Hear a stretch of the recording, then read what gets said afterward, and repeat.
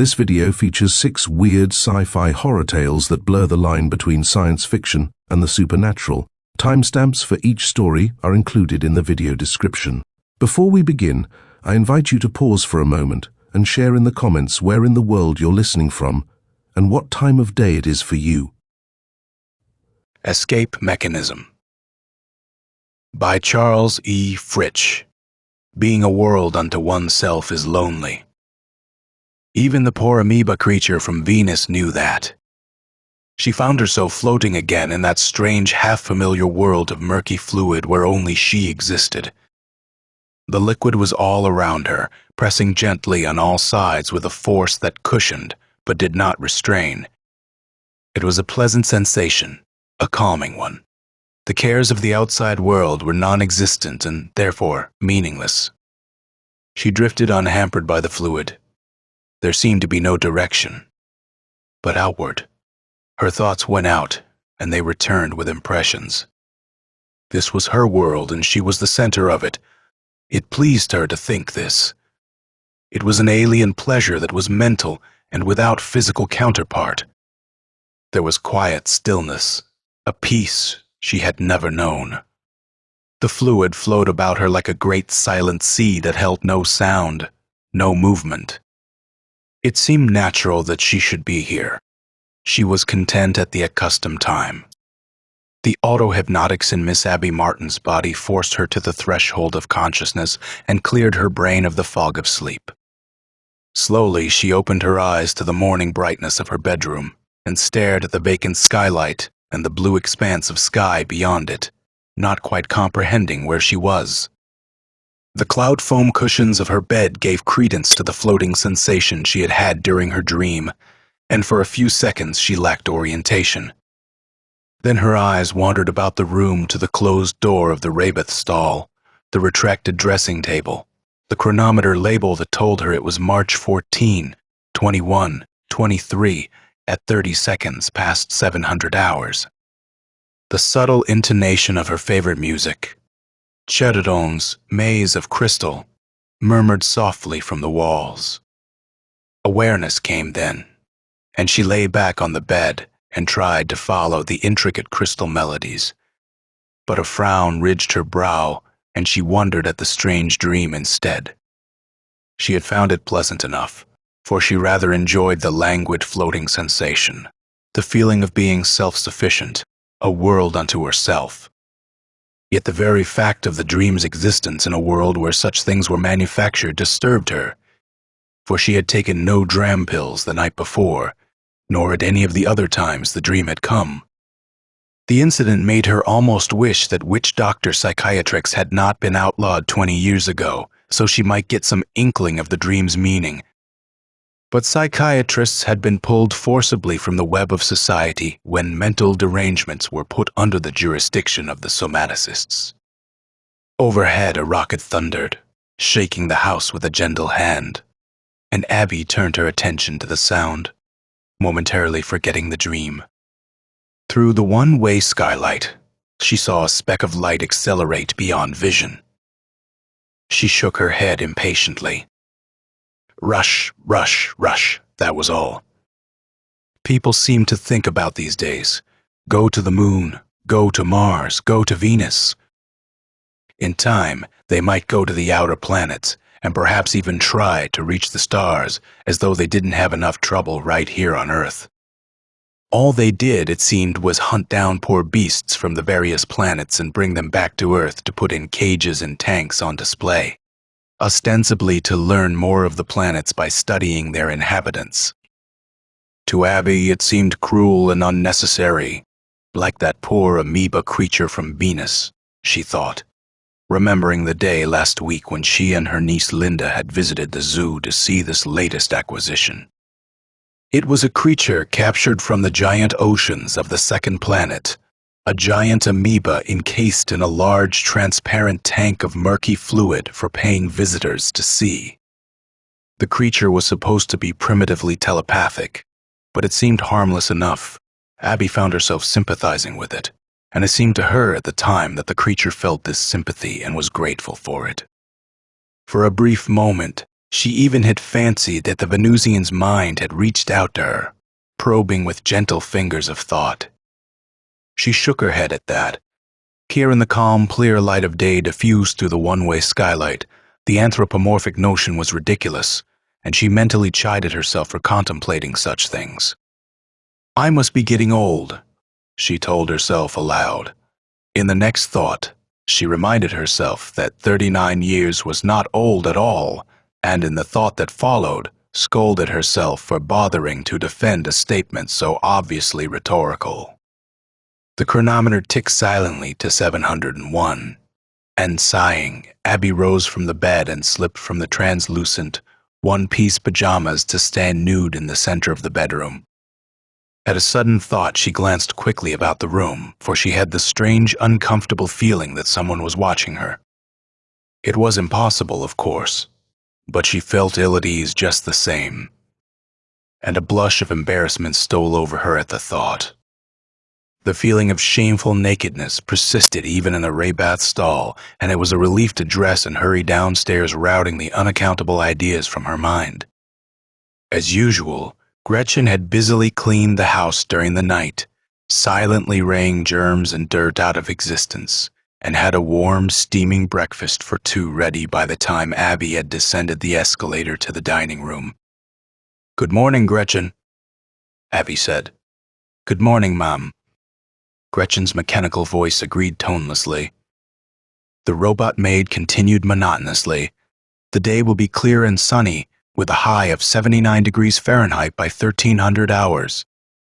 "That will be all, Gretchen," Abby interrupted sternly, not interested in facts of temperature and humidity given so mercilessly. "Yes, Mom," Gretchen said obligingly. She turned and went to her closet until she would be needed again. Abby watched her disappear around a corner and frowned. Sometimes, she thought, the mechanical age could be too mechanical. A simple good morning. "Good morning, Aunt Abby," Linda said, bounding into sight. "Good morning, Linda," Abby replied, smiling at the girl's energy. It reminded her of when she was 17. "Don't rush your breakfast, dear. You've plenty of time to get to school." "Yes, Aunt Abby," Linda said, rushing her breakfast. "We're going on a field trip today," she volunteered between gulps of milk. "To the zoo to see the amoeba man from Venus." Abby smiled. "Amoeba man?" she questioned. "Couldn't it just as easily be an amoeba woman?" "Amoebas don't have sex differences," Linda said matter-of-factly. "We just call it an amoebaman as a sort of classification because it seems intelligent." She finished her meal and dashed across the room. "See you later, Aunt Abby." The door whirred open and shut. Abby went to the window to watch her, sorry she had brought up the subject of sex classification. Yet the question had started out harmlessly enough. Waiting outside, a boy stood on an island among moving metal sidewalks. Abby recognized him as one who advised Linda very often on questions of homework. At Linda's approach, his eyes took new life, and he laughed a greeting. Together they stepped onto a sidewalk and slowly wound from sight, their hands interlocked. Abby shook her head disapprovingly. This would have to be discouraged. Linda was much too young to have boyfriends. She shook her head. The younger generation never seemed to move slowly. They rushed their lives away. That afternoon, Abby sat at the broad one-way windows and watched the cars and air cabs zooming overhead like frightened hornets. Suddenly, she wondered where Dr. Gower was these days. Generally, he televised her once in a while or dropped in to chat occasionally, and it pleased her that he did. He was her only male companion these days. That's the way with men, she thought bitterly, nodding to herself. As you grow old, they lose interest in you. Love cannot be founded on a physical basis. The thought of physical intimacy disturbed her, and she thrust it aside. One thing was certain. Above all else, she was determined to protect Linda to the best of her ability, even as she had protected herself. Thank goodness for Linda, she thought. If it weren't for her, she let the thought hang uncontemplated, for she did have Linda, and she had no wish to dwell upon the memory of her brother's accidental death in an air cab crash which had brought Linda into her custody. She returned her attention to the world outside her window and found nothing there to interest her. Restlessly, she played with the button controls on the chair's underarm, causing the walls to spring into the simulated life of a three-dimensional telecast. A program called Old Time Commercial was in progress. Abby, like most people, enjoyed this one, laughing at the exaggerated claims and the tuneless melodies which had been foisted upon her ancestors during the years before commercials had been outlawed, and she was disappointed to see it fade for channel identification. It was followed by a program of the latest fashions, some of which were much too brazen for Abby to contemplate without squirming, so she changed stations again with a flick of her forefinger beneath the armrest. Direct from the oceans of Venus, a man's voice announced enthusiastically, and Abby found herself staring at the amoeba-like creature she had seen a week earlier at the zoo. Believed to be directly related to our own Earth amoeba, the man continued, except, of course, this one is far from microscopic, being larger than a man. For communication purposes, these Venusian creatures seem to use a form of telepathy. Abby mused upon what Linda had said concerning the amoeba's sex, or rather lack of it. She knew that the creatures reproduced by dividing themselves, but she wondered if reproduction came instinctively or by determination. Either way, the method was to be admired. She felt it was a pity humans were so complicated. An image stirred deep within her, a fragment of some forgotten memory.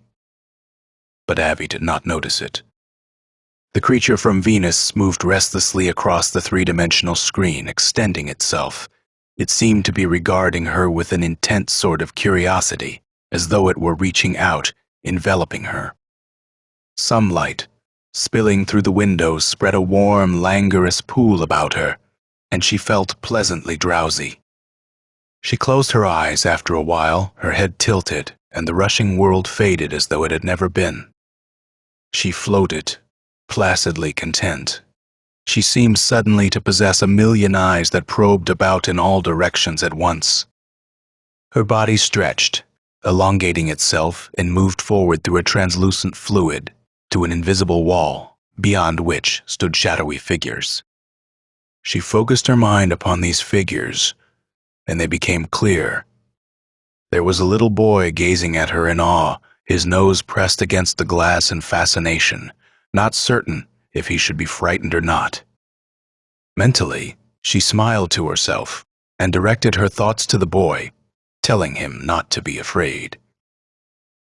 There were several children there, and Abby turned her attention to another. It was Linda staring with wide, curious eyes, and next to her a man, Dr. Gower. Her heart leaped, and she awoke with the warm sunlight streaming in upon her, her heart pounding unaccountably.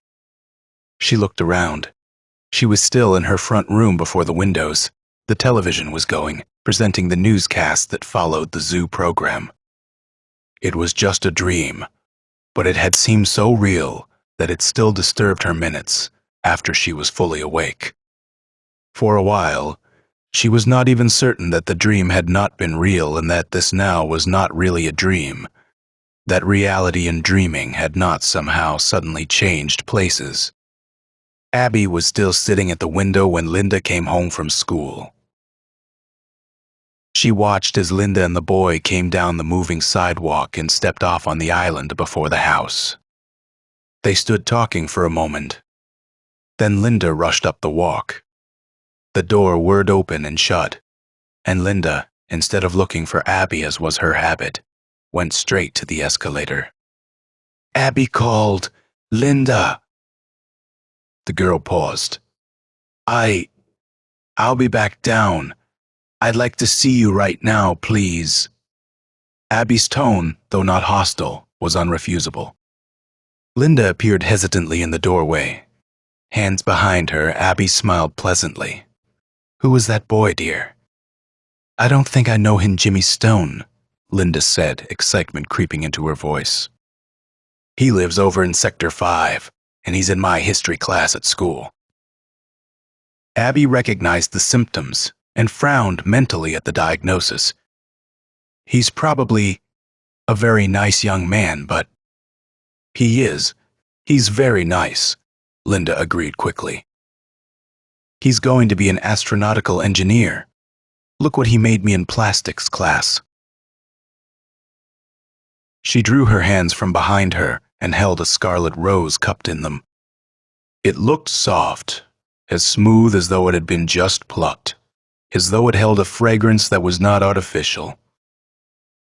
It's very nice, Abby admitted, but she wondered how, in this age of intense specialization, a future astronautical engineer had managed to enroll in a plastics class to waste his time making pseudo-roses.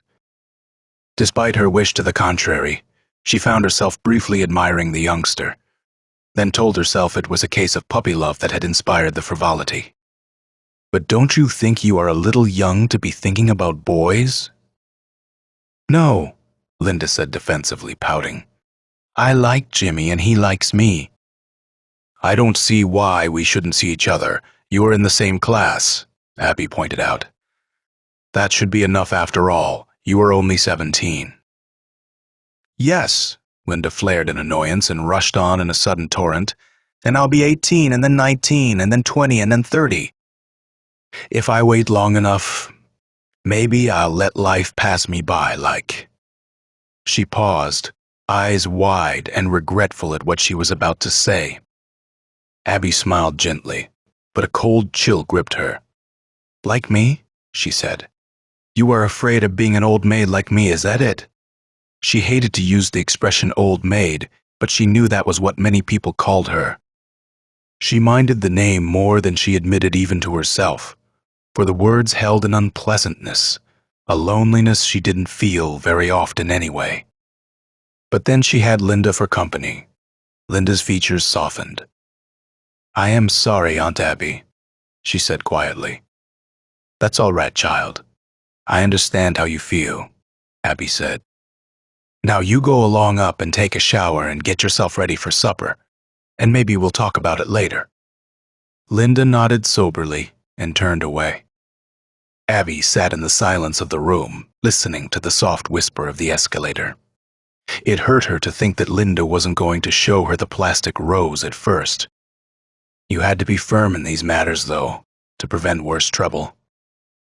If care weren't taken, Linda might rush off and be married before she was ready. This was a difficult time for the poor thing, that was certain. But she'd get over it.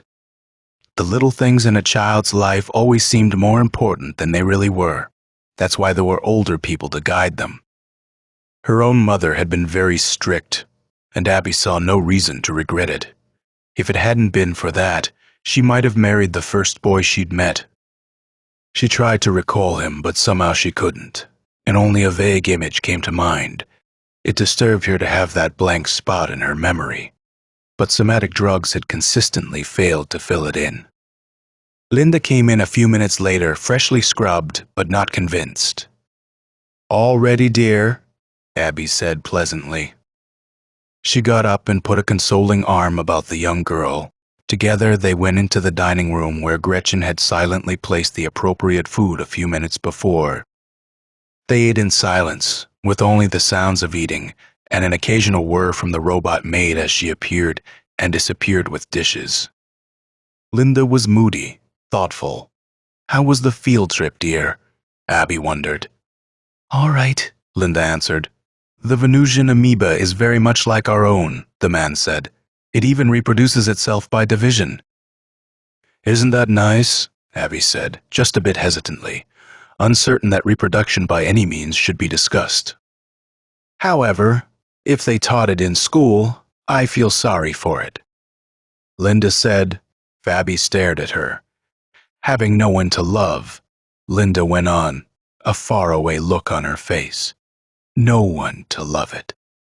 If it has any feelings, it must be very lonely. Abby made an irritable stab at a piece of synthetic potato on her plate Nonsense, she snapped. You were talking like a silly schoolgirl. On second thought, she decided that Linda was a silly schoolgirl and would naturally talk like one. She was still a little girl, dependent for protection upon her Aunt Abby. That thought gave her some measure of comfort.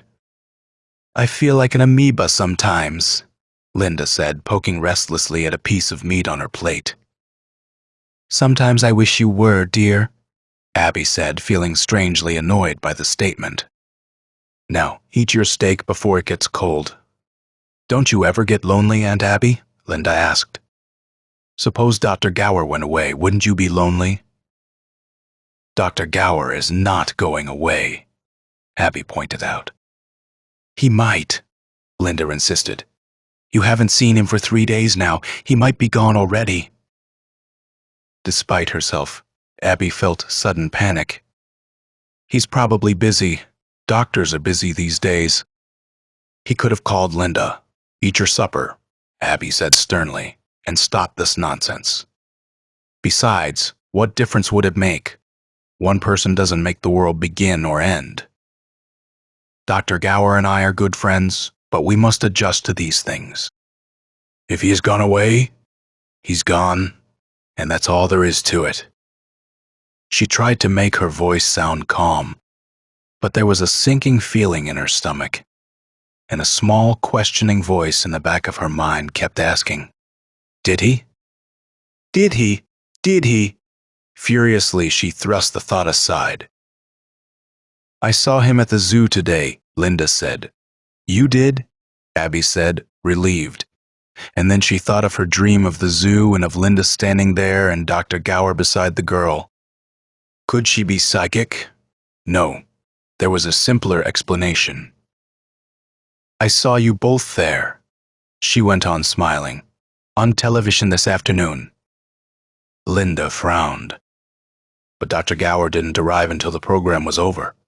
Aunt Abby, I saw you, Abby insisted. But I am certain of it. You must be mistaken, dear, Abby said in a tone of finality. And that settled that. The door buzzer sounded, and Gretchen whirred to answer it. Abby pressed a button beneath the table, and the image of Dr. Gower appeared on a small screen set invisibly in the opposite wall. She could feel her blood accelerate at the sight of him, but she wondered why he looked disturbed. She rose. I'm going in to see Dr. Gower, dear, she told Linda. Now, don't rush your food. Linda nodded abstractedly. She wasn't in a rushing mood. Abby, how are you? Dr. Gower said warmly at her approach. Very well, thank you, Tom, Abby said.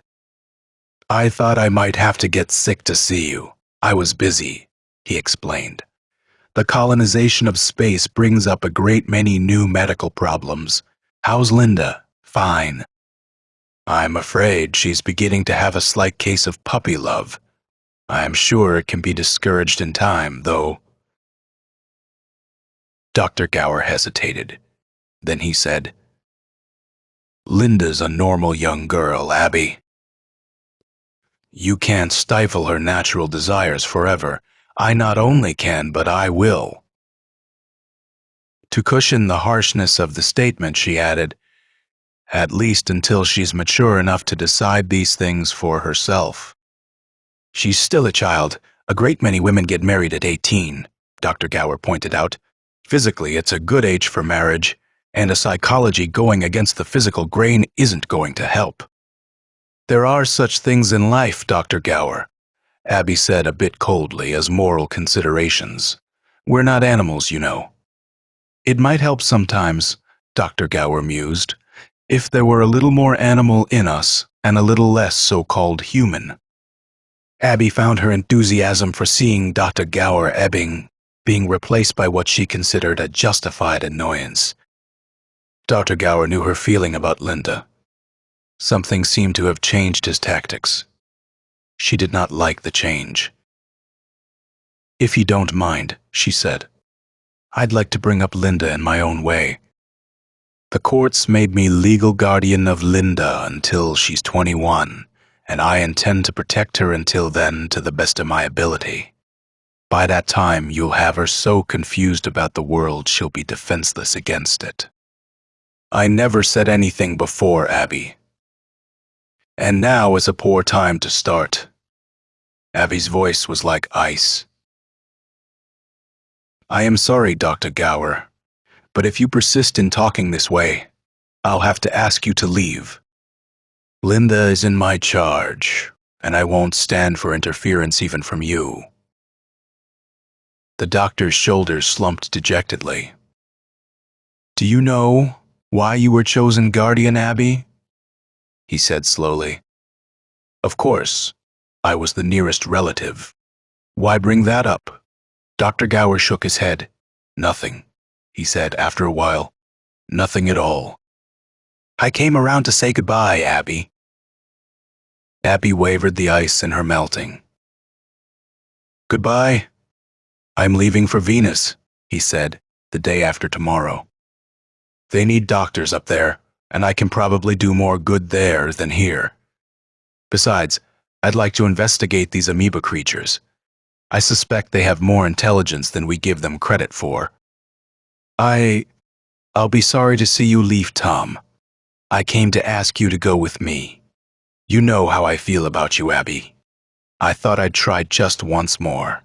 I couldn't leave Linda, Abby said. The standard excuse, he reminded her, his voice more weary than bitter. What Linda has needed all these years was a father, Abby. You are giving her a warped viewpoint. The somaticists don't think so, Abby flung at him. He crimsoned. Somatics aren't the answer. Our era has become so mechanical that people have come to think that pressing a button is going to cure the evils of the world. Pills and push buttons are fine in their place, Abby, but they're not the answer, not the complete one anyway. At one time, they thought psychiatry was the answer. They were wrong there too. The answer's probably a combination of the two. I am not looking for the answer to anything, Abby said wearily. I just want to be let alone. Dr. Gower nodded and turned to go. Have a nice trip, Abby said, trying to sound cheerful. I am sorry we had to argue like this. The thought of his leaving brought a sinking sensation, which she tried to thrust off and couldn't. But there was Linda to think of. The girl couldn't go to Venus. At the door, Dr. Gower hesitated. I don't know if I should tell you this. It might help, and it might not. He paused again, uncertainly, and then went on in a decisive tone. Linda's your own child, Abby. She looked at him puzzled. Of course. The courts. Dr. Gower shook his head impatiently. I don't mean that. I mean, Linda was actually born to you. The words sank in, but Abby found them meaningless. 2 and 2 did not make 5, no matter how many times you added them. There was a tense silence, but she didn't know what to say to fill it. That's what happened in your blank spot, Abby, Dr. Gower went on. You ran away from home when you were 21 because your mother was too strict, because she acted just like you were acting with Linda. Before she could find you again, someone else had. You were pregnant. Abby's brow furrowed. You mean? The thought completed itself, and a look of horror replaced the frown. That's a horrible thing to say, even in a lie. I wish I were lying, Dr. Gower said earnestly. You didn't remember anything that had happened, and were still dazed for nearly a year afterward. Your subconscious used amnesia as an escape mechanism, and you forgot the incident, repressed it without realizing it. An escape is sometimes possible only in the mind, where somaticists are often helpless. I didn't say anything before, but now I am afraid Linda may be made to suffer if I don't. Abby stared at him in shocked silence. She said after a while, It's not true. It can't be. Dr. Gower shrugged. I am sorry, Abby. It is. It's not Linda you are worried about. It's yourself. You are afraid to face reality.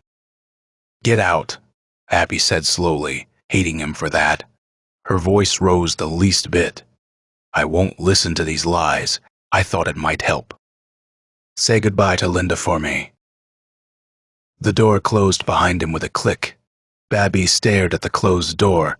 A small portion of her was calm, the rest chaotic. The calm portion wondered why she should be so disturbed by something so obviously impossible. All these years she'd been wrong about Dr. Gower, trusting him as a friend. For what he said was untrue, of course. It had to be, and yet why couldn't she remember things? It was only 18 years ago, and important things had happened in that year, but somehow her memory bypassed their happening. It was like reading a book with several pages blank. You knew from later pages what had happened, but the actual experience of the events was lost. Could it be? The thought came despite her. Could it be that she'd had amnesia, that Dr. Gower had really told her the truth, that someone had actually... No. He was lying, she told the room. He never lied before, Linda said quietly from the doorway. You heard? Linda nodded. Abby tried to smile.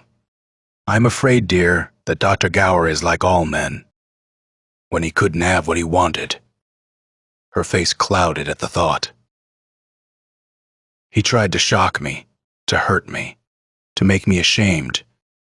Would it make you ashamed to have me for a daughter? Abby's heart beat quickly. Of course not, Linda, but the circumstances. I see, Linda said slowly. They have a name for children like me. That's what you are ashamed of. Or maybe, as Dr. Gower said, you are afraid for yourself. But it's not true, Linda, don't you see? Abby insisted. She put her arm on the girl's shoulder. Linda shook it off, tears welling in her eyes. You don't even want to know, the girl accused. You don't even care. And she turned and ran from the room. The escalator whispered, and Abby stood in the center of the room looking at the empty doorway. She stood on the brink of a great precipice, balancing precariously, and for a brief moment she found herself believing what Dr. Gower had said. He was a fine man and good, and he would not lie to her.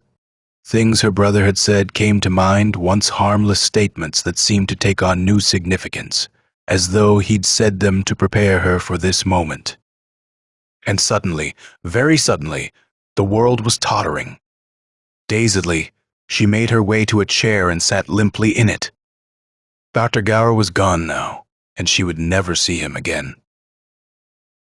She knew that. And she knew that despite the things she'd said, that it did matter that he was going. But then she had Linda to think of.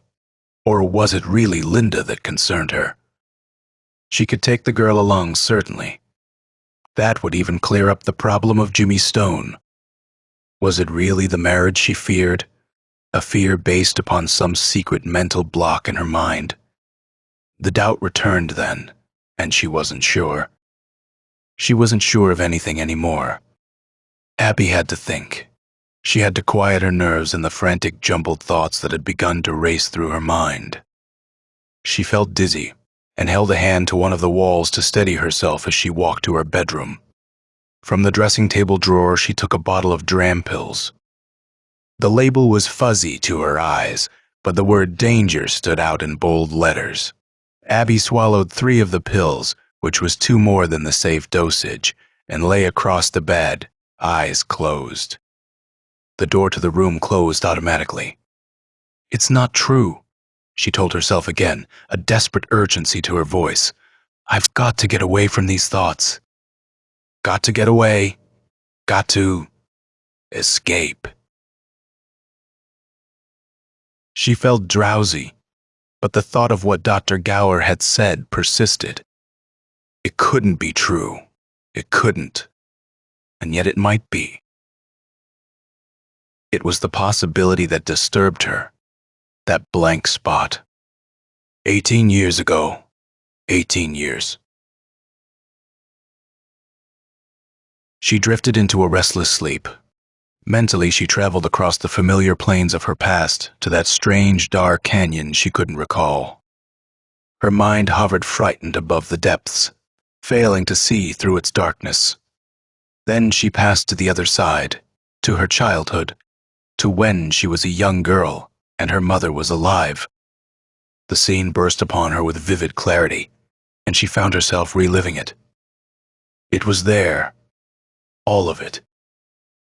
The home life, protecting and yet restraining, her dissatisfaction, the secret determination, the running away in the dead of night. It was all there, just as Dr. Gower had said. "But it's a dream," she murmured. "Just a dream." Yet it seemed a reality. She could feel the cool night press upon her as she made her way slowly through the strange, familiar darkness and descended into the depths of the canyon. The feeling of having been here before was with her, and it brought terror with it. She walked on, looking to either side, listening fearfully. And then she stopped, her blood becoming ice. There was a man before her. She could see only his eyes, but they were cruel eyes, savage and lustful. Knowledge came then bursting over her in a raging tide. She screamed and ran, her footsteps echoing frantically as she hurried through the darkness, looking for an opening for a protecting light. But no opening appeared. No light came. She ran until she was exhausted, and then she sank to the ground panting, trying to still her spasms of breath. There was a small sound, as of the scraping of a shoe, and she looked into the eyes again. She screamed again and again and again, not knowing where screams ended and echoes began. She put her hands over her ears and screamed into the darkness. She could feel hands reaching out for her, and she shrank away from them. Her mind was a playground for terror. She had to escape, she had to.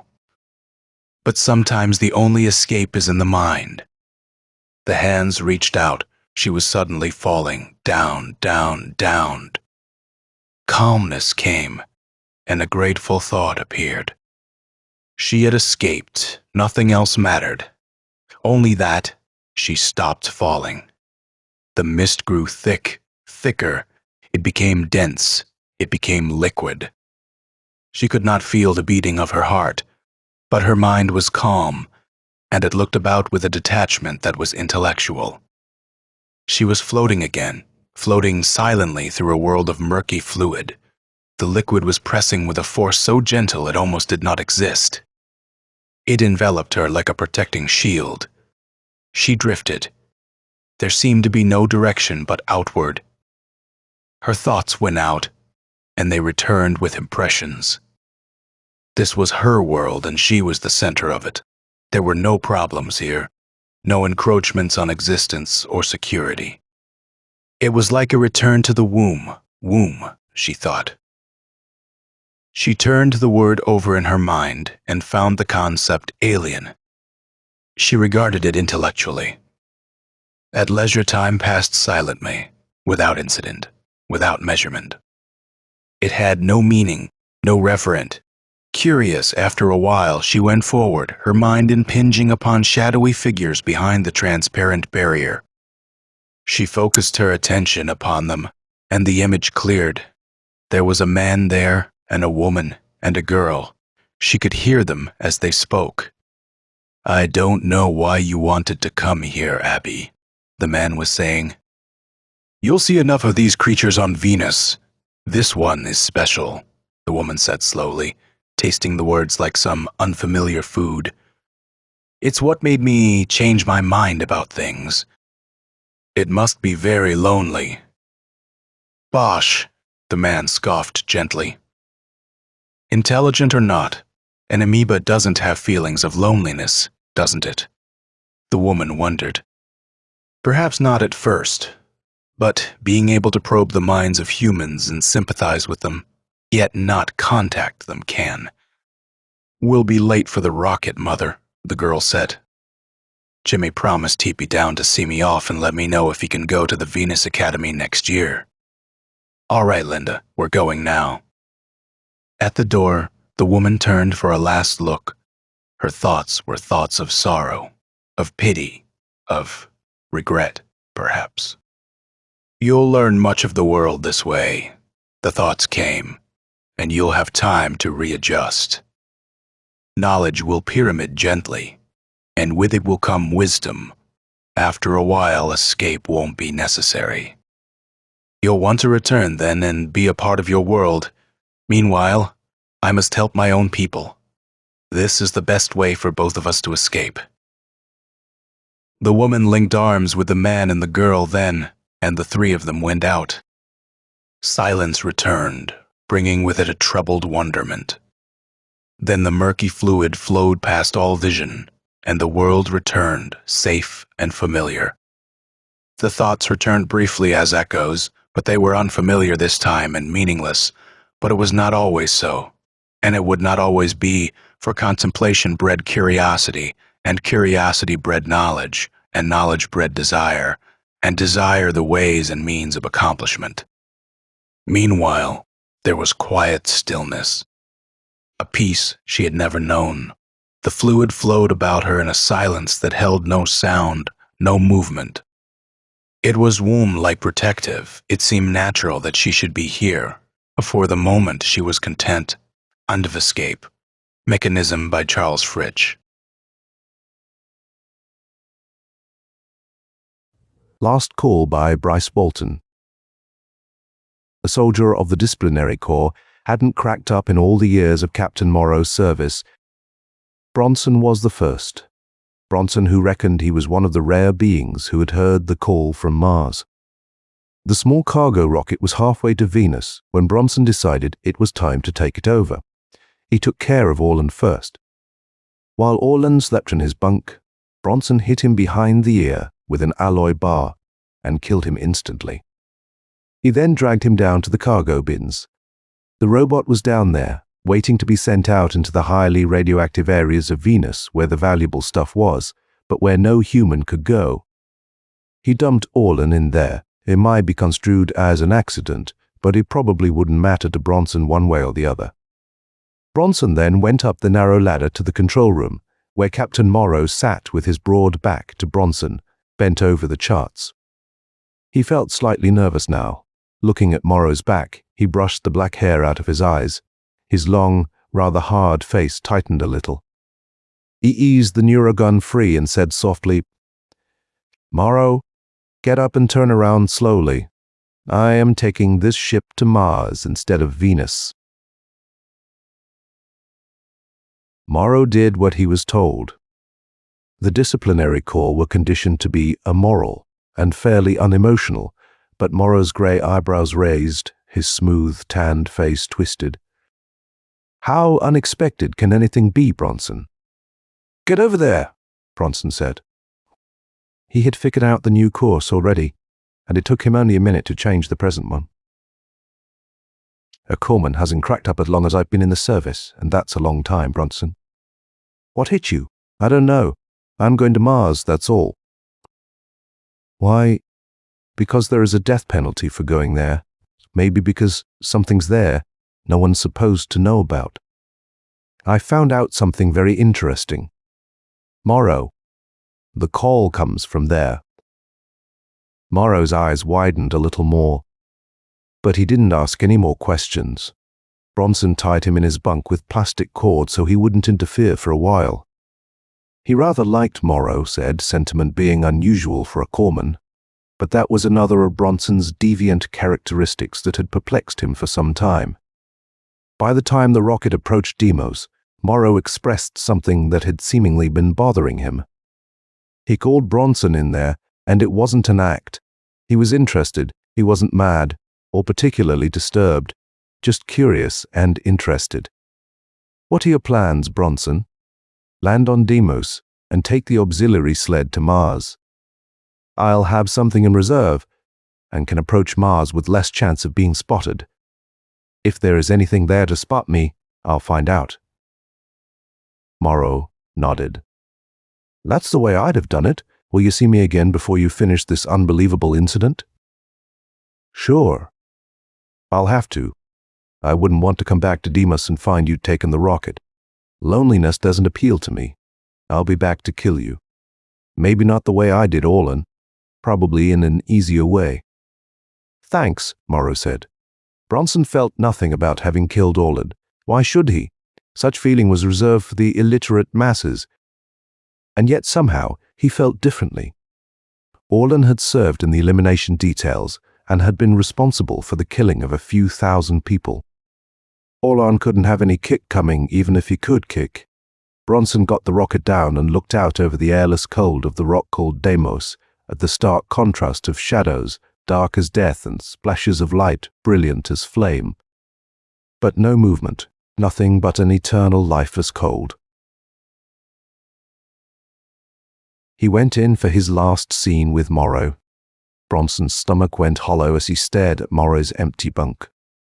He started to twist suddenly, grabbing for the neurogun. His arm froze. Morrow was over in the corner, a gun in his hand. "That plastic is stronger than any alloy cable," he said, gesturing toward the bunk. "It's odd though, but a flame, say from one cigarette lighter, will burn this particular kind of plastic like paper. You know why I waited?" "No," Bronson whispered hoarsely. "I was waiting for you to bring the rocket down. I had a lighter worked to the point where a pull in the right direction would slide it into my hand. Sit down, Bronson, and talk to me. Throw that gun into the corner." Bronson threw the gun, then sat down stiffly, clenched his big hands together, feeling the sweat slippery between them. "Tell me about it, Bronson. I am a little curious, so curious I might do something rather unexpected myself." Bronson felt numb and sick. And then he started talking, and as he talked he forgot about Morrow, and the last few months on Earth were vivid during recall. He remembered mostly the long agonizing nights in his dark apartment alone in Central City, suffering the intense agony of increasing anxiety and fear. He had thought from the start that it was only a matter of time until someone found out that he had gotten the call. Incredible that a corpsman should get the call to the illiterate masses, sure, but that didn't matter. They didn't know what the call was, nor what happened when they got it, but Bronson knew only too well what happened. It wasn't what they thought. To them it was the culmination of an intensely religious experience, an ecstasy of realization. The call entitled them to leave their routine, mindless work and play, and follow the call to some earthly paradise or other. None of them had seen it, or rather no one had ever returned to tell of it. Bronson had seen it, a little white room. A chair in the middle. You sat there. You were strapped down. A little gas pellet dropped from the ceiling. You didn't know what hit you, but you never worried anymore. From there, a conveyor belt carried you into an incinerator. They didn't know what hit them, so it didn't matter, but Bronson knew. That made all the difference. He had been lucky to have gotten the call alone in his apartment. When he had looked at Mars, that's when it had hit him, an indescribable experience bordering on dope dreaming, but not the same. An odd tingling, a feeling of marvelous detachment from anything earthly. And after a while it seemed there were voices in his mind, and the touch of an alien thought pattern, perhaps. He didn't know. The association of the call with Mars grew until there was nothing else except his fear of discovery. He didn't want to die. Living wasn't so bad for a corpsman. One lived pretty high above the menial masses with their happy idiot faces. There were many privileges. And though a corpsman couldn't marry, one was allowed to develop interesting friendships with the Women Corps members. That was another thing, Marie Thurston. What if, as a result of long intimacy, she should suspect? He paced in his apartment, perspiration streaming down his throat, his muscles tense. He didn't want the little white room. Sometime the call would strike him out there where people were, and he'd act like any of the others. Raise his arms, raise them to sky, walk blindly, oblivious to anything else, his head raised, his mouth gaping, his eyes closed, feet slogging, stumbling. Mumbling, but it seemed that Bronson was wrong about that. The masses wanted it, and they didn't know what the call was, so no inhibitory factors. But Bronson knew, and as a result, he found he didn't get the call unless he asked for it. He could look at Mars from his darkened quarters at night alone and get the call. And no one knew. Now what surprised Bronson was that he did ask for it. The call became an obsession with even the Pejermarts, and Marie sliding into unimportance. He had to deal with an enigma. He had two choices: assume he was insane, the most logical perhaps, or that he wasn't insane, in which case the call was a phenomenon with some material basis, in fact, outside of himself. He decided on the latter as a working hypothesis. He tried to find out what might really be back of the call. There were the files in the Corps headquarters at Central City. He questioned some sources subtly. Studied people who got the call. He even managed to talk with Jackson, one of the higher echelon psychologists. The psychologists had taken over, established the new system. Above them was a small elite ruling class, no one ever contacted. They lived apart with very, very special privileges. The psychologists kept things as they were. They were the Pavlovians, the reflex boys. Something to do with dogs and ringing bells. Jackson gave the usual answer: regression. But only a few get the call each year. It can never cause social disorganization or dissociation. The last symptom of the old escape drive away from unpleasant reality, inherent in the germ cells, no doubt. But now there is no escape. Everybody has fun, no troubles, no conflicts. Someday there'll be no one getting the call. Who was he kidding, Bronson thought. More got the call each year. That was hush-hush. Jackson said other things too. He talked a little about the pre-new system era. It was schizophrenic, reality and fantasy all mixed up and everyone wanting to escape. But the Pavlovians fixed that. There were bells everywhere in the world, and everyone was happy and having fun all the time. Why should I be skeptical, Bronson thought. He found out a few bits of information in the files, but nothing that meant anything to him. The stuff about Mars and the penalty for going there. No reasons. It was Marie who gave him the idea, a solid course of action. They were taking a small private monorail car to the ocean for an undersea trip. Bronson admired Marie's beauty for a while, but then he began thinking about the call. Marie had a good build where it counted. The big brown eyes and the face a little on the pert side, and always so sweet and smiling, and always full of fun. One seldom saw a face that wasn't full of fun, but he didn't react much to her beauty tonight. He stared down through the falling dusk at the ruins of old cities, like bones piled in the moonlight. Monoliths leaning and cracked, to a former age no one remembered, and about which all records had been destroyed. Bronson said softly, "Sure, there was a big war." Because everybody was crazy, it said. But what happened? Who fought? Who for what? And why and how? The new system is supposed to be sane.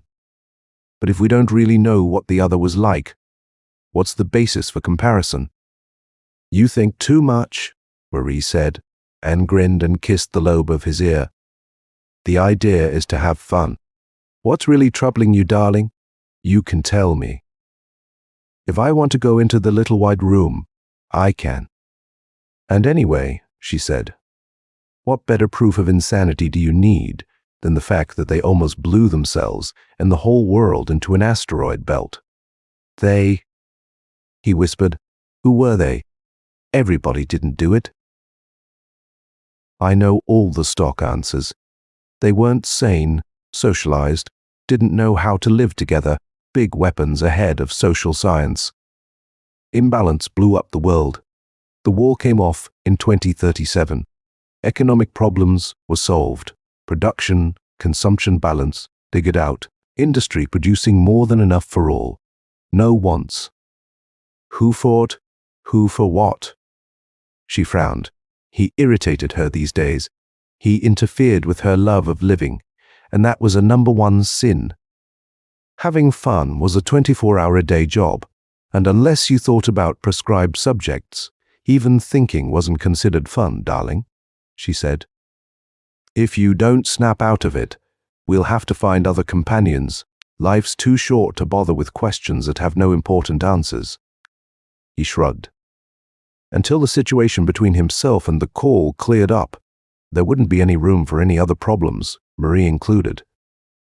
He said, I wonder what's really behind those poor devils who get the call. She gasped. Why should you be bothered about? Oh, well, they regress, that's all. The psychologists let them believe they're having visions of paradise, and that makes it easier for them. But it's regressive aberration, and they have to be eliminated to prevent social disorganization. She sounded like a parrot, he thought. What's so mysterious about it? I don't know, Bronson said. But the past's dead, buried, the tomb markings burned. The psychologists are the only ones who really supposed to know. They're not talking. We're the disciplinary boys who keep things turning their way. But I'd sure like to know some things. You better snap out of it. I'd hate to think of you getting that pellet in your lap. Bronson laughed. I wonder if it would make any difference to you at all. The sea is full of fish, all about the same general shape and efficiency as I am. I have curiosity and interest in what no one seems to know, a dissatisfaction, and those are my only unique qualities, those you reject me for. Otherwise, I'd be like everyone else. Drop me for those few unique qualities, and you'd find millions of others equally satisfying to your basic demands for male companionship. She frowned harder. The moonlight streaming through the Duralex windows into the lonely, hurtling car gave her blonde hair an eerie shine. Darling, I've liked you because you are a man. I didn't know you was secretly the unfun type. Here it is then, straight. Either climb down to my level and act like a good Joe, or I'll be selecting one of those other few million. Bronson didn't care much now. He didn't say it to her especially. He murmured it to the stars, maybe. But he was afraid to look up there. This would be a very bad time to get the call. All those who get the call, he said, are always looking at the stars. She didn't say anything. He said, I wonder if there is something connecting the call with the stars. Something out of space. Maybe there is something real about the call. She jumped up, leaned over him. Her eyes seemed hard now and distant. Darling, why the devil don't you go up there among the stars and find out for yourself? He sat there staring at her, scarcely seeing her. At the moment he didn't think about it logically, but the suggestion hit him hard and deep, and he knew then, though he didn't think about it any more that night, that that was exactly what he would try to do. He didn't see Marie again, but once. At that time she was hanging on the crooked elbow of one of the other few million. It didn't really matter who, a big blonde lad with a constant glittering smile, a good Joe who would always be having a good time and who never would ask any questions. There was a slight tinge of jealousy for a moment, and when that passed, he didn't seem to care much at all. It was the system that made everybody seem so much like everyone else, so that it became so difficult to see anything special in a lover. Everything was for convenience, strictly, and any irritation was an unnecessary unpleasantness that seldom occurred. Curiosity was irritating in the new system. A person who got the call was so irritating he was eliminated. They would find out sooner or later about him, and then they would kill him. So he volunteered for duty on an Earth-Venus cargo, 3-man rocket. He had nothing to lose but his life in attempting to grab the rocket and take it to Mars, and almost any other imaginable way of losing it would be preferable to being taken into the little white room, knowing what to expect, instead of paradise. Bronson stopped talking. Morrow leaned forward. What do you expect to find on Mars? What? But, you mean you'll let me? Morrow nodded slowly. Maybe. I've been curious too, at times. We have that much in common. Maybe the new blood has been conditioned more thoroughly than I have, but I've been in a long time, and I get bored with routine. Now here is a situation that is stimulating, and I say to myself, why not exploit it? However, I've never gotten the call, and that puts up a wall between us. Otherwise, I feel a certain rapport. Well, are you making a deal or something? Yes, you might say, a kind of deal. Curious, this idea of yours that the call comes from Mars, added to the fact that it's forbidden to go to Mars. In the period immediately following the beginning of the new system, I understand a few rockets went to Mars. None of them ever came back. No one ever heard of them again. Morrow sat there, apparently thinking. So I am curious, Bronson. You've already flaunted the law by taking this ship, killing Orlan. You've admitted you have the call. Certainly you'd be no worse off if you went to Mars. You might find out something interesting, so there could be a chance for you. Go on to Mars if you like. I'll wait here 5 days. I'll fix the log in the reports and arrange it so it will appear that there was an accident on Venus. If you are not back in 5 days, I'll stop off at Venus, load a cargo, return to Earth. Bronson stared, then said, and if I do come back, what then? I'll rig up a story about Orlan. Too much radiation on Venus. That's happened a few times before. Officially, you'll not be responsible for Orlan's death, and if you get away from Mars, you can do as you like. Stay if you want to. Or return to Earth with the rocket, and take a chance on it being discovered that you have the call, or being able to conceal it. That's your business. All I ask of you, Bronson, is your word that you'll come back here in 5 days if you can, and satisfy my curiosity. Later, Morrow said, Good luck, Bronson. Whatever good luck will mean to you. Bronson thought about that as he dropped the small grav sled toward Mars's surface. Anticipation became anxiety, fear mixed with excitement, as the sled circled the planet a number of times for purposes of observation. What will good luck mean to me? The memory of his experience during the call came back after he spotted the big metal dome in the deep valley and landed behind a low rise of red hills. He lay there bottled up inside the narrow gun-like barrel of the sled, his helmeted head tight up against the instrument panel. A metal dome like the monstrous bald head of a giant buried to the eyebrows. He had seen no other sign of habitation, no structures of anything, only barren sea bottoms and high, naked crags.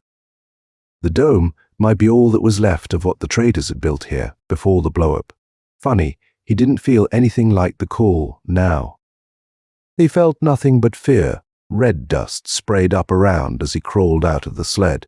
He readjusted his oxygen mask, threw the electronic rifle over his shoulder, and finally reached the top of the ridge and looked down at the dome. It had a gray, quiet quality. His throat was tense and his chest ached as he got down on his stomach to watch. No movement, no sound.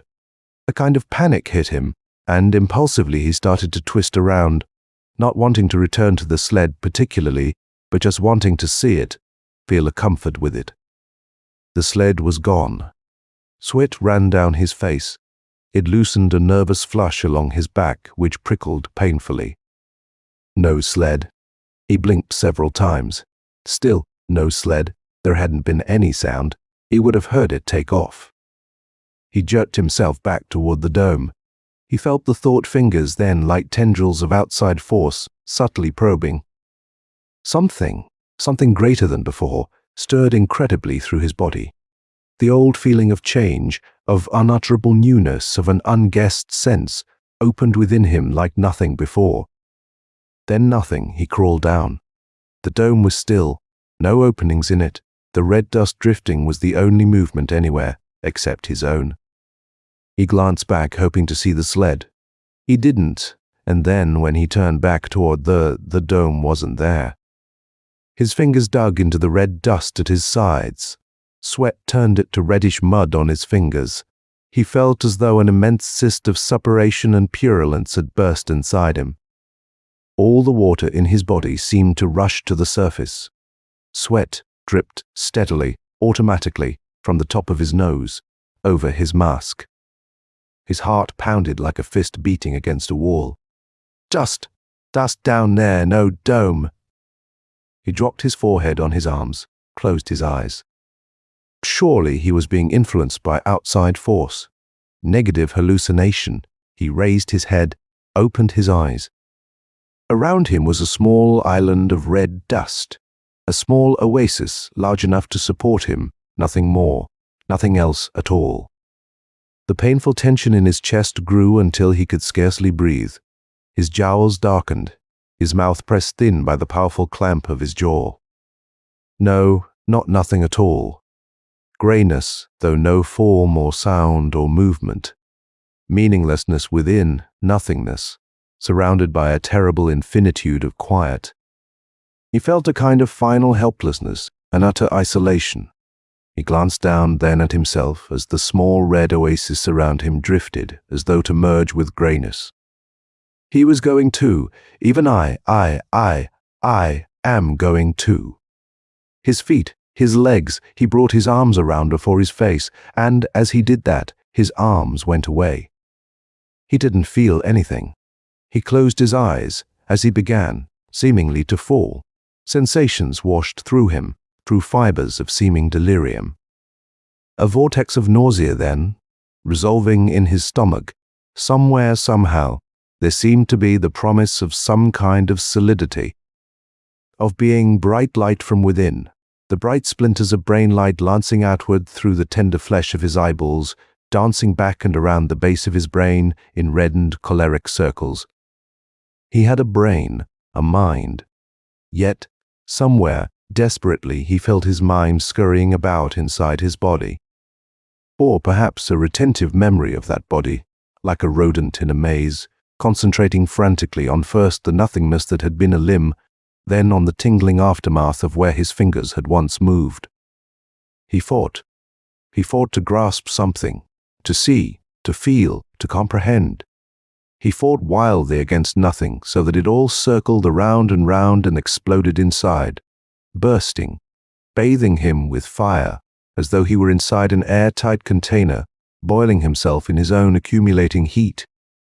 He gave up. He gave in to an overpowering drawing force.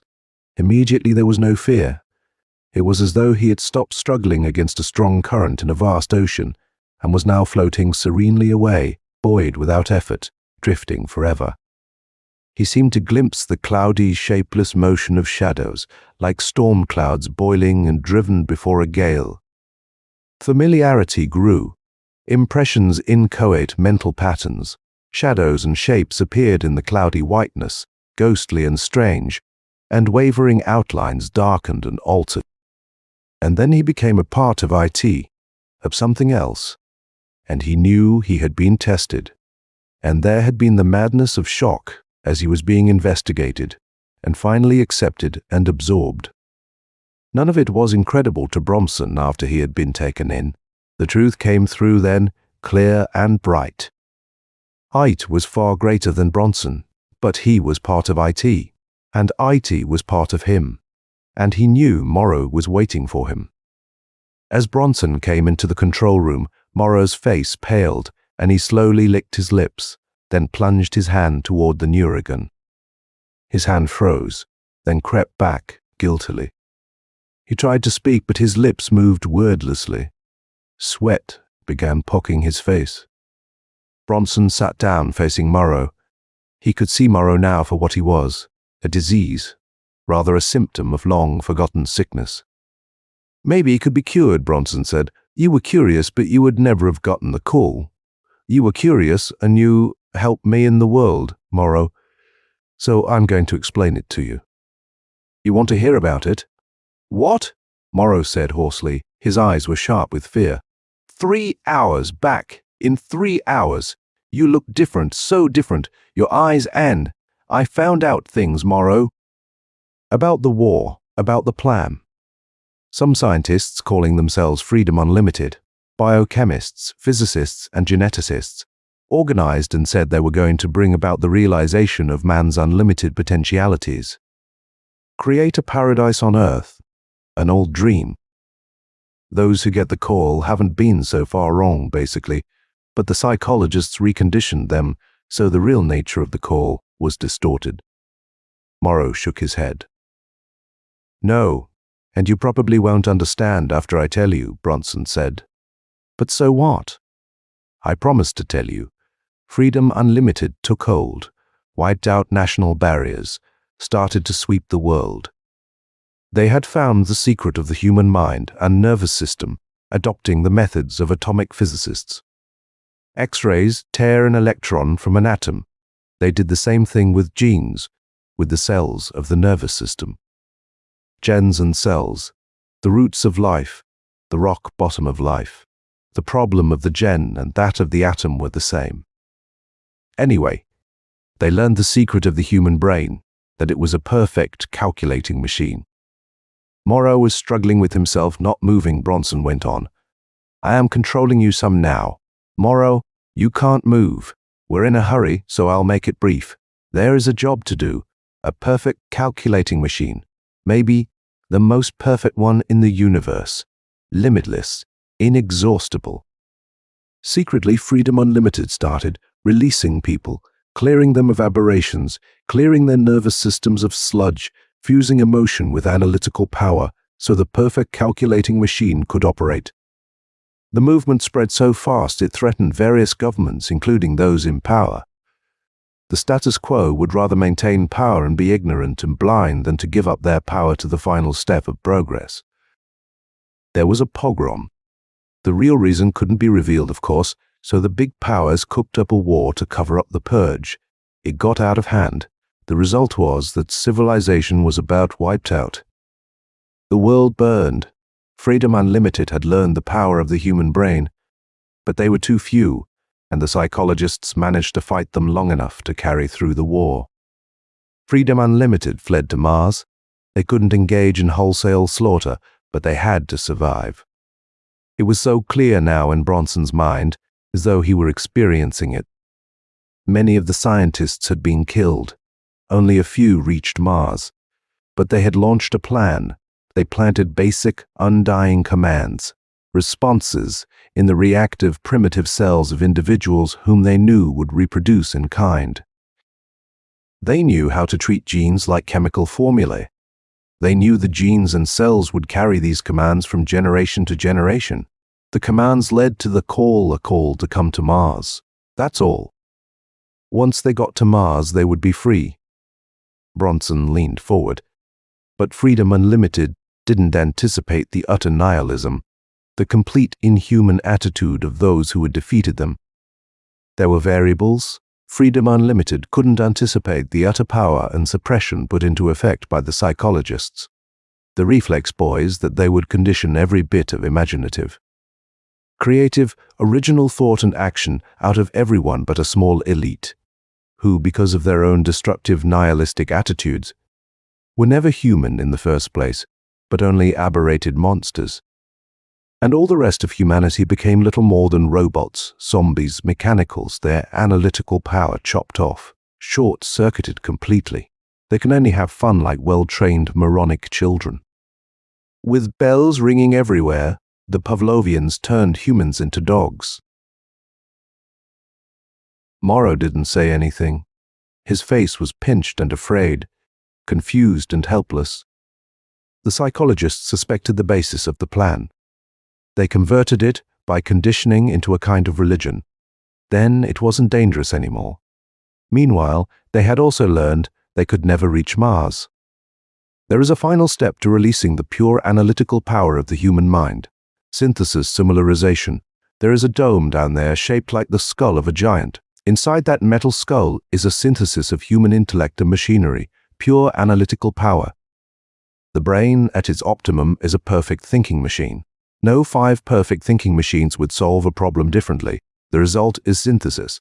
With synthesis came an ultimate thinking machine because it gives off energy, electrical, let us say, for convenience, in the form of thought.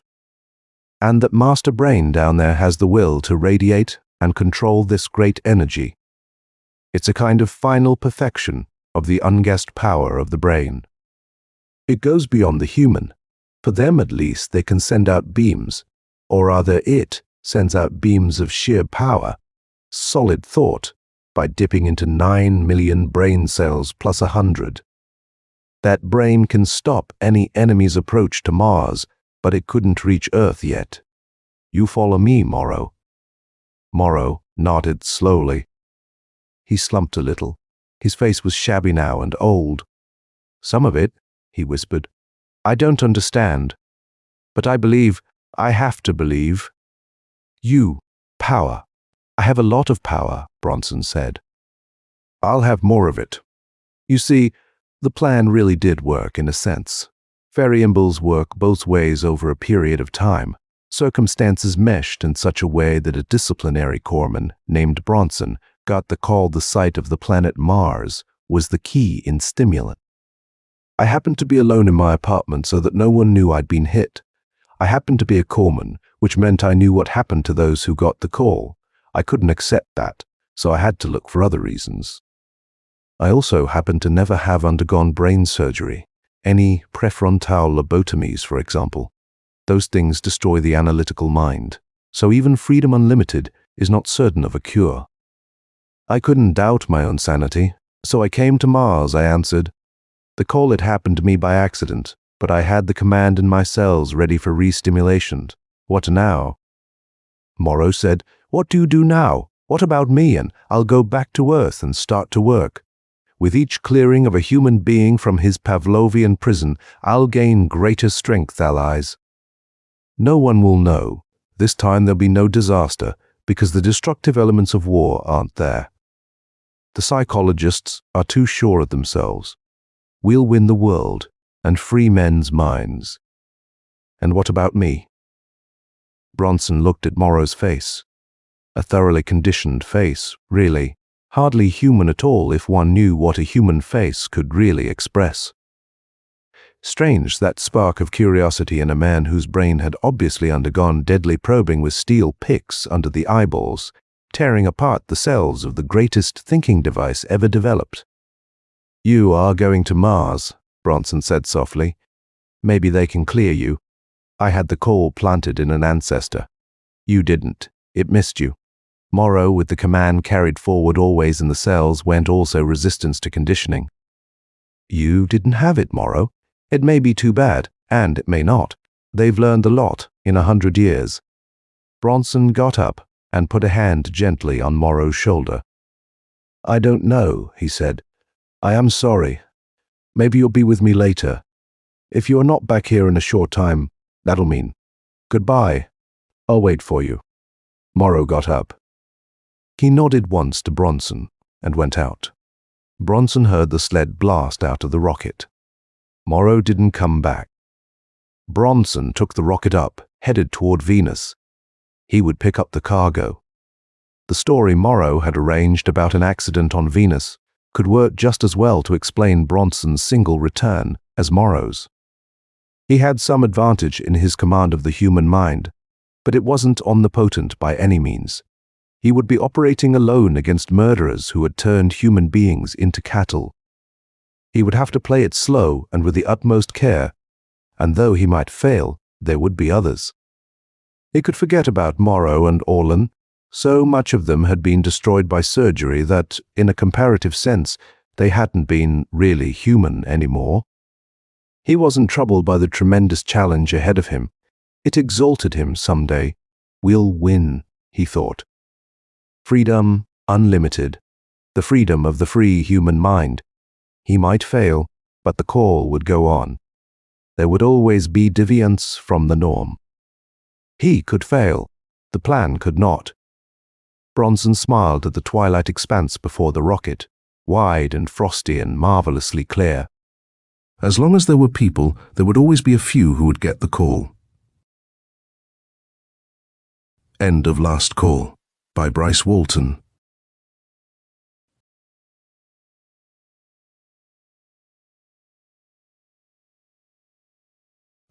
Martian Terror by Earl Repp. A novelet of revolution among the Venusians. Lolan, the Martian sub-commander, had no choice. He sorrowed for Princess Mora's beaten, X-ray-starved subjects. But when the desperate Venusians raised their empty fists, duty commanded him to cut loose his force bolts. Lolan's pen made the only sound in the stuffy barracks room. The words took shape reluctantly beneath the official army letterhead, even as his mind had fought against framing them.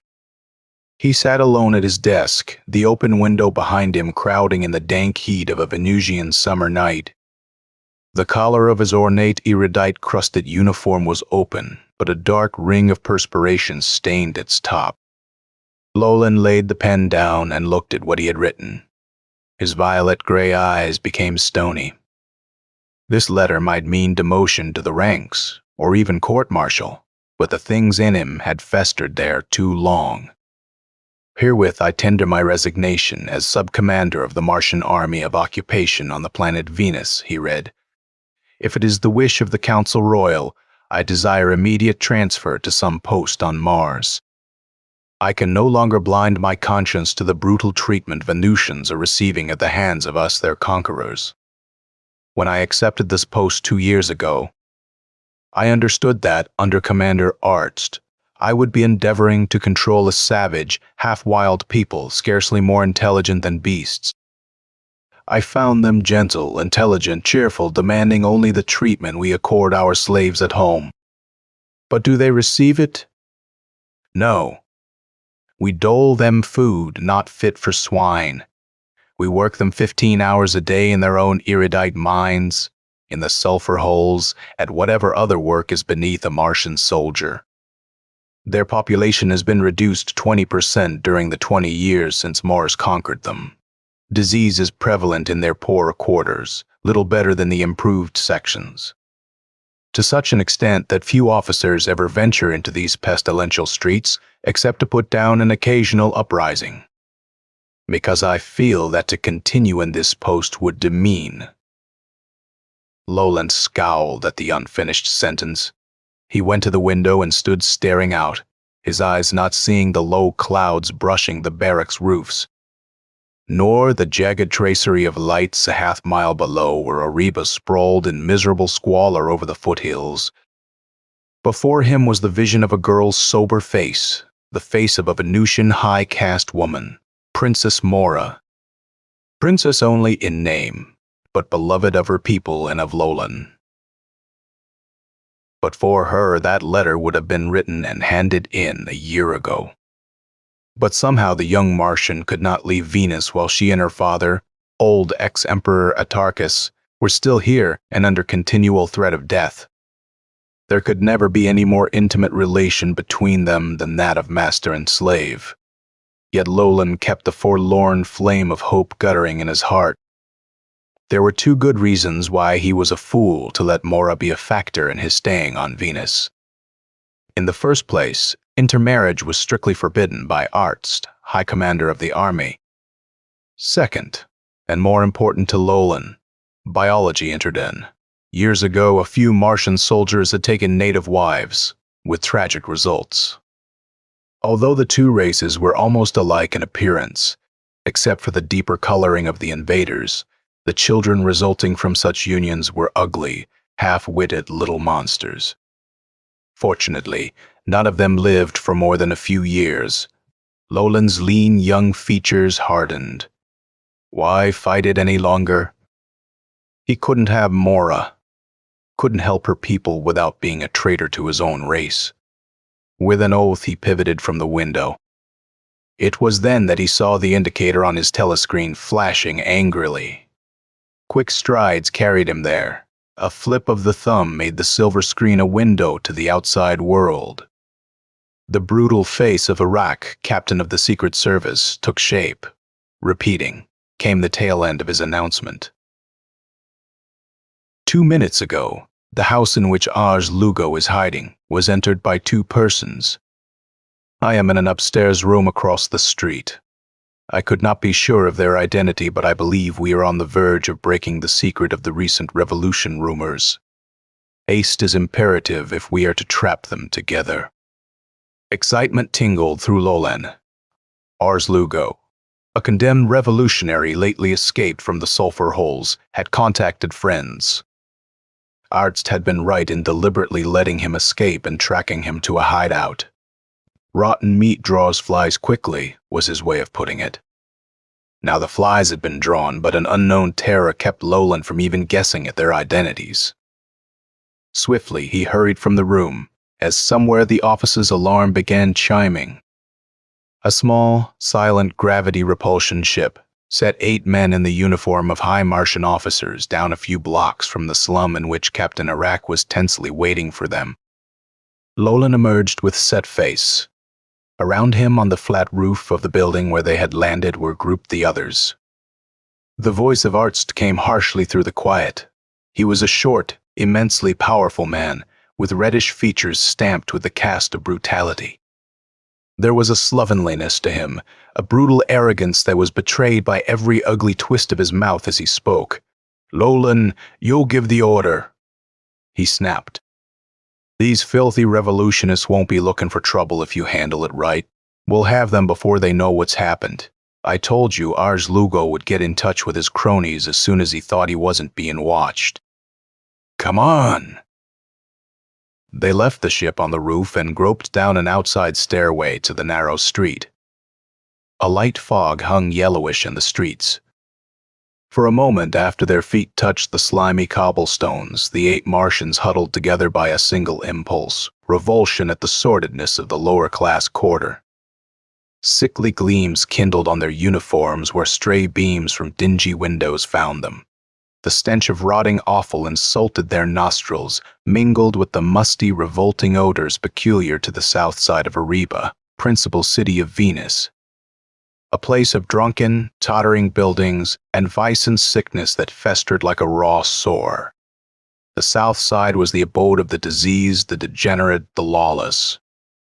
With a muttered curse, Lolan swung down the street. It didn't have to be like this. It was commanders, like Arzt, who let the Venusians suffer for their own enrichment. Inwardly, a resolution was taking possession of the young officer that this was his last duty on Venus. Tomorrow, his letter of resignation would be handed in. In a dark alley across the street from a crumbling 1-story hovel, he slipped into the shadows. His eyes were riveted to the yellow cracks of light opposite him, where bolted shutters guarded some furtive scene within that house. Then he was moving swiftly backwards as 2 forms reeled from the fog. His eyes narrowed to careful slits that raked the pair. They had not seen him, nor apparently the other hidden Martians they had just passed. Their bellies were so full of cheap Martian gala that all they could see was the heaving stones under their feet. Lolan's slim, dark fingers fell from the Sadon pistol at his side. The fog swallowed the derelicts, ragged nerves leaping. Lolan strode across the street, knocked softly at the door. Frightened gasps found their way through the portal. Someone gruffed, "Who is it? What do you want?" Lolan pressed his lips against a crack in the door. "Lugo, you've got to get out. They know you are here. I heard 2 of them talking. Let me in, will you? I can't stand here shouting." A bolt scraped in its bed and the door inched back the width of a man's black eye. From both sides of Lolan, burly, powerful shapes lunged at the door. The man behind it cried out a single shrill warning as he was hurled to the floor. 6 Martian officers clanked inside. Arzt loomed up, with Captain Iraq gripped Lolan's arm. "Good work," he grunted. "Now we'll have these dirty Venusian rebels where we want them, eh?" Hard-jawed. Lolan made no answer but strode in. One glimpse of the room's interior sent shock through his vitals like a sword. A single whispered word parted his bloodless lips. "Mora!" The girl across the room glanced at him in hurt surprise. Quickly she looked away. She stood erect and pale under the soldiers' eager glances. She was tall for a Venusian, with slim, strong limbs and golden hair lying soft about her shoulders. Her garments were of the roughest cloth, but dignity and courage were in the flash of her eyes and the spots of color in her cheeks. During those first moments, Lolan was conscious only of a growing ache in his throat. He wanted to ask Mora and her father, standing there beside her, why they had come here, since they knew it meant death to consort with revolutionists. But he sensed that their kind of courage would laugh at the question in Lolan's breast. A cold, dead thing had taken the place of his heart. The ex-emperor stood fierce and tall, a shaggy-headed man of 65. He was a living skeleton dressed in hanging garments. Most of the life in him seemed to be concentrated in his blazing eyes. There was force in his countenance, but his voice came in the cracked accents of an old man. What's the meaning of this? Can a man and his daughter call on their friends without being watched like criminals? Art swaggered close, his stubby legs moving stiffly. Not when they'd like to see a revolution as much as you two, he taunted. You admit conspiracy with this rebel. Ars Lugo stood between two hulking officers, scowling at the commander. Conspiracy, he spat. Don't hang that crime on them. I was out of food and money and knew they could help me a little. I sent for them. Art smashed a thick palm across the man's face. Contempt twisted his ill-formed features. He jerked a thumb at the well-like hole guarded by a low rim in a far corner, where refuse was thrown in such cheap hovels as this. Another of your filthy lies, and you'll go down the sewer. In the underground rivers, you'll have plenty of time to think up better ones. Now, you two. He grinned wickedly at Mora and Atarkus. There's a little matter of a map I've heard rumors of. Who's got it? One of you or Lugo? You talk like a fool, raged Atarkus. We've got no map, you vile butcher. Arst's struggle for self-control was evident in the working of his jaw muscles. Presently he relaxed. He drew on his feeble powers of sarcasm. The matter has been brought to my attention, he purred gutturally, that one of your esteemed countrymen, a garbage boy in the barracks, has been making a map of the buildings. I had the extremely painful duty, painful to him, of cutting his body here and there and pouring in burning sulfur. But the lad would not talk. But since he carried no papers, I judge he passed them on earlier. Now, you bag of bones, he roared suddenly, where is that map? You are screaming into the wrong hole to get an echo, Moore replied coldly. We know nothing, eh? A small knife flashed into Art's fingers. He caught Atarkus in a vicious hug and placed the blade just under his ear. Then remember it, before your father strangles on his own blood. Lolan stiffened, his hand dropping to the Satan pistol. The weapon was halfway out of its holster when a new voice intruded obsequiously. Commander, I wouldn't do that. Too, it was scrawny little Captain Iraq who had spoken. An apologetic smile bracketed his lips, and he was shaking his head slowly. Lolan knew a warm rush of gratitude toward him. Ugly as he was intelligent and less sadistic than many of the officers. He said little which made the sub-commander suspect he knew much. Arst grunted, puzzled. You wouldn't. Why not, you grinning, ugly little ape? Iraq kept on smiling blandly. Look outside, he advised. Arst did, but still kept his hold on the old man. There were a score of shabby Venusians peering in from the dark street like wolves around the fire on the high Martian steps. They fell back under the impact of so many eyes. Iraq closed the door. Kill Atarkus tonight, and by morning we'll have a first-class revolution on our hands, he said. These people worship Atarkus and his daughter. If he is to die, it must be otherwise, secretly perhaps, in the dungeons where no one will ever learn. Arst's hands fell to his side. There is wisdom in what you say, he begrudged, especially the last part. But if I find the proof I need of their guilt tonight, there'll be no waiting. We can try, and execute them publicly. Search the woman, Lolan. I'll search this ancient blasphemer myself. Lolan hesitantly fell to the task. I am sorry, he whispered. She gave no sign that she had heard, no indication that it meant any more or less to her that he must perform the job than anyone else. Nor had Lolan ever known if she returned his feelings.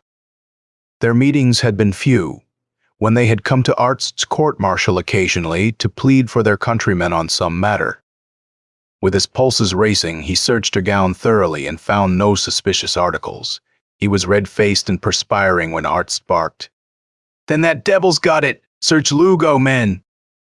That order was the cue for the lanky Venusian to hurl himself from the arms of his captors. "The sewer!" Lolan gasped. Lugo was heading for the black-mouthed hole to hurl himself into the underground river 200 feet below. Himself and anything he carried. The young Martian did not stop to reason that Ars Lugo might be carrying the evidence that would send Mora and her father to their deaths. He acted purely by instinct, flinging himself upon the revolutionary and dragging him to the floor. But Lugo was up again, like a released spring.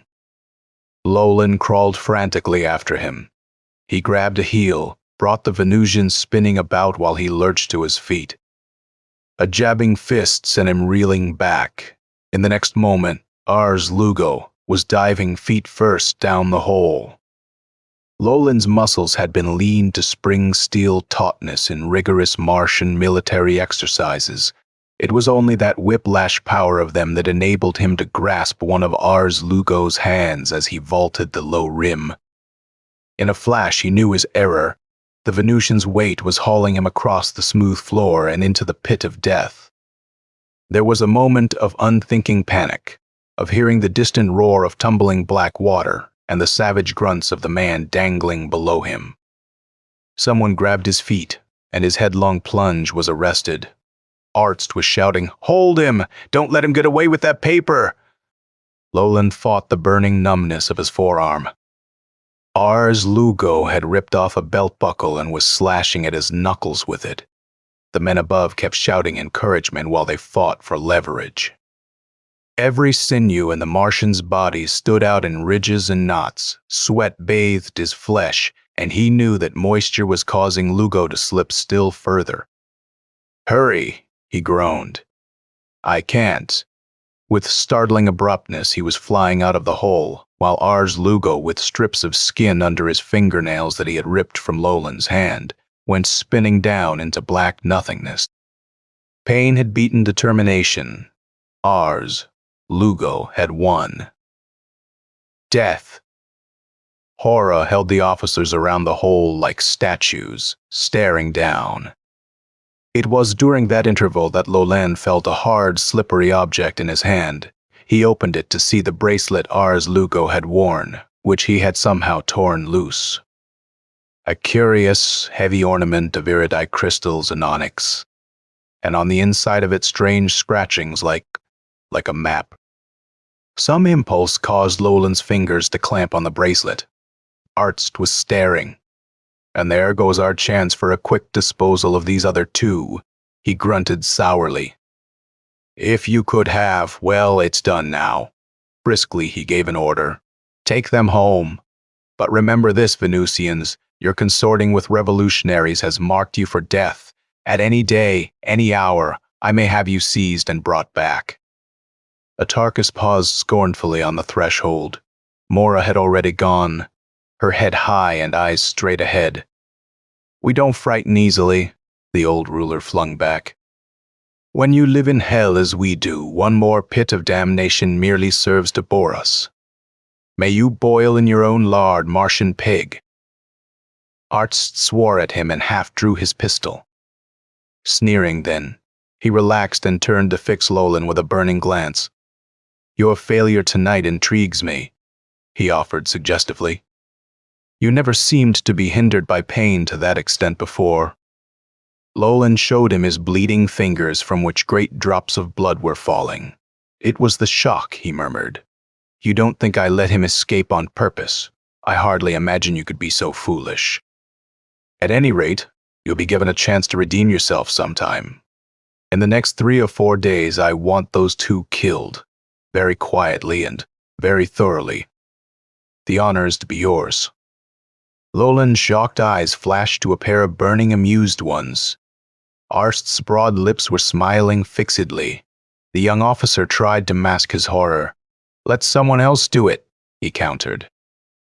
"Killing women is out of my line." "Killing that woman, you mean?" The commander pounced on him. "I've known what was in your mind all these months. I hoped you'd see the foolishness of it. You are too good a man to lose inside the execution chamber. What's the matter with you, Lolan? Are you deceiving yourself that these damned Venusian dogs are good enough for a Martian officer?" Hatred swept Lolan suddenly like a flame. With difficulty, he held his voice to a flat, deadly hiss. "Good enough? Too good, if you ask me. I am sick of driving sick men into mines reeking of sulfur fumes to dig iridite for us to decorate our uniforms with. Tired of seeing them live like animals in filthy shacks ready to fall in on them, or in tenements crawling with vermin. If cracking a bloody whip is what being a Martian officer means, I am ashamed of being one. I changed my sub-commander's rank here for that of a private back on Mars." Arst's face grew hot and red with a dark suffusion of blood. "The only transfer I'll give you is to Rock Island on the Fluorine Sea," he grated. "Would that suit you better?" Lolan's spine crawled. Rock Island was a tiny hump of land in the middle of a sea perpetually blanketed in fogs laden with deadly fluorine. But someone had to keep the light on that island to guide incoming spaceships. The keepers usually lasted about 6 weeks. "In other words, I stay here or I die," he stated flatly. "Exactly. So let's hear the last of this. If you complain again, I'll take it as treason. Remember my orders. In 4 days, I want to see their bodies in the dead house. If I don't, it will be yours. I'll see there." Lolan's first chance to examine the bracelet was in the solitude of his room. An hour later, he drew all the shades, while a feeling of tension built stiflingly within him. Under the soft glow of a lamp, he studied it play painfully. He traced the outlines of all the buildings in the rambling system of barracks that sprawled over the hill. Rooms had been marked in by someone who knew the setup. The Martian received a stiff jolt at seeing his room, and Arst's marked with X's. Marked for death, he knew. Lolan's fist closed on the bauble. He let his glance go to the curtained window, seeming to see through and beyond it. A tumult of jarring thoughts rang harsh discordance in his mind, but clear and sharp sounded one note, that his hands must slay Mora and her father, or he himself would die. No night-long brain-racking was needed for him to know that he preferred death to carrying out Arst's orders. But perhaps there was another way. Lolan stood rigid, letting the idea revolve in his mind. Abruptly, he swung from the window, jamming the bracelet onto his own wrist. He left his room silently, and through the dim corridors, he found his way to the commissary. His private keys unlocked the dark vaults. Carefully shutting the door, he switched on the lights. Piles of goods were everywhere, looming in long rows before him and filling great bins. The Martian's nerves set up a raw tingling as he found a box and hurried to a bin. 5 nervous minutes passed, with Lolan piling preserved foods of all kinds into the box. As a last item, he buried a pair of Sadon pistols in the mass of foodstuffs. Grim resolution was in the hard set of his jaw when he switched off the lights, relocked the place, and left by a back entrance. He was able to reach a pursuit ship in the hangar and load his stuff in without being observed. Panic struck at him. Then, a sentry's running feet sounded outside. Lolan sprang to the door. He eased through it to be speared by the man's torch. Casually, he nodded to him. "Oh, sorry, sir. I didn't realize it was an officer," the sentry apologized. "Taking your ship out this late?" Lolan said crisply. "Official business down below. Go back to your post. I can manage it alone." The sentry clicked his heels, saluted, and departed. Lolan's knees shook a little. He rolled the battered pursuit ship out and hurriedly entered it. Hope that the guard didn't realize he wasn't taking his private ship tonight kept him glancing around at the dim form of the sentry. On that fact hinged his life.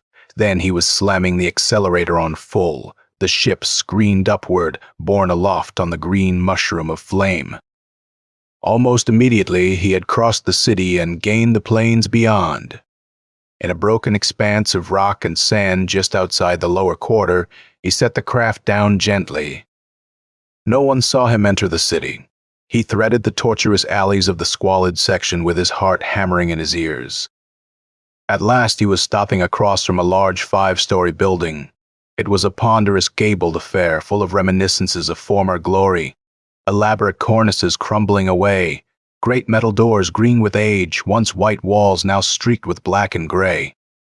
In carved Venusian characters, a plaque over the door lamented, "Hall of Justice." Lolan was thinking of that sad commentary as he ascended to the top floor. Justice when the man who once ruled this entire planet now lived on crusts in a tiny room in the tower. It was Princess Mora whose hand opened the door at his knock in the dim light of the room. Her face showed sad and accusing. "What?" she asked bitterly. "Haven't you done with persecuting us for one night?" Atarchus looked up from a table where he had been poring over old Venusian books. A pair of spectacles perched on his beak nose. "Well, speak," he shrilled finally. "What miserable errand brings you here?" Lolan's face was hard. He kept his glance on Mora's widening eyes as he took off Ars Lugo's bracelet and extended it to her. "Ars Lugo died trying to hide this," he growled. "I thought you might like to save it. But as a favor, would you mind taking the black cross off my quarters?" 3 Atarchus was on his feet shaking. Mora let the Martian place the bracelet in her hand before she gasped. You knew and didn't tell? Why?" Lolan lowered himself into a chair. He sighed despondently. "I don't know. If I'd valued my own life, I'd have turned it over to Arzt. But I've had my fill of watching you Venusians tortured." The girl's eyes glowed. She said softly, "That was your only reason?" Lolan's heart thumped, his face flamed, and he tried to hide his embarrassment by springing to his feet and pacing to a window. "It's reason enough," he muttered. He swung suddenly to face them across the room. "But that isn't why I came here tonight. It's something more important than that. You've got to leave Ariba immediately." Atarchus's face folded into grim lines. "You mean Arzt has decreed our death?" "That's it. You might have expected something like this for being seen with men like Ars Lugo." Mora looked up into the officer's face. "I can't understand you, Lolan. You are supposed to be second in command of the race that oppresses us. Yet you risked death to hide that bracelet, and undoubtedly you've taken the same risk to come here. Don't try to understand me. Simply do as I say. Arzt has appointed me to execute you within 4 days. I can't do it, that's all. So I am going to try to dodge the issue by letting you escape. Beyond the city there is a pursuit ship loaded with food and a pair of pistols.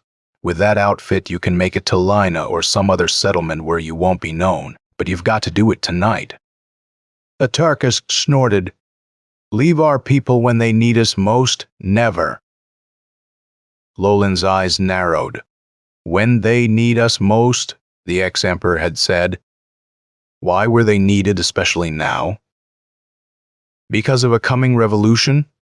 He drove the question from his mind. "Don't quibble," he snapped. "I can't promise you more than a few hours leeway." "You've got to leave within the hour.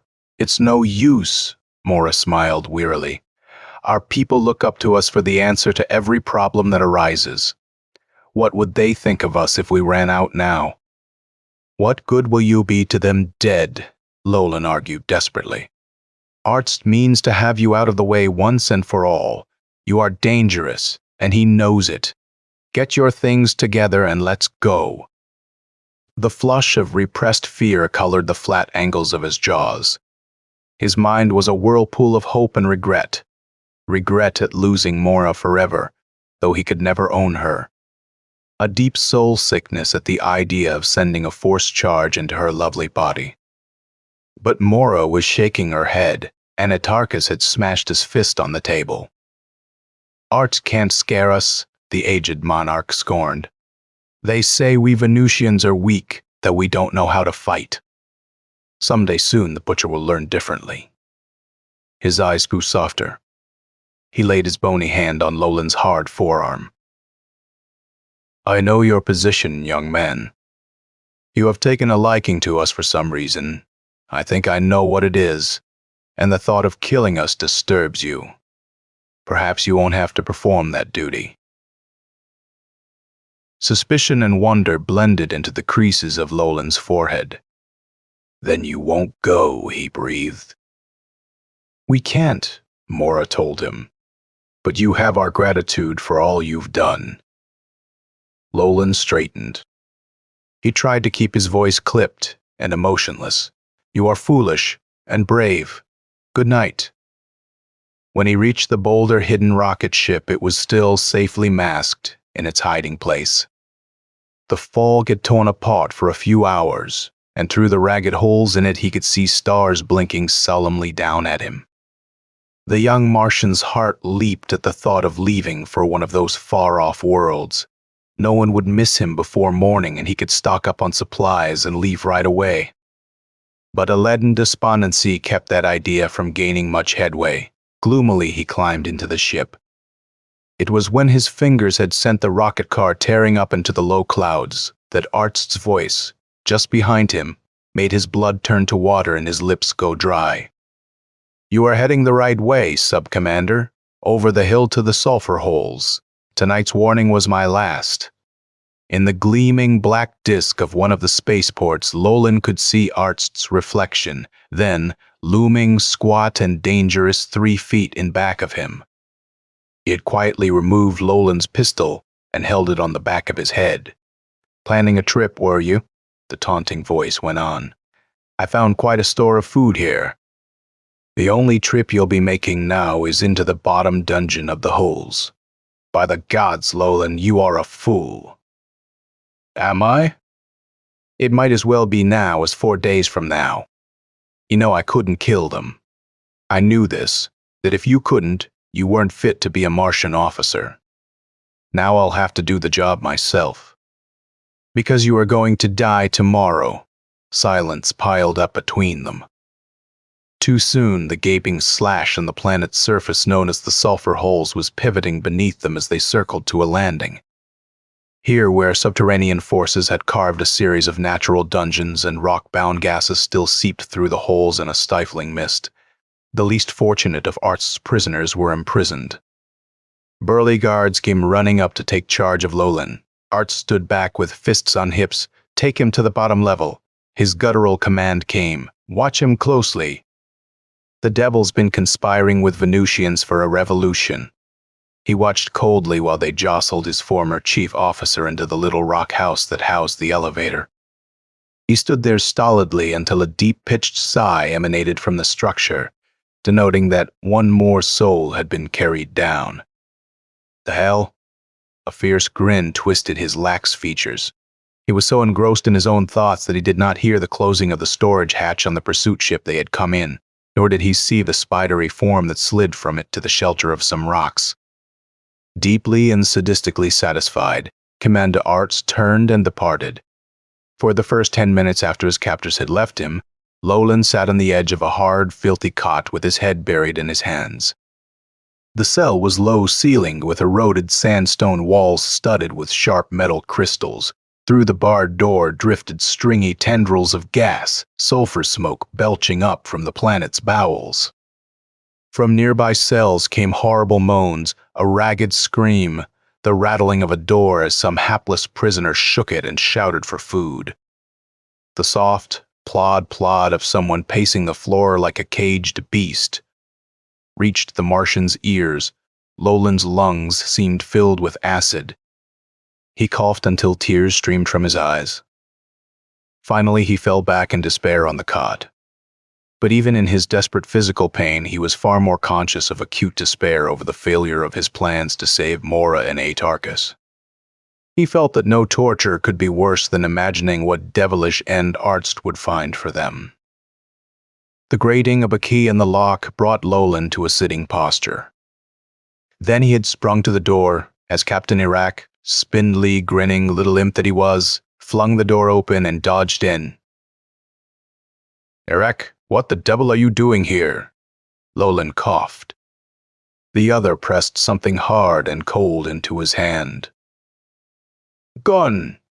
No questions now," he rapped. "Follow me and use this if you need it, which you will. But the keys, how did you get them?" Iraq closed one shoe-button eye in a sly wink and gestured with his gun. "Come on," he jerked his head. Roughly, he shoved the younger man into the tunnel. Not understanding what it all meant, Lolan fled through the corridors beside him. Hope was kindling like a fire in his breast. Once the captain paused before a cell and through the bars tossed the bunch of keys. "Use them yourself and pass them on," he laughed at the astonished prisoner. Up ahead, the elevator loomed out of the wisps of gas. Iraq plunged into it, and Lolan followed. There was silence until they had almost reached the top. "Be on your guard," Iraq snapped. "I killed the turnkey to get the keys if they've found his body." The automatic door flew open. Light from the guardhouse flooded their figures and they stiffened. The shouting of angry men reached their ears from outside. Iraq looked at him in somber decision. "We'll try a run for it out the back. There is a rocket car in the field. It's our one chance." Lolan grinned boyishly, ready for anything. "Lead the way," he offered. "I am with you," but they had not gone 40 feet when a harsh shout arrested them. "There they go, get them!" 5 men sprang up from where they had knelt about the body of a dead Martian. Captain Iraq stuck a skinny leg between Lolan's running feet and sent him sprawling in the dirt. Lolan was puzzled until he felt the searing impact of force bolts inches over his head. The movement had saved his life. Instantly, he had twisted about to sight down the chrome steel shaft of his pistol. It roared, jarred heavily against his hand, and one of the men staggered back with his head and shoulders half torn off. Iraq chuckled fiendishly. His own gun blasted twice, destroying a man at each shot. The remaining pairs spread out and came at a low run for them, with guns crackling blue lightning over the terrain. Lolan's eyes were hard and narrow. His jaw was firm. The impact of deadly charges exploded all around him, making his ears ring with the terrific concussion. He cuffed at his coat sleeve as blobs of molten earth splattered on it. Some of the fiery stuff bit through to his skin. The Martians' hate-twisted countenances were plain now, 30 feet away. With a simultaneous impulse, they flung themselves prone and leveled their guns. Lolan squeezed the trigger of his weapon. He kept it pulled back until the gun grew hot and smoking and the last bolt had been launched. Iraq had done the same, and a grisly silence came down over the field. Horror gripped Lolan as the smoke drifted away and showed 2 shapeless masses of burning flesh on the ground before them. Doggedly, he turned away, getting to his feet, for nearby came the clamor of hurrying guards. "Quick!" Iraq's voice crackled into the ship. They made it none too soon. Force charges were exploding under their soaring ship like blue balloons that swelled to magnificent proportions and then exploded. Not until they had gained 30,000 feet altitude did Lolan relax from the controls. His face was sweaty and grinning. "Am I crazy or are you, Iraq? I thought you were captain of the Secret Service, sworn to track down rebels like me, not help them escape." Iraq was lighting a Martian cigarette. He paused with the lighter held to the cylinder's tip. "Quite true," he smiled. "That is my job. But when the rebel is a fellow Venusian, I am tempted to reverse the usual order of things." For Lolan's mouth hung open. Had he heard aright? You said a fellow Venusian, didn't you mean? I mean Venusian? And by the way, congratulations on your escape, Prince Lolan. Somewhere in him a pulse began throbbing as Lolan fumbled to put the controls on automatic.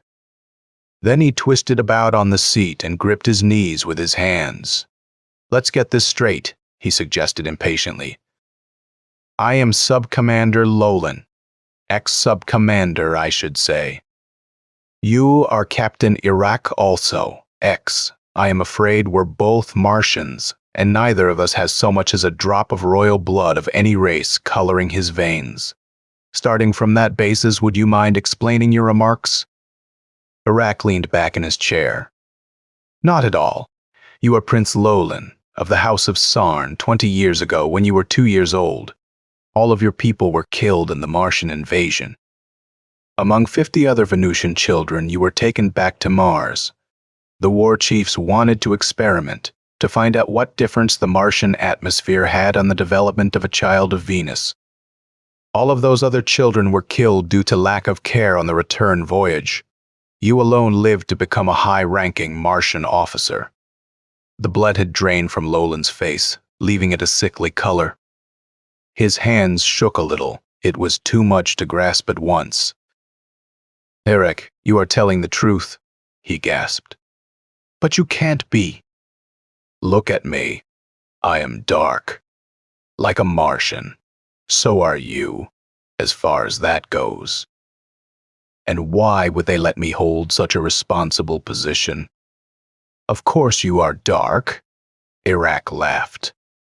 Who wouldn't be after 18 years of blistering Martian suns as far as their letting you gain position is concerned? They had 2 reasons for doing it. In the first place, they found that you were developing into a brilliant scholarly youth who could go far if allowed to. You had something no other Venusian before you had, initiative and the ability to fight like a bulldog on any problem you attempted. Perhaps the ultraviolet rays so strong on Mars and so feeble here have something to do with that. At any rate, you are strong and determined, where the rest of our race is vacillating, good-natured, and pliable.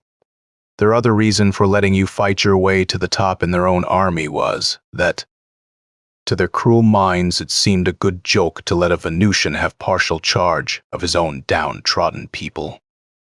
But the joke may backlash. And you, Lolan murmured. Where do you come in? I went back on the same ship that took you, but as a stowaway. I hid in the upper part of the ship where the constant harsh light of the sun soon blackened my fair skin as dark as theirs. I killed a soldier one night and took his uniform. It wasn't hard to take his place. They were a motley crew from all over Mars, a sort of foreign legion, and few knew each other. By the time we reached Mars, I was able to mingle safely with the men. And as years went on, I completed my Martian education, vied with others for honors. I gained those honors for one purpose, to fight again in a Venusian army, to wipe the scourge from the face of our planet. Now we are ready. Lolan sank back. He felt like a man who has had too strong a dose of some powerful drug. Now I can explain a lot of things, he murmured. I've had the feeling so many times that I've been a certain place before, yet I never understood why. He got up, began pacing the tiny cabin with restless tread. When he spoke again at last, he seemed to be talking to himself. Then it must be true. I am not one of Art's bloodthirsty race. I am a Venusian, one of Mora's race. Abruptly, he whirled on the little intelligence officer. Well, what now? Where are we going? Iraq let a thin smile curve his lips. To the old palace there. We'll meet Mora and Atarkas and many others. You will see things you haven't dreamed existed on this planet. Ariba is ready to strike for freedom. Lolan's eyes sparkled, but it was not entirely the revolution he was thinking of. They knew about me? He jerked. Iraq nodded, made an adjustment in the flight. But none of us ever dared tell you of our plans until we knew exactly how you stood.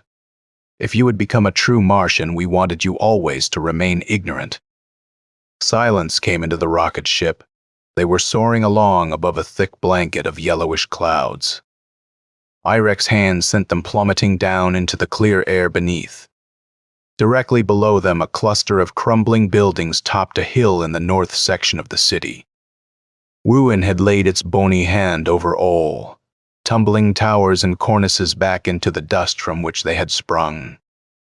Squarely, in the midst of it, the ship settled to a landing. Memory troubled Lolan at sight of the old palace. Iraq sprang out. "Follow me," he shouted Lolan.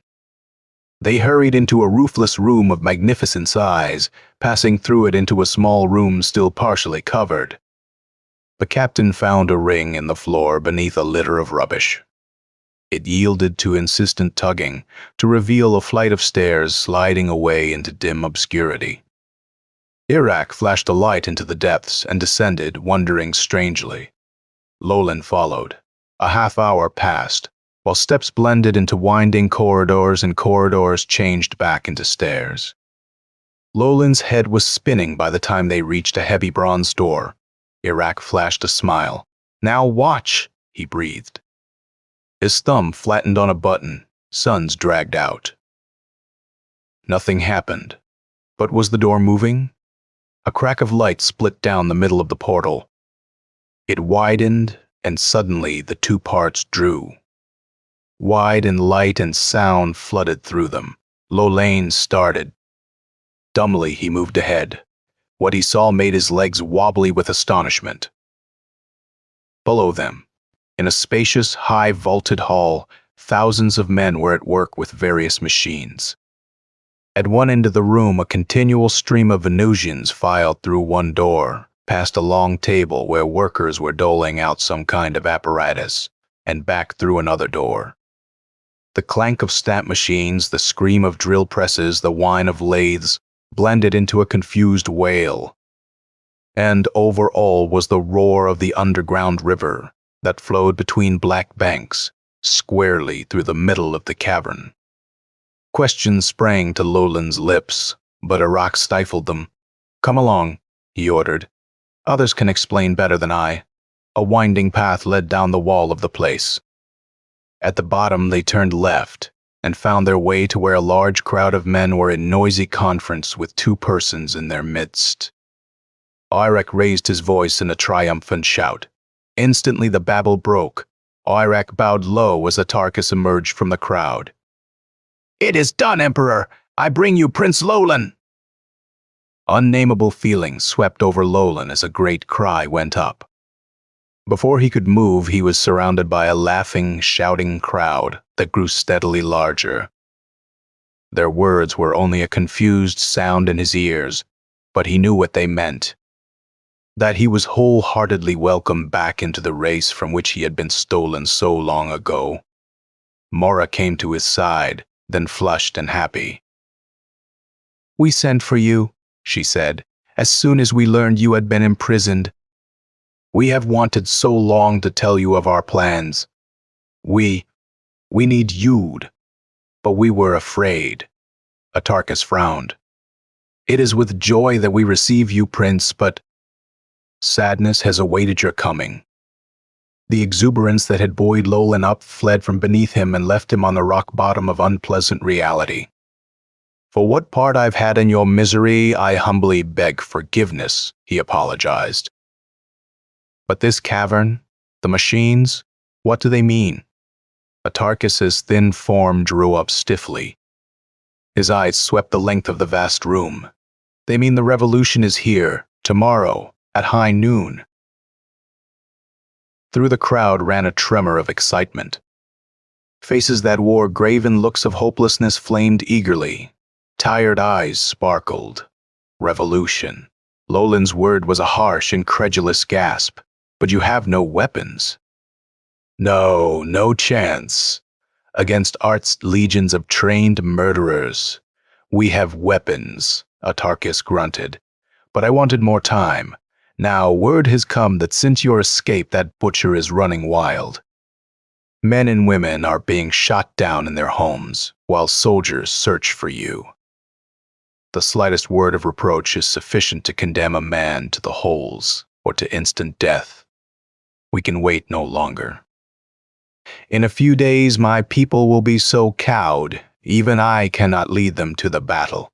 But your weapons? Lolan inquired eagerly. Atarchus led the way to where the line of hurrying Venusians were being given. Small, copper-colored articles like tiny drum majors' batons. He picked one up and handed it to Lolan. "Try it," he offered.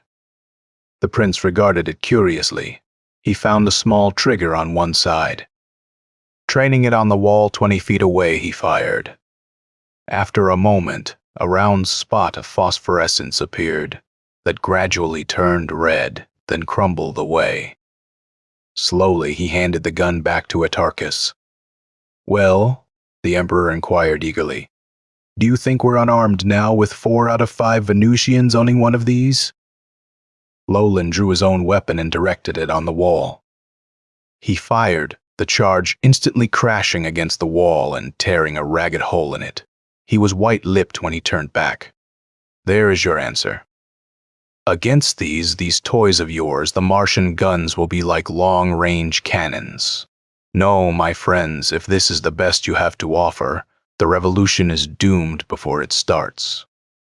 5. The shocked hush seemed to reach to all parts of the room. Lolan's thoughts were bitter ones. They concerned the thing that had cursed his people for centuries. Their childish inability to think a problem through, their pathetic attempts to fight back against their aggressors. Now those qualities had doomed them again to misery. Atarchus was muttering to himself, We thought they would work if we could get within 10 or 15 feet of them. But how are you going to approach that close when their guns are effective at 200 feet? Lolan countered idly. He glanced at the piles and piles of ray pistols still being doled out. "How do they operate? Draw on the Martian power station, I suppose?" Mora pointed at a massive apparatus at the upper end of the hall. "Electronic power," she told him. "We generate our own power. As long as the turbines are running, the guns will operate." Lolan's eyes went a little wide at that. He scratched his head, scowled, then walked off a little. He whirled about and came back to them. "That gives me a clue. The Martian guns also draw from a central station, only it's a radioactive type of power. Underneath the barracks there is a huge mass of radite. If that stuff were carried off, they'd have guns no more effective than water pistols." Irax snorted. "Who's going to carry it off? It weighs tons. I've seen it. It's like a great lump of radium. If you get too close even, you'll be poisoned. We couldn't carry it off in its present form. But there is a large, unused sewer hole in a room near it. If we could break it up using workmen's lead suits, it might be possible to drop it into the underground river. Contact with the water would result in an explosion that would destroy its radioactivity." Atarchus licked his lips. "Would this be possible? Could anyone get that close to it without being caught?" "We could try," Lolan gave back. "If the plan succeeded, well, we number 20,000 in Ariba to the Martians too. Once their weapons were destroyed, the city would be ours. Then it must be attempted." Atarchus raised his fist high. "Iraq, call the leaders. We must lay our plans tonight, for the struggle tomorrow." They met in a little alcove off the main room, 10 men whose grim countenances stamped them as men ready to die for the cause. Lolan sensed immediately as they took places around a long table that he was being looked to as their leader, and old Atarchus willingly fell away to make room for younger, more dynamic blood. When all were quiet, Prince Lolan stood up. It came to him strongly, the feeling that everything, the fate of every soul on Venus, hinged on what happened in this little room tonight. His voice came gravely, freighted with importance. "I won't try to deceive you for one instant that our battle is going to be easy," he told them sternly. "It isn't. The odds are 100 to 1 against us, but I will tell you this. The game is worth it. If we win Ariba, all Venus is ours. With improved weapons, the Martian zone, we'll be able to descend on the smaller settlements and conquer them before they know what has happened here. Then there will be the task of building up a space fleet. We can do it. If Mars sends a new army out to recapture us, they'll find us ready, trained in their own modes of warfare and as brutal as they themselves. I have a theory that once we have won our independence, progress on Venus will be different. My experiences prove that all the Venusian lacks for a complete, balanced fighting personality is an abundance of ultraviolet light. We can provide that artificially, in streetlights, in the nursery, everywhere. It will be the beginning of the greater Venus. Yes, the game is worth the risk. We have all to win, nothing to lose. Besh Tuesday. A squat, hairy little man leaned forward. But how are we to do it, Prince? The radite is guarded, is it not? I have a plan. Lolan murmured thoughtfully. We can enter, I believe, by the sewers, following the river upstream to the holes and climbing them by their ladders. They will probably know immediately what we are doing when their machines and guns begin to lose power. But by that time, I hope to have the army mostly concentrated on the south side. How? Iraq demanded flatly. By starting fires, riots, dynamiting buildings, everything we can think of. Then, when the soldiers have been decoyed into the midst of our people, we will have destroyed the last of the radite, and the revolution will begin in earnest. Atarchus rubbed his hands. Suppose we set a 0 hour, say 12 o'clock, for the time for fighting to begin. It would make for a concerted, simultaneous outbreak all over the city. Lolan nodded grimly. 12 o'clock. I will need 3 men to help me. Iraq, Vesh, Tuesday, and you, Atarchus. The rest of you had better go back now to pass the word. We strike at high noon, and we strike hard. Dawn came, but only by their watches did those 4 who fought their way up the treacherous, slippery banks of the subterranean river realize it. They stumbled along in darkness, complete except for the feeble glow of hand torches. At 10 o'clock they reached a spot where refuse of all kinds had collected on the bank. They sent light spraying the roof of the cavern. A honeycomb of holes broke its rough expanse. Lolan read the labels crudely, painted beside each. His heart gave a bound as he found the one he sought. Nimbly he ran up the iron rungs in the wall, then swung hand over hand to the hole and paused in its entrance, over the roaring torrent below. The others were following more slowly. Atarchus came haltingly, handicapped by his years. At length, all were ascending the inky tunnel. 4 times they were forced to stop and rest. It was grueling work. Their hands were rubbed raw by the pitted surface of the iron ladder. Over an hour had elapsed when they reached a flat iron plate that covered the hole. 11 o'clock, an hour left. Lolan trembled with impatience. Wedging himself securely on the ladder, he forced upward on the plate. Dim light flowed into the tunnel. With his nerves crying for caution, he shoved the plate aside and crawled forth. Gun in fist, he shot his glance about the small room. The others emerged with bloody hands and dirty clothes, tired to the bone, but eager for whatever lay ahead. Prince Lolan paced to the door. "We're in luck," he hissed. "No guards around now to find protective armor and go to work." They found the heavy suits used by workmen in a room near the ramp leading down to the radite deposit. When they had crawled into them, they could hardly walk. Constructed of heavy rubber and slabs of lead, each one weighed over 200 pounds. Helmets provided poor vision through thick, murky glass. But the outfits would be all that stood between them and death in the radite pit. Now they were staggering down the ramp and through a wide door. All 4 recoiled from the sight that struck their eyes. On gigantic insulators, a huge lump of blazing diamonds seemed to repose. Even through colored glass, it pained the eyes to look at it. The walls and floor all about it glowed with the same supernal brilliance. Tiny white flame ran ceaselessly over the jagged surface of the stone. Lolan squinted at his watch. 11:15, he blurted. "Can we do it in 45 minutes? We can if we got to. Vesh Tuesday grunted. How do we move the blessed thing? The prince drew his gun. Stand back, he snapped. This should break it down into convenient sizes. He leveled the gun, squeezed the trigger twice. A convulsive roar shook the very walls. For an entire minute, every man in the room was blinded. When they could see again, it was to regard the crumbled remains that strewed the floor. No pieces larger than a good-sized book remained. But when they tried to lift them, they discovered the chunks weighed as much as corresponding pieces of gold. Staggering under their burdens, they ascended the ramp with their small loads and hurried to the sewer opening. One after the other, 4 pieces tumbled in. Tensely, they waited for the detonation. It came. A rumbling roar that drove a blast of air into their faces.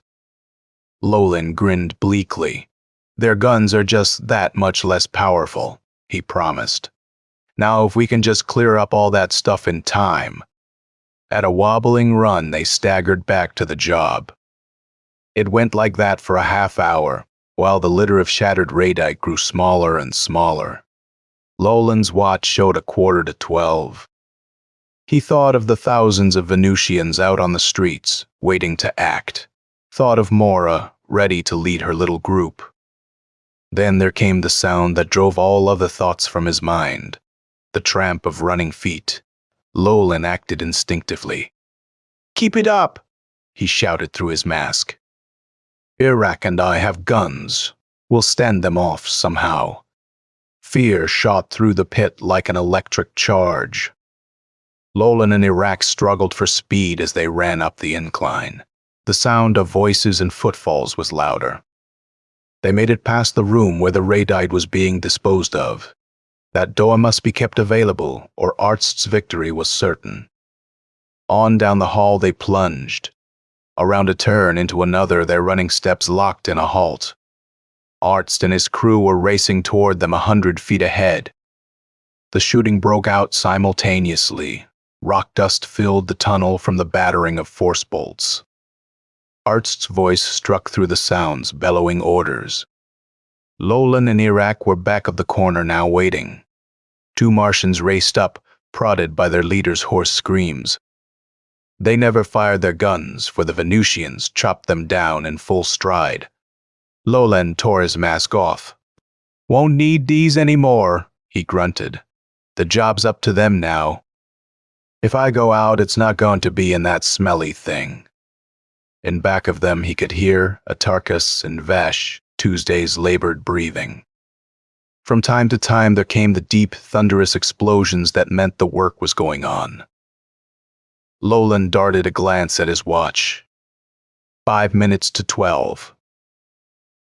Now they pressed back against the wall in wait for another pair who raced up. The Martians plunged into their sights. Triggers were squeezed, guns steadied, but the shots, when they came, were feeble. Beside Lolan, the wall shuddered slightly and a trickle of rocks slid down it. He watched the man he had hit stagger back, screaming. It took another shot to finish him. A new tenseness came into the tunnel. Every man present, Martian or Venusian, knew what was happening. The last of the radite was being disposed of.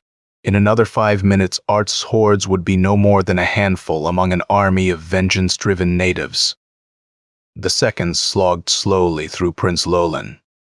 He was waiting, hoping. Then his hopes were dashed as 25 Martians raced concertedly for the pair of them. Arst was sacrificing everything to stop them. Iraq began to swear excitedly. "This gun! The thing won't work fast enough, Lolan. Can't stop them with these.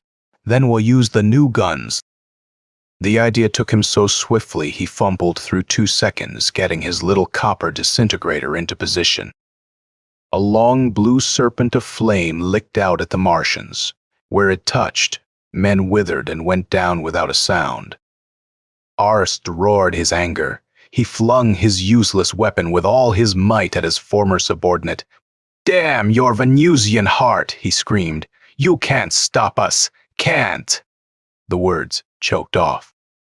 Iraq had cut him down with a single shot. Silence dwelt in the tunnel, and through it came a hoarse cry. "Lolan! It's done. The last of it's gone." Were we in time? Lolan sank back against the wall. He let his eyes fill with the ghastly remains of his former underlings. "Yes," he muttered to himself. "Yes, they're finished." There was jubilation throughout all Ariba that day. The scene in the tunnel had been duplicated everywhere. Martians, one minute brutal and ruthless, became craven cowards the next. There was not a man of them alive by night. At sundown, Lolan stood with Mora, Atarkus, and the others high in command at the ruins of the palace. The sun had broken through the perpetual clouds to cast a golden fog over everything. The beauty of it seemed to hold them all. "It's symbolic," Lolan told the Emperor. "Symbolic of the grandeur to come for Venus. I see a future for you as the greatest emperor our world has ever known." Atarkus shook his head. "Not for me, my boy. For you. I am old, ready to leave the struggle to the young Iraq, who could be a more fitting ruler for Venus than the prince we lost and gained again." Iraq's ugly face grinned. "No one but an emperor must have an empress. Could that not be arranged too?" Atarkus saw the flush on his daughter's face, the corresponding color in Prince Lolan's cheeks. "Arranged," he grunted. "That's been done a long time. It was arranged the day Lolan came back from Mars. End of Martian Terror by Earl Repp.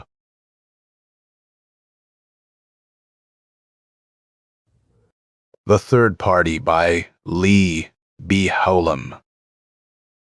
Snow beat against the tall windows of the terminal building. The howling of the wind around the corners of the building and across the broad expanse of the rocket field went unheard by the thousands who streamed across the crowded floor. Each was intent on his or her affairs, hurrying to board one of the tall spires out on the snow-covered field, seeing someone off, or waiting for incoming friends. Roger Loren and his wife waited near the entrances to the boarding tunnels for the announcement that would send them out onto the field to their rocket. The shouts of porters and the voices of excited passengers mingled with the noises of the terminal. Groups of people moved across the floor like the currents of the ocean. Suddenly, the announcer's voice boomed out over the PA. "All passengers for the Arctic City rocket report to Tunnel 7. "Come on, Linda," Roger said. "That's our ship." He hurried his wife toward the tunnel entrance. A few minutes later, they stepped off the conveyor walk at the bottom of an elevator shaft.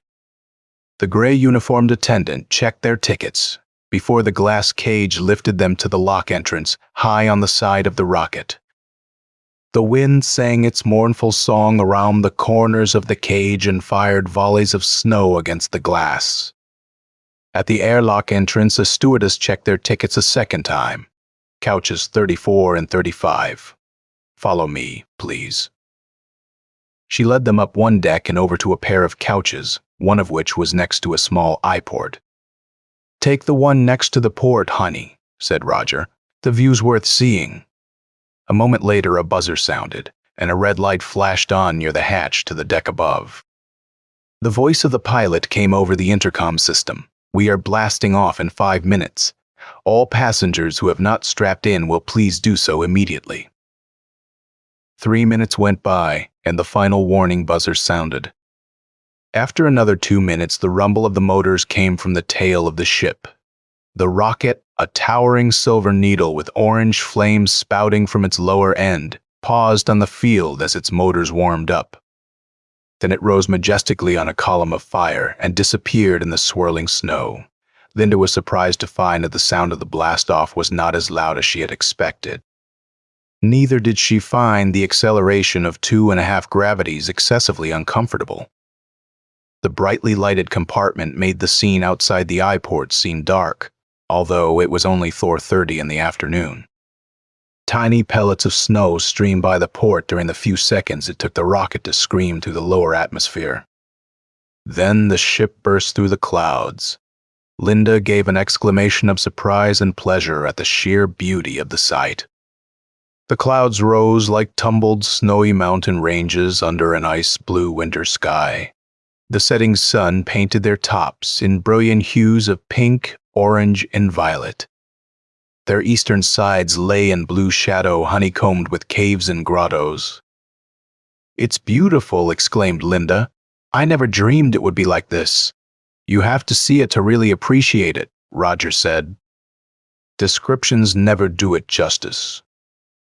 As the rocket continued to rise, the clouds flattened until they resembled pack ice on an Arctic sea. More of Earth became visible and spots of green and brown appeared on the southwestern horizon.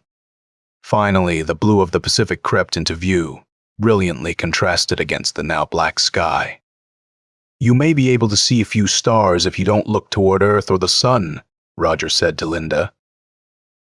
Linda followed Roger's instructions, and sure enough, a few stars appeared, unwinking points of light against black velvet.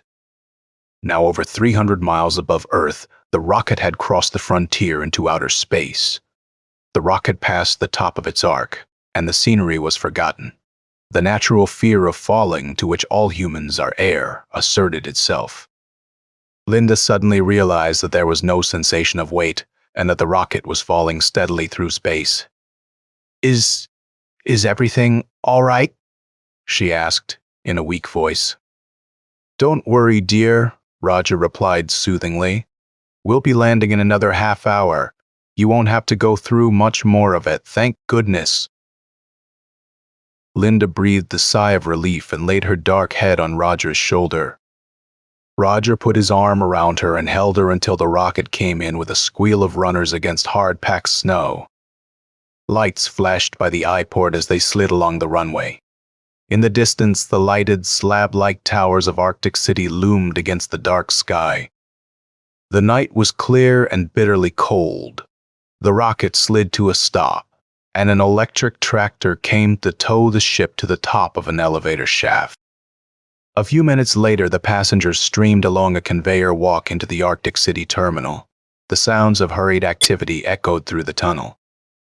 The rumble of heavy freight conveyors, the shouts of stevedores, the whine of heavily loaded electric motors, and the hum of conversation mingled in a medley of sounds that spoke of commerce and industry, of people busy at an almost endless array of tasks. "Are you Roger Loren?" The question came from a short, stocky, gray-haired individual. "Yes, I am," Roger replied. "I am Jacob Darcy. I am supposed to show you to your apartment and help you get oriented." "Good," Roger said. "You lead, we'll follow." Darcy turned and led them to a small electric monorail car which sped them through a maze of underground streets, past the windows of many shops and stores. After a 10-minute ride in the monorail and a fast ascent in an elevator, the three of them entered a small apartment high in one of the slab-like buildings. The apartment was comfortable and compact, though not luxuriously furnished. One transparent wall of the living room looked out over the city and the Arctic landscape. "I thought things would be more primitive," said Linda as she looked around her future home. "This doesn't seem like a frontier at all." "No," Darcy replied with a smile. "Arctic City is pretty well built up. Conditions are a lot better here than they are in some of the mining centers farther north." He turned to Roger. "I'll be around tomorrow morning to show you the labs, sometime around 8 or 8:30. "I'll be ready," replied Roger. "It should be interesting to see the facilities here." "I suppose the high-temperature work will be most interesting to you," said Darcy. "I read your paper on molecular linkages. We'll sure be able to use you. We're having the devil's own time with the linings for the reaction chambers in the neutron pile. I hope I can help," said Roger. "The cooling problem should be quite a challenge without the extreme temperatures and high vacuum that we had at the moon labs." "That's right." "You did work on the first neutron pile, didn't you?" Darcy said as he prepared to leave. "That makes it much better. There are too few men with practical experience in neutron pile work." It had long been known by physicists that tremendous amounts of energy could be released if matter could be collapsed to form neutrons. This step had been achieved in 2047 AD at the Lunar Atomic Laboratories. The Arctic City pile was the first attempt to apply it to industrial uses. Up to this time, 2054, man had been barred from the planets by the lack of a fuel cheap enough to make trips across interplanetary space economically feasible. Long economical orbits could be used, but these brought on psychological problems resulting from living in cramped quarters for long periods of time, and problems of carrying enough supplies for such long trips. In shorter orbits, the profits would be burned up in excessive fuel consumption. The most efficient fuel was monatomic hydrogen, which is highly unstable unless dissolved in a catalyst to keep it from exploding at ordinary temperatures. The catalyst and the process for making the fuel were both expensive.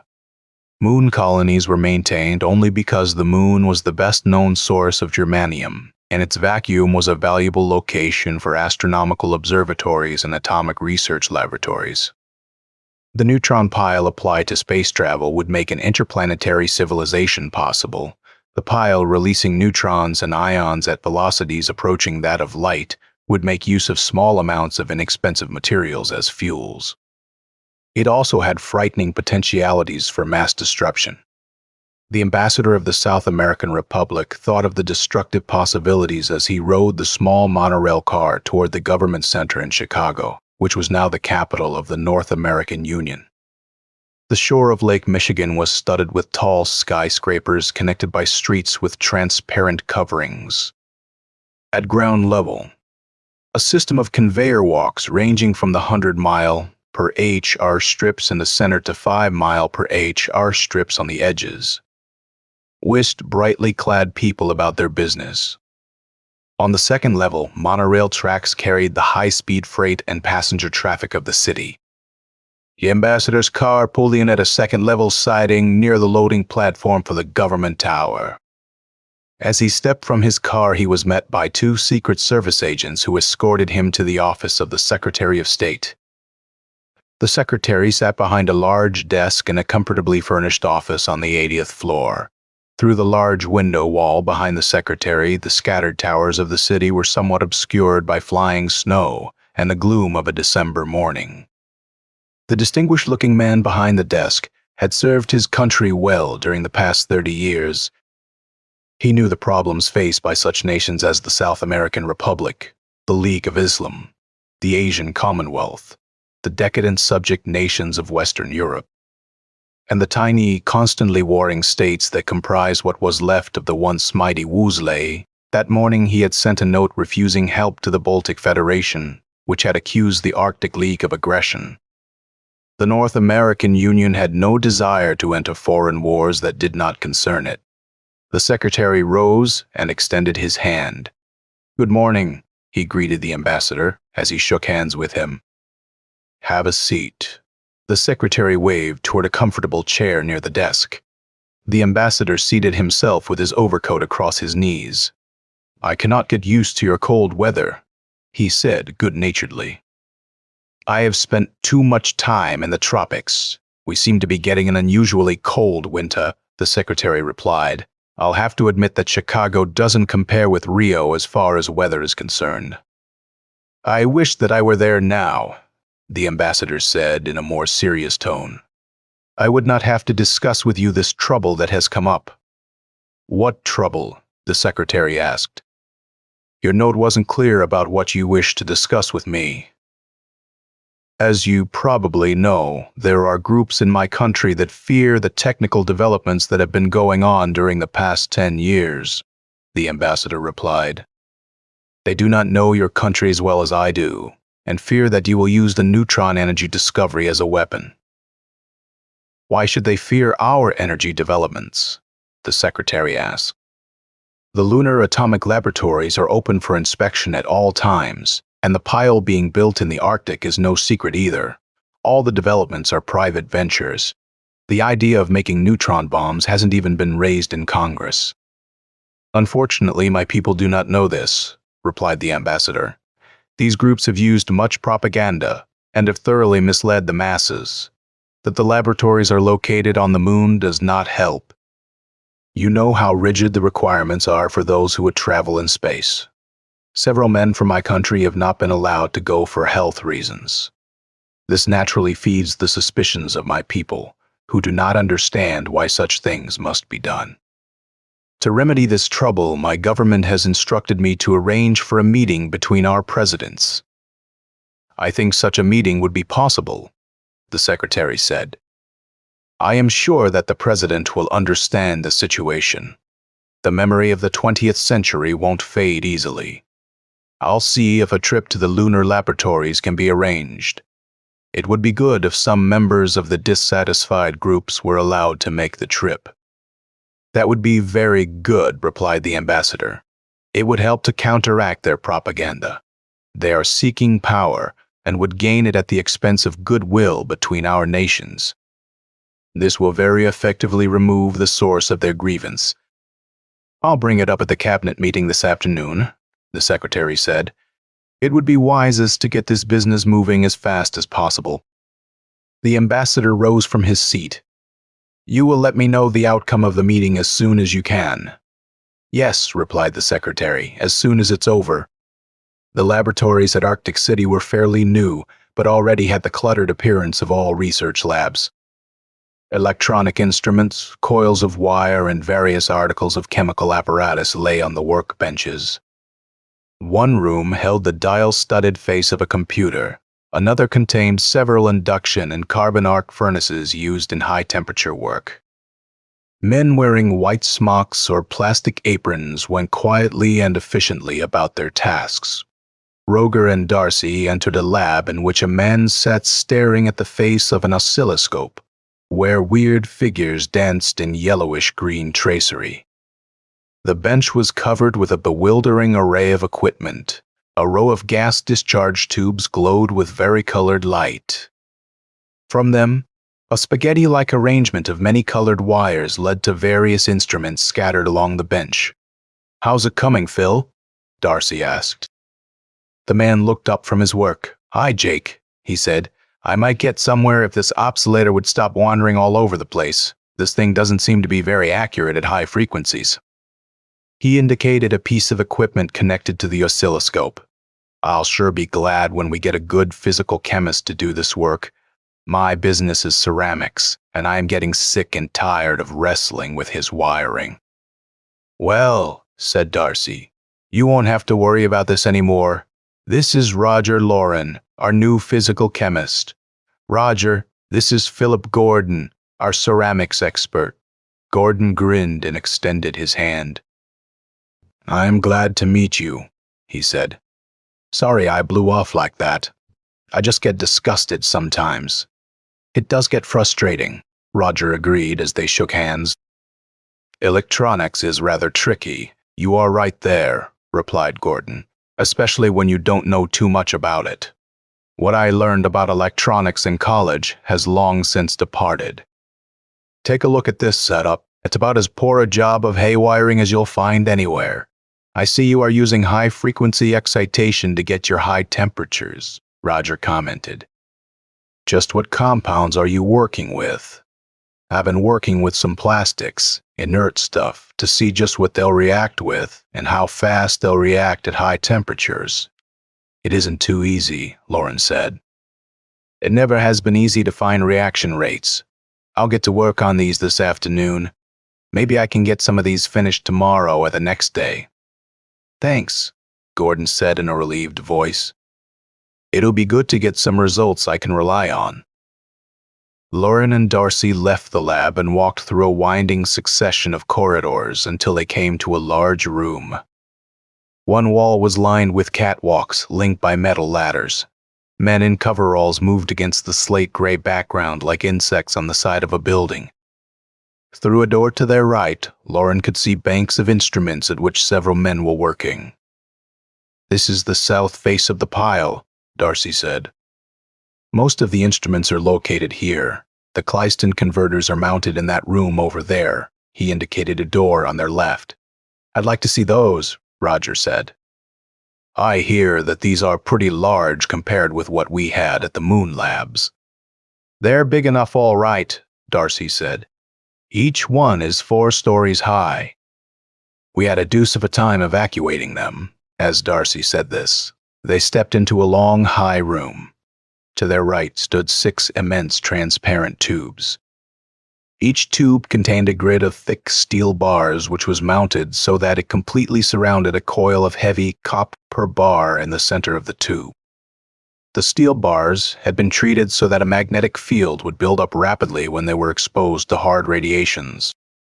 The radiation beams were passed into the grid in pulses, thus causing the magnetic field to build up and collapse, rapidly producing current in the coils by induction.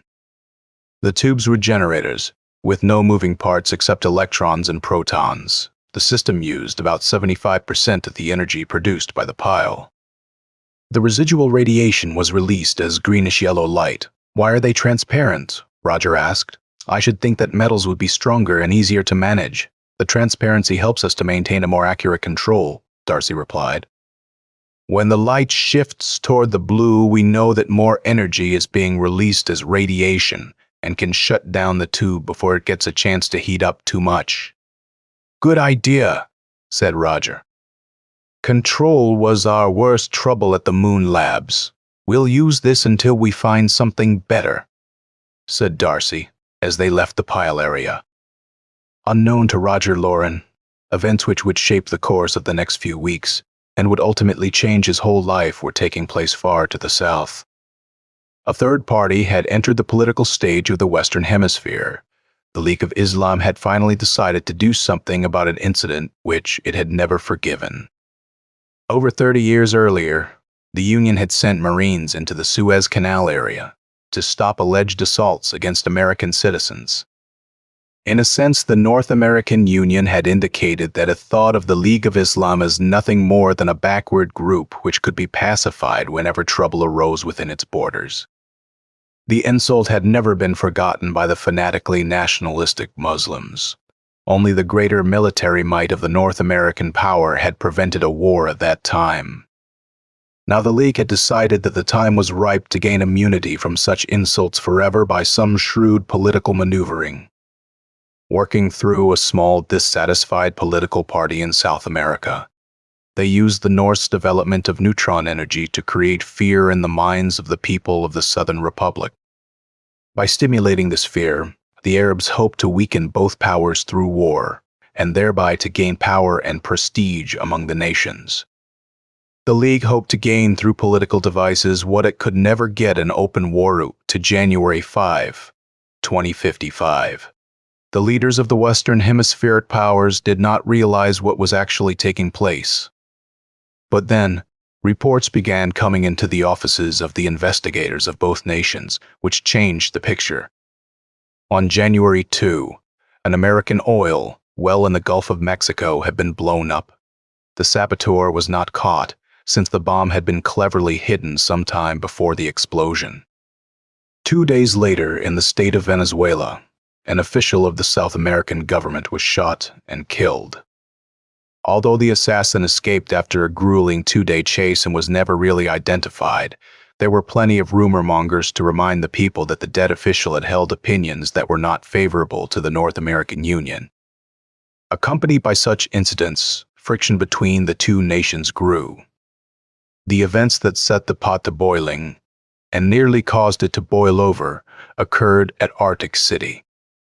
Up to this time, Roger Loren had considered the reports of such incidents as news that seemed rather unreal because of its distance from his immediate affairs.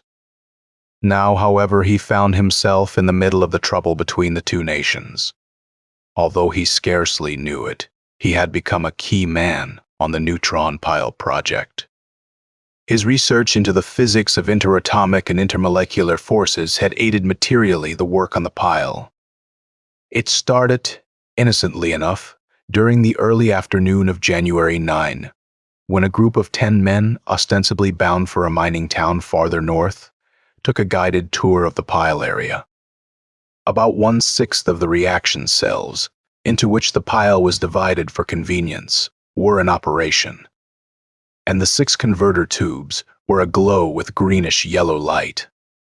The entrance of the men into the central chamber was the signal. A previously planted bomb exploded with enough violence to shatter the tubes, filling the converter room with greenish-yellow fire and hard radiations. A smoke bomb provided extra screening, and the group hurried down a side tunnel under cover of the gray mantle. Roger heard the sounds of confusion accompanied by the clangor of an alarm bell, announcing that hard radiations were loose somewhere in the plant. He stepped to the door of the lab, and a gas gun exploded in his face. He knew nothing more until he awoke aboard a fast-moving jet. The convertee plane winged through the Arctic twilight for nearly 2 hours, and finally came down on a flat stretch of snow-covered tundra near the shore of the Arctic Ocean. A group of 3 dome huts stood at the base of a low cliff. Otherwise, the scene was one of silent, dark desolation. One of the men handed Roger a pair of insulated, electrically heated coveralls. Roger put them on without argument. Next, the man motioned toward the hatch with a machine pistol. "Get moving," he snapped. "Make it quick and don't try to run for it. You wouldn't get far." Roger dropped through the hatch and waited quietly. When his captors finally dropped through the hatch, they steered him none too gently toward the middle hut. On his right, as he entered, 3 men sat playing cards around a small table. To his left, a man lay on a cot reading a magazine by the light of a mining lantern. Roger was shoved across the main room through a passageway and into a room on the right. The metal door clanged shut behind him, and the bolt shot home with the finality of a prison gate. "Well, I see I have company." A voice came out of the gloom. As Roger's eyes grew accustomed to the dimness, he saw an old man sitting on the edge of a narrow cot. "Who are you?" Roger asked in a bewildered voice. "And just what's been going on? Why should I be kidnapped and brought to this god-forsaken spot?" "You must be the chemist they were talking about," the old man replied. "I heard them say something about one of the chief chemists at the neutron pile project. As for me, my name is Dr. Alexander Nolan. I came up here in my plane about a month ago to write up some historical research I've been doing during the past 5 years. Instead, your kidnappers came in and took over, but here I am rambling on about myself as usual. What's your name, young fellow?" "I am Roger Loren," Roger replied. "I'm a chemist, all right. I was working at Arctic City on the neutron project, but I still can't figure out why I should be kidnapped. They couldn't get any ransom, and I don't have any information that would be useful to them. I just don't see it." "Roger Loren, eh?" the historian mused. "I think I see why you were kidnapped. You are more important than you think you are, which is unusual. Most men think that they are more important than they really are. I suppose you've heard about the oil well that was blown up in the Gulf of Mexico, and the man who was shot and killed down in Venezuela. Now, if some North American citizen were to be found dead, possibly tortured for information about the neutron pile, it might be just the spark that sets off the powder keg that's been building up during the past 10 years. But why should South America do anything like that? Roger asked nervously. They have nothing to gain by such actions. We've shared the information on pile development since the projects were started. Oh, but South America is not the power behind this business, Nolan said gently. I'll admit that the evidence seems to point to South America, but I have reasons to believe that another power is behind this. But which one could it be? Asked Roger. Indications point to the League of Islam, replied Nolan. They are clever, but a student of political history can get some insight into their plans if he looks carefully enough. If you are interested, I can give you some background. Go ahead, Roger said. I'd like to find out what's behind this. Well, the historian began, I guess that you could say that this story goes back 4,000 years. The hatred between the Jews and the Arabs goes back that far, and it plays an important part in the present situation. Actually, the seeds of the present trouble were planted more than 100 years ago. When the United States helped, the Jews set up a republic on land that the Arabs considered theirs. When the Republic of Israel was established, many Arabs were driven from their homes. Added to this, American economic aid to Israel didn't help our relations with the Arab world. As a result, the 50s and 60s of the last century were a time of unrest throughout the Middle East. A short war between Israel and the Arab states lasted from 1946 to 1949. The Arabs lost out, but border incidents occurred intermittently until 1969. After the United States and Russia were involved in the two-week chaos, the Arab League moved against Israel. The Arabs had grown in strength during the preceding 20 years and were able to push the Jews out of Palestine or put them under their control. Under agreements made in the United Nations, the United States sent an expeditionary force to the Holy Land. The whole affair was a debacle. America had been weakened by the atom bombing of many of our cities and military establishments. Russia was also out of the running. After the death of Malenkov in 1968, one of the party leaders had tried to bring union by starting a war. After American retaliation with hydrogen and atom bombs, the growing resentment of the Russian people against an undesirable system exploded into open revolt. The Soviet Union became a disorganized, crazy quilt pattern of small, constantly warring states. On top of the destruction of atomic war came the great economic collapse of 1970. The financial structure of the United States and her allies fell apart, and with it, the United Nations went down into oblivion. The states of the Arab League could now do much as they pleased without outside interference. The two-week chaos and the Great Collapse incapacitated the Western powers for nearly 30 years. The Arab states prospered and formed the League of Islam in 1990. The League covered the eastern end of the Mediterranean and the coast of North Africa. During this period, South America had formed the South American Republic and became a world power. The North American Union, which was formed in 1997, wished to take up where the United States had left off in the development of Arabian oil. The Arabs, who had developed the fields themselves with help from South America, had no desire for North American intervention. The Americans, who had a long-term lease signed in the late 50s, were not willing to give up so easily, and hard feeling developed. The Suez Incident of 30 years ago and the American control of the moon and the satellite stations didn't help matters any. When the Americans finished the first satellite station in 1984 and landed the first rocket on the moon in 1991, the Arabs became apprehensive and made known their wish to build a spaceport in the Sahara Desert. The North American Union, which had a monopoly on rocket-building facilities, refused to allow it. Out of fear of the growing strength of the Arabs, I think that was a serious mistake.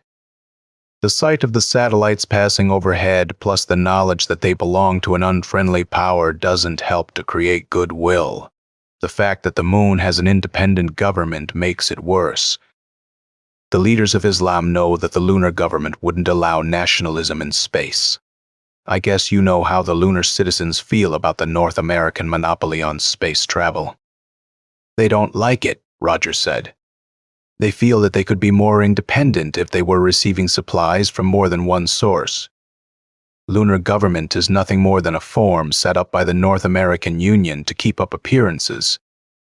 The moon isn't self-sufficient enough to make its independence more than a form.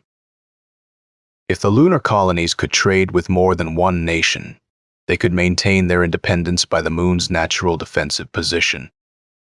And control of the satellite stations would help to ease international tensions.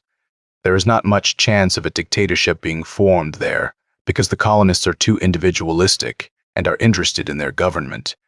It looks to me like both sides are at fault in this mess. That's usually the case, the historian commented.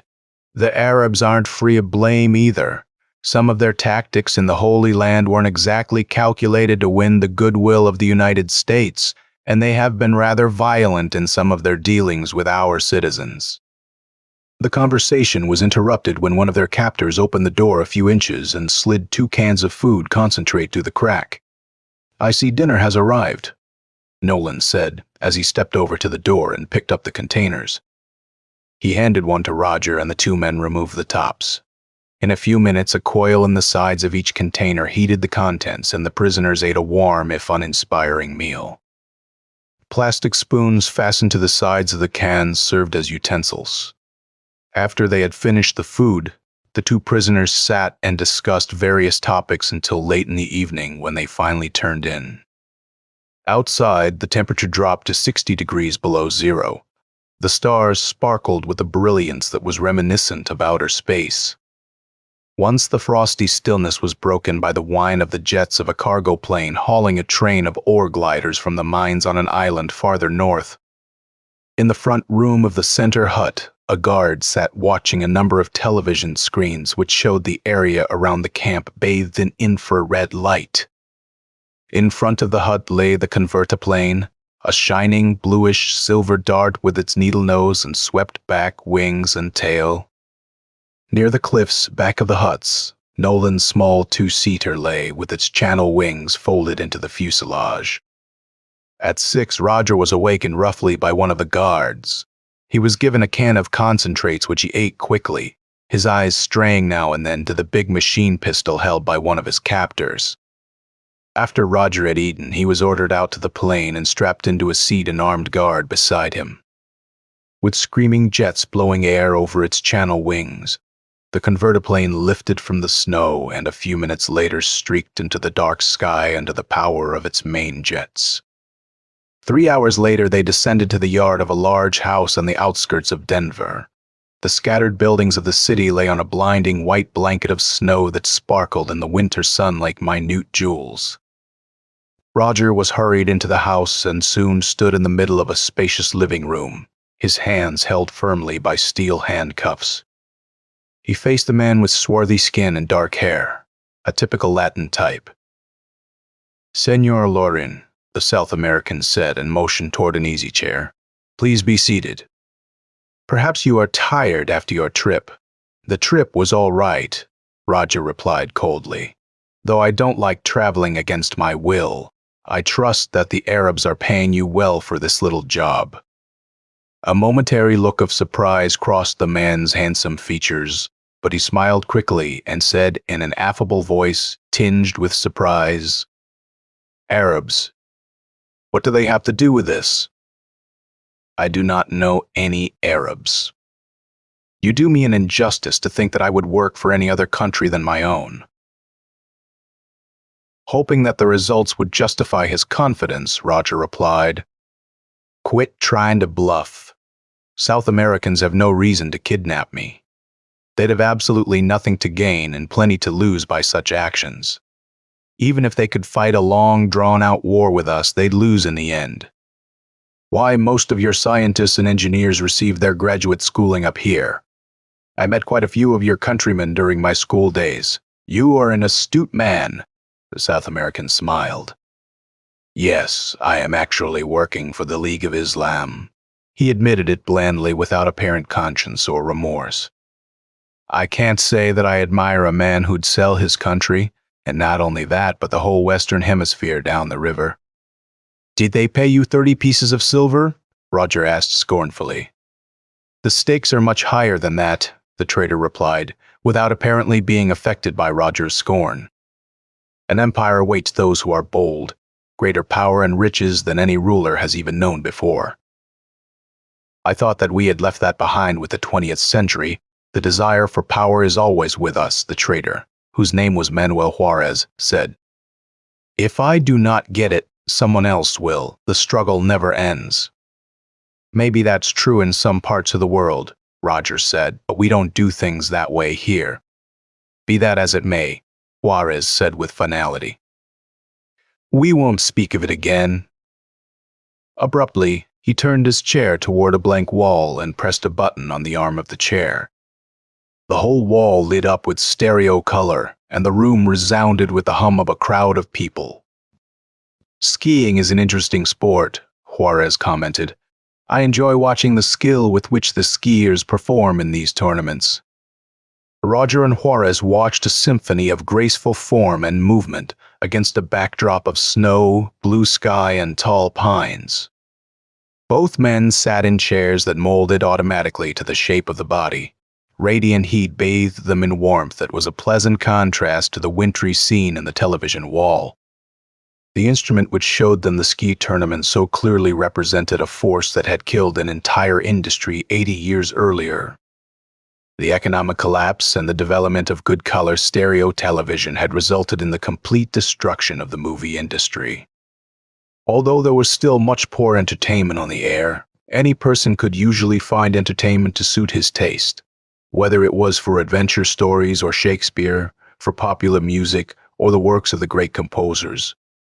Roger was held in the house for about a week and a half. Although he did not know why he was held for such a long time, he knew that he was being watched with unceasing vigilance.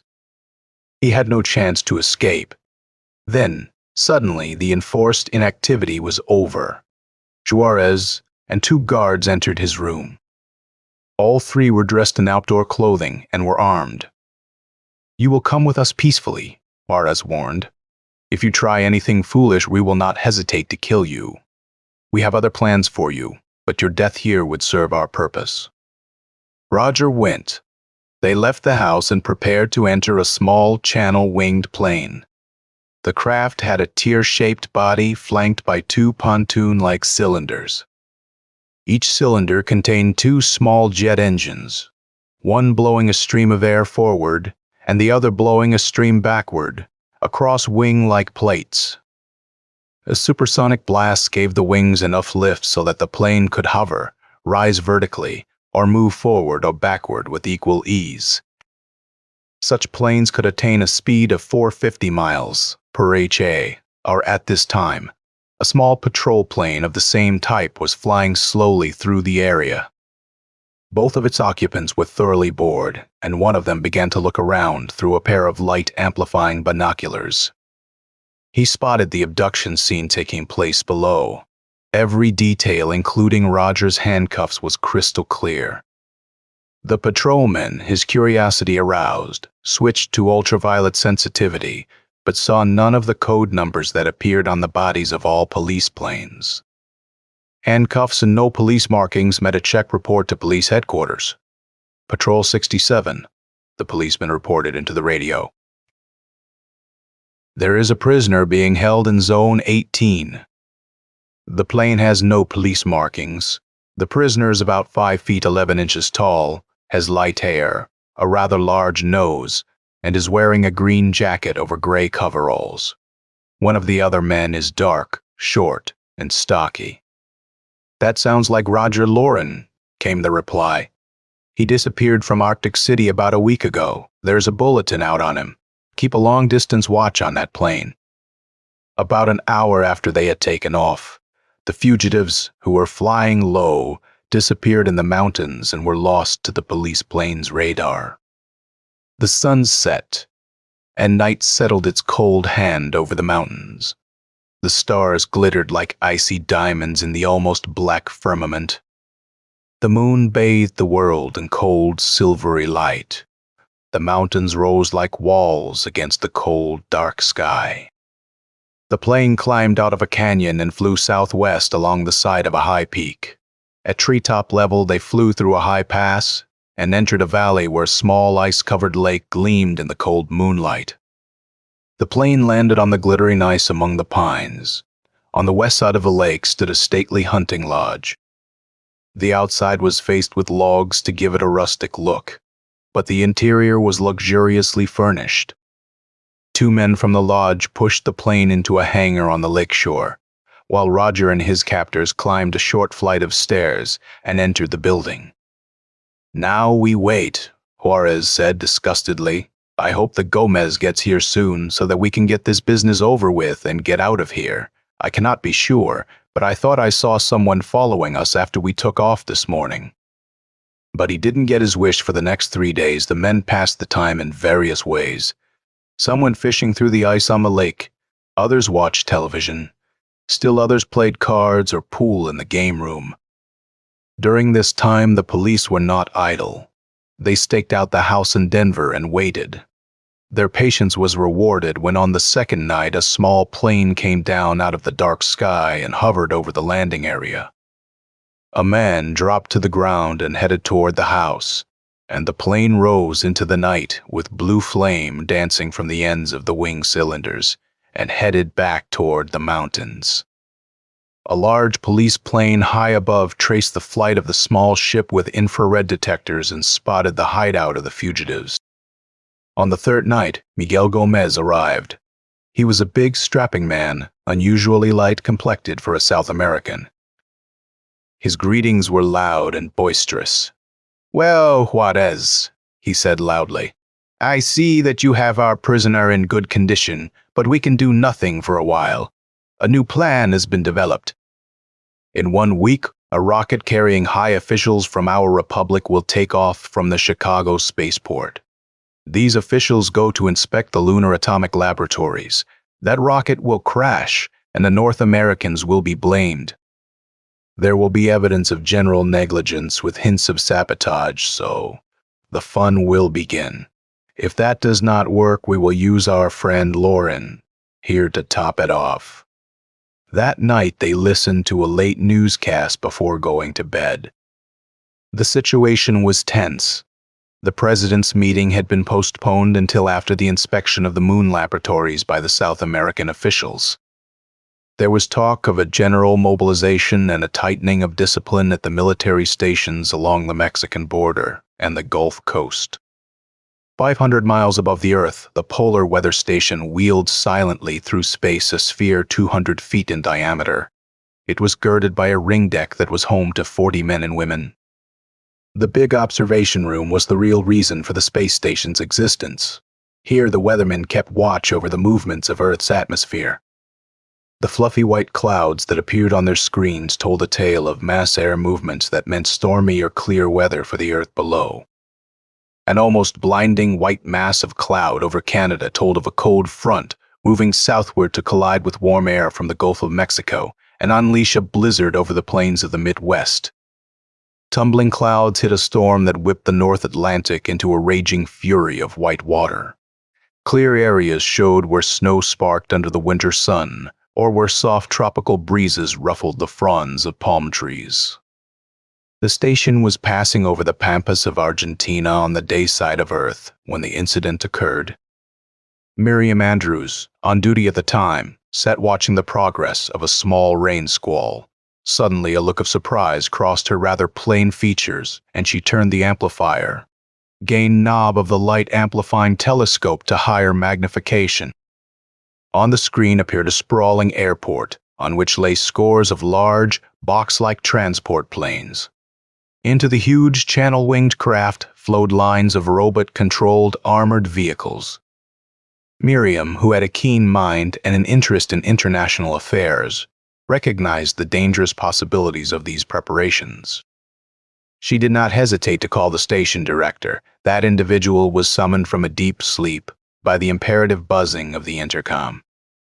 He switched the instrument on, saw Miriam's excited face, and came fully awake with a feeling of alarm. Excitement on the part of station personnel was apt to mean deadly danger. He interrupted the excited girl. "Repeat that again and slow down." Miriam repeated her story. "I'll send a message when we get close enough to Chicago to use a tight beam," he said.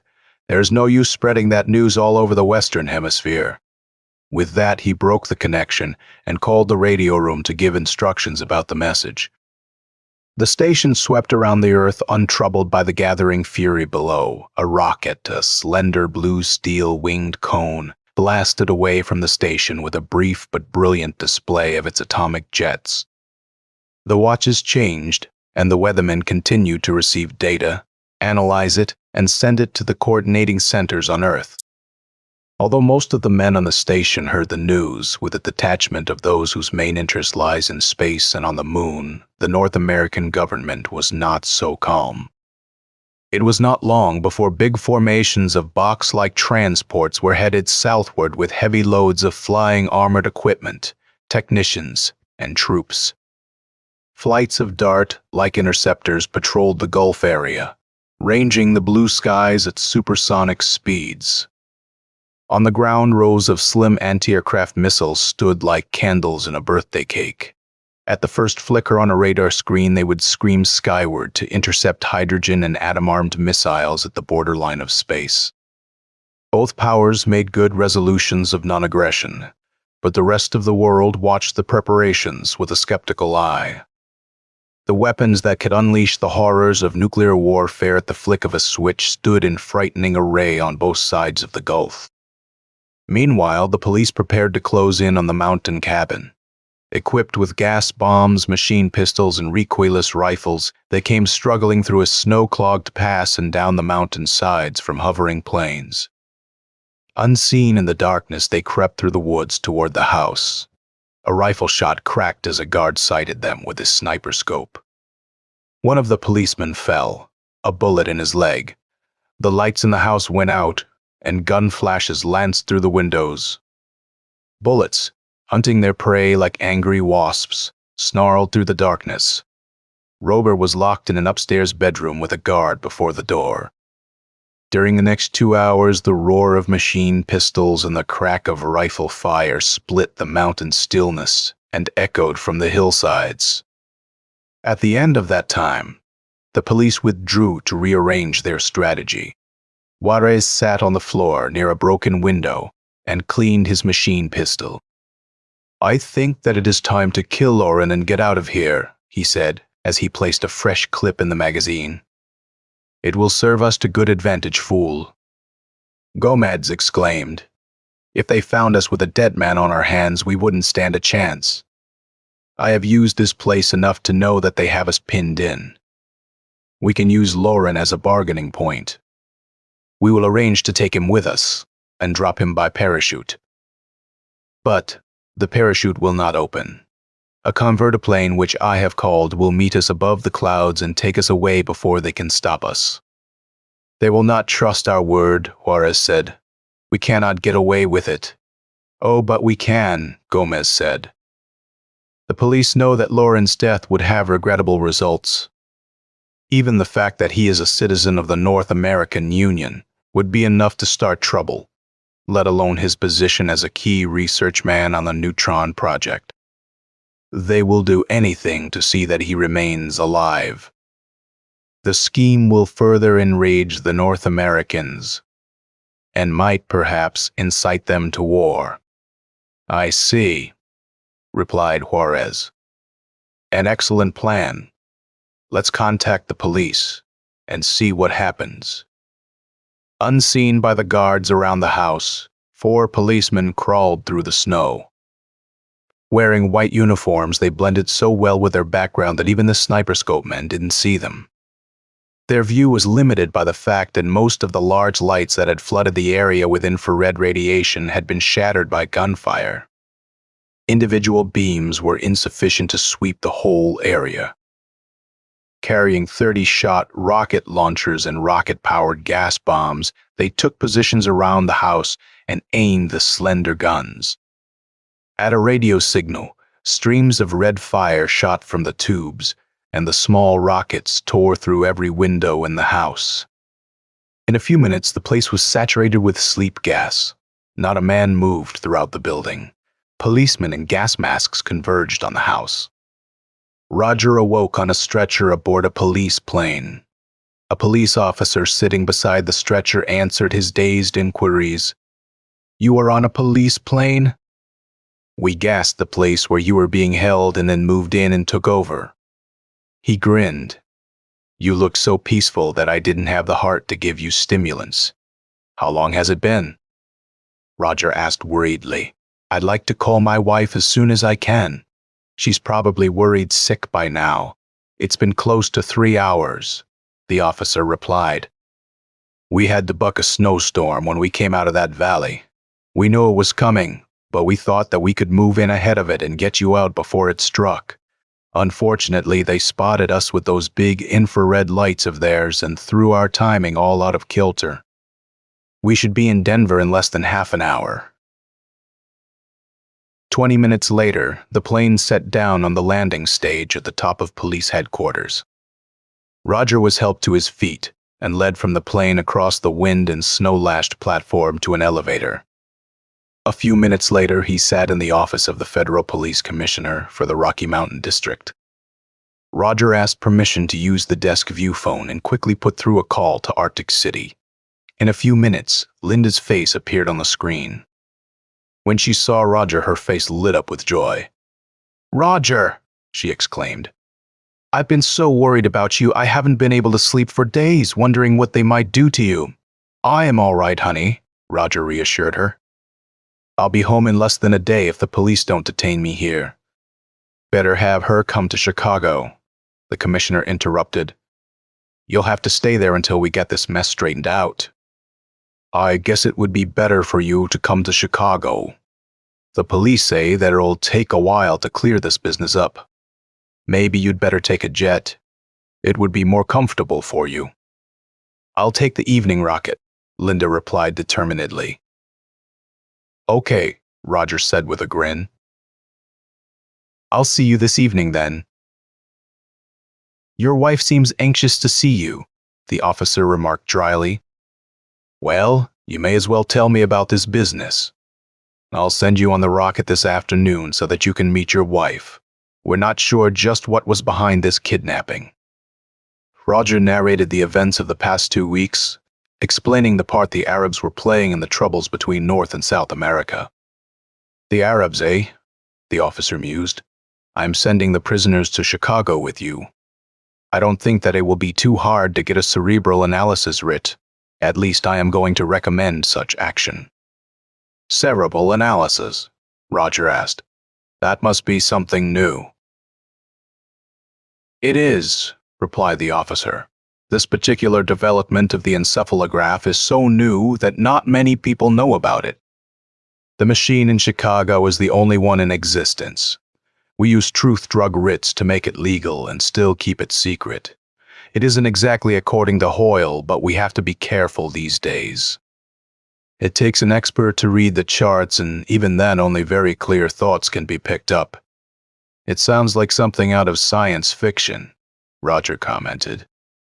"So did a lot of things we now take for granted," replied the officer. Late that afternoon, Roger sat aboard a rocket that screamed through the upper atmosphere on the last leg of its flight to Chicago. He watched through an eyeport as the ship lost altitude and circled the city, finally coming to rest with squealing tires on the concrete runway. As soon as the locks were opened, Roger, accompanied by a police officer, left the ship and went through the boarding tunnel into the bustling terminal building. Roger's eyes searched the crowd until they found Linda. He hurried toward her, and in a few minutes they were in each other's arms. After 2 days of quiet relaxation, a plainclothesman took them to the tower of the security building, which housed the federal police. The place was an electronic wonderland, with banks of instruments lining the walls. Gomez had been drugged and strapped into a large chair in the center of the room. His scalp was shaved, and several electrodes had been taped on during the next hour and a half. The silence was broken only by the occasional click of a switch and the scratch of pens recording data. At the end of that time, the electrodes were removed and Gomez was carried from the room to sleep off the anesthesia. One after another, the prisoners went through the same process. Gradually, the data added up and revealed the plan that was meant to plunge 2 nations into the horrors of atomic war. An officer gave quick orders. "I want all outgoing spaceships checked for sabotage." These men didn't know the technical details. The least obvious thing to do would be to tamper with the fuel in such a way that it would explode violently when it was heated in the motors. The nitric acid used in the booster stage would make the best reactant. The rocket would be too close to the ground to drop the booster. Better check the fuel before the rocket carrying those South American officials blasts off. He turned to Roger. "Would you like to see how we stake out a place?" "Sure," replied Roger. "Spaceports are always interesting." They left the building and rode to the rocket field. Night had fallen, and the spaceport lay stark and cold in the beams of large floodlights. 3 spaceships stood on the field, their bluish sides gleaming in the beams of the floodlights. To the south, A transcontinental rocket rose into the night like a spark from a chimney. The air was bitter with the temperature at 18 below. "Take a look." The police officer handed Roger a pair of binoculars. Roger placed the instrument to his eyes, and the side of the center rocket leaped toward him. He saw a man in the red overalls of a fuel technician climb the gantry alongside the center rocket and push something into a valve on the side of the booster stage near its juncture with the main part of the ship. "Do you see that mechanic on the center rocket?" Roger asked. "Let's see," the officer replied and looked toward that rocket. "Yes, I see him now. A mechanic shouldn't be pushing anything into that valve. That particular valve is used to jettison fuel in an emergency. A blast of compressed air will usually clear anything out of it. If that doesn't work, the valve has to be taken apart to be cleaned. I'd like to know just what he shoved into that valve." The officer spoke briefly into his pocket radio. 4 policemen moved toward the entrances that led into the deep pit where the rocket stood. The technician closed the valve and climbed down the ladder. As soon as his feet touched the concrete floor of the pit, he was seized by the waiting policemen. A pistol shot cracked, and the prisoner sagged to the floor with a hole in his chest. Instant confusion reigned in the pit, and in that confusion the assassin somehow escaped when the officer and Roger arrived. They found the policeman talking with a fuel technician. The technician left the group and climbed the ladder to the valve. He opened it and inserted a spring-operated probe. "The valve's clean!" he shouted down. "I'll take off some of the nitric acid." He did so, collecting the liquid in a small sample bottle which he carried on his belt. Climbing down the ladder, he handed the bottle to the officer in charge, who handed it to Roger. Roger unscrewed the cap and cautiously sniffed the contents. "I can't be sure, but if it's what I think it is, you'd better not have the tanks drained until morning. Give it a chance to dissolve, otherwise you'll have some left in the tanks. It doesn't react very rapidly at low temperatures." "Just what do you think it is?" the officer asked. "Well," Roger replied, "it's probably some organic compound that would react with the nitric acid to form an explosive nitrate. Of course, it could be an ammonium compound that would react to form ammonium nitrate. That would do the job just as well." 3 weeks later, the agents were brought to trial for espionage and conspiracy to start a war. The whole story of the Arab plot came out. Following the lead of the North American Union, the South American Republic carried out an investigation of its own and discovered the part the Arabs had played in various incidents on the southern continent. Later that summer, the Gibraltar Conference met to settle grievances between the Western powers and the League of Islam. King Ignatius II of the restored Spanish monarchy acted as a mediator. Reluctantly, the North American Union agreed to let the Arabs build a spaceport in the Sahara, thus giving them a chance to trade directly with the lunar colonies. On their part, the Arabs agreed to internationalize the Suez Canal area on condition of free passage across the isthmus for Arab traffic between Egypt and Palestine. The Arabs refused flatly to allow a re-establishment of the Republic of Israel, but would allow Jews to settle in the Holy Land under yearly quotas. Despite reluctance and bitterness, a compromise was reached, and war was averted for the moment about. A week after the trial, Roger and Linda sat at a table in the large spaceport restaurant. Through the large window facing the rocket field, they could see clouds driven by an early March wind. Intermittent flurries of rain splashed against the glass. Roger happened to look up and see an elderly man approaching the table. His face lit up with recognition. "Well, Professor Nolan," he said, offering his hand, "I am glad to see you. I am glad to see that you got out of that trouble all right," Nolan replied as they shook hands. "This is my wife, Linda," Roger said. "We're just about to order lunch. Won't you join us?" "It would be a pleasure," replied Nolan as he sat down. "I'd like to hear about what happened to you." Roger talked as he had punched their order into the robot server and through most of the meal that arrived a few moments later. When he had finished his story, Nolan asked him, Do you intend to go back to Arctic City now that this is over? No, Roger answered. The pile at Arctic City is nearly completed. My part of the work is done. Anyway, I've been offered a job on the neutron rocket project at the Lunar Laboratories, and Linda and I are leaving for the moon in about an hour. I enjoyed working there before. The moon colonists seem to have something that most Earthmen lack. I guess you'd call it a pioneering spirit, a desire to explore. They are willing to accept new ideas, but that's enough about myself. I've been wondering how you got away, simple enough, Nolan replied. The men who were left behind pulled out and left me at the camp when they heard about your rescue. They probably didn't care to kill me if they didn't have to. They left while I was asleep and probably went over the pole into Russia. They took my ship, but I was able to call for help with the radio. What happens to them doesn't matter anyway. We'll probably never hear of them again. I suppose it won't be long before we have colonies on all the planets with that neutron rocket you mentioned. It'll be a while yet, Roger said. There are a lot of problems involved in the development of a neutron rocket, and as long as we have to use a fuel processed by passing hydrogen through an electric arc and into an expensive organic compound at low temperatures. Space travel will be too expensive for anything more than the exploration expeditions that have been sent to Mars and Venus. The voice of the announcer interrupted them. The spaceship Goddard is loading passengers from Tunnel 11. All passengers must be aboard in 20 minutes. Roger and Linda rose from the table. That's our ship, Roger said. We better get aboard. Goodbye, Professor Nolan. I hope we meet again. Goodbye, young fellow, and good luck. Nolan gripped Roger's hand. 30 minutes later, the professor stood at the window and watched the preparations for blastoff.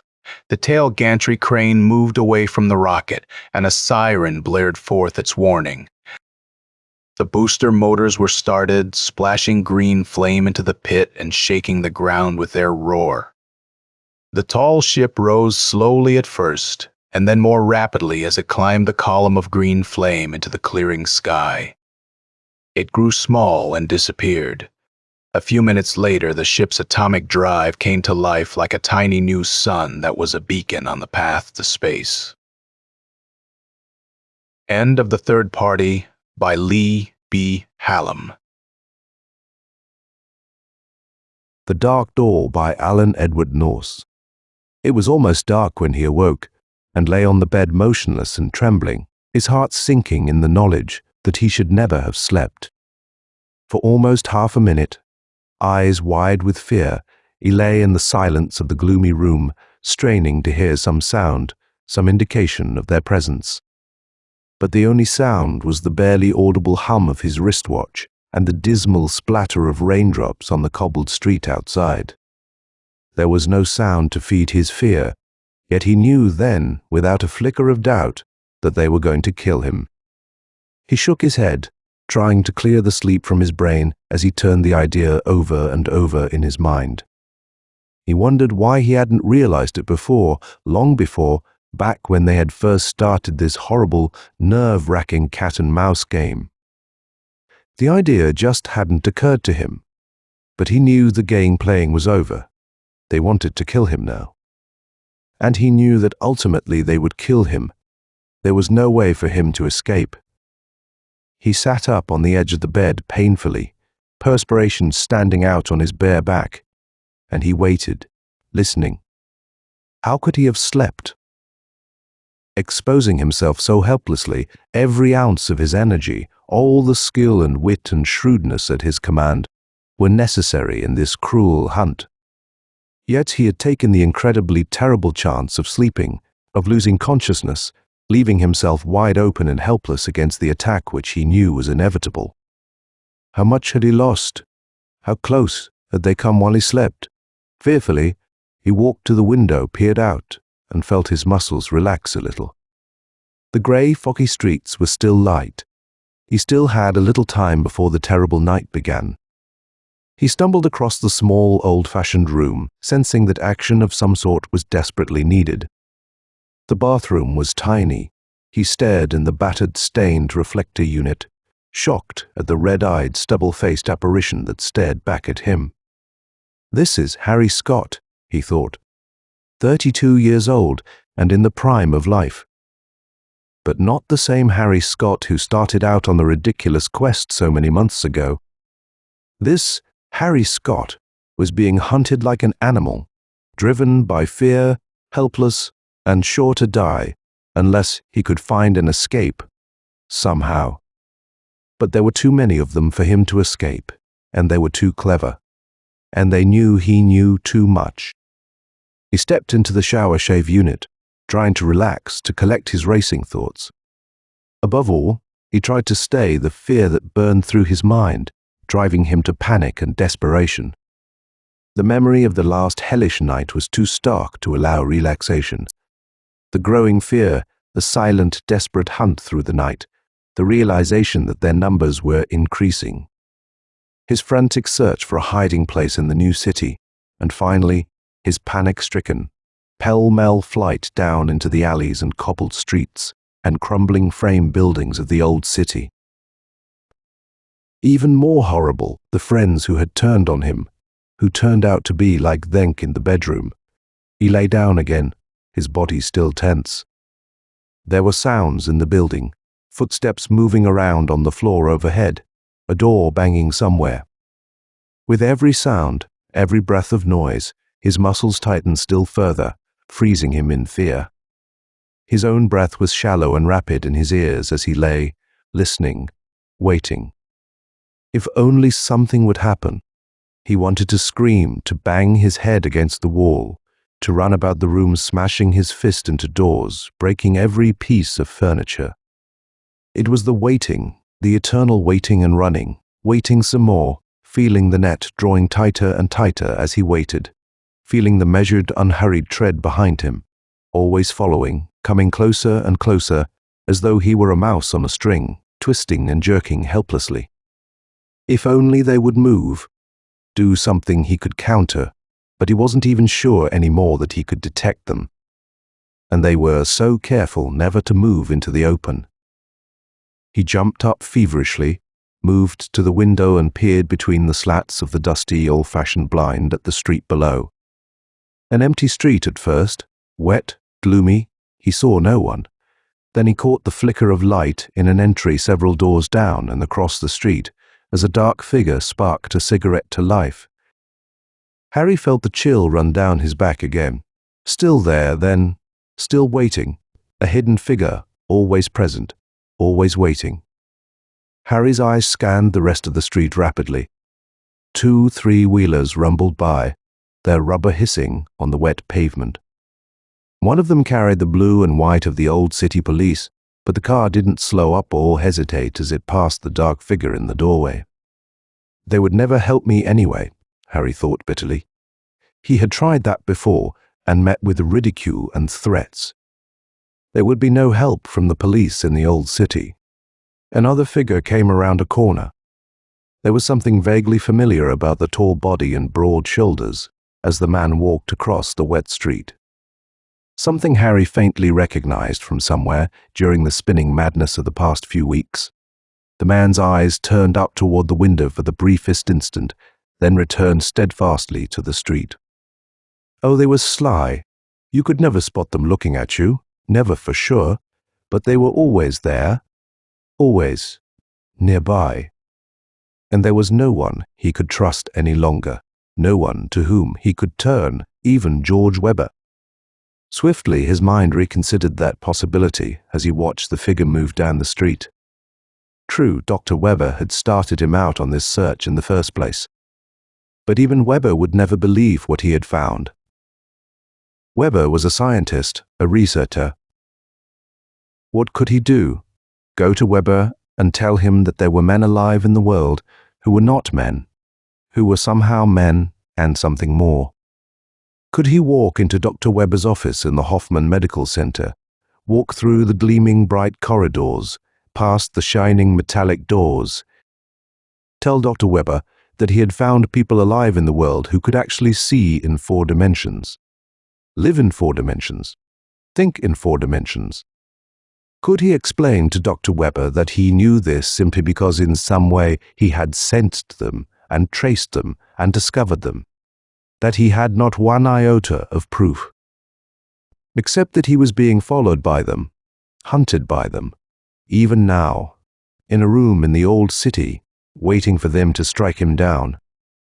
He shook his head, almost sobbing. That was what was so horrible. He couldn't tell Webber, because Webber would be certain that he had gone mad, just like the rest. He couldn't tell anyone. He couldn't do anything. He could just wait, and run, and wait. It was almost dark now, and the creaking of the old board house intensified the fear that tore at Harry Scott's mind. Tonight was the night, he was sure of it. Maybe he had been foolish in coming here to the slum area, where the buildings were relatively unguarded, where anybody could come and go as he pleased. But the new city had hardly been safer, even in the swankiest private chamber in the highest building. They had had agents there too, hunting him, driving home the bitter lesson of fear they had to teach him. Now he was afraid enough. Now they were ready to kill him below. He heard a door bang and he froze, his back against the wall. There were footsteps, quiet voices, barely audible. His whole body shook and his eyes slid around to the window. The figure in the doorway still waited, but the other figure was not visible.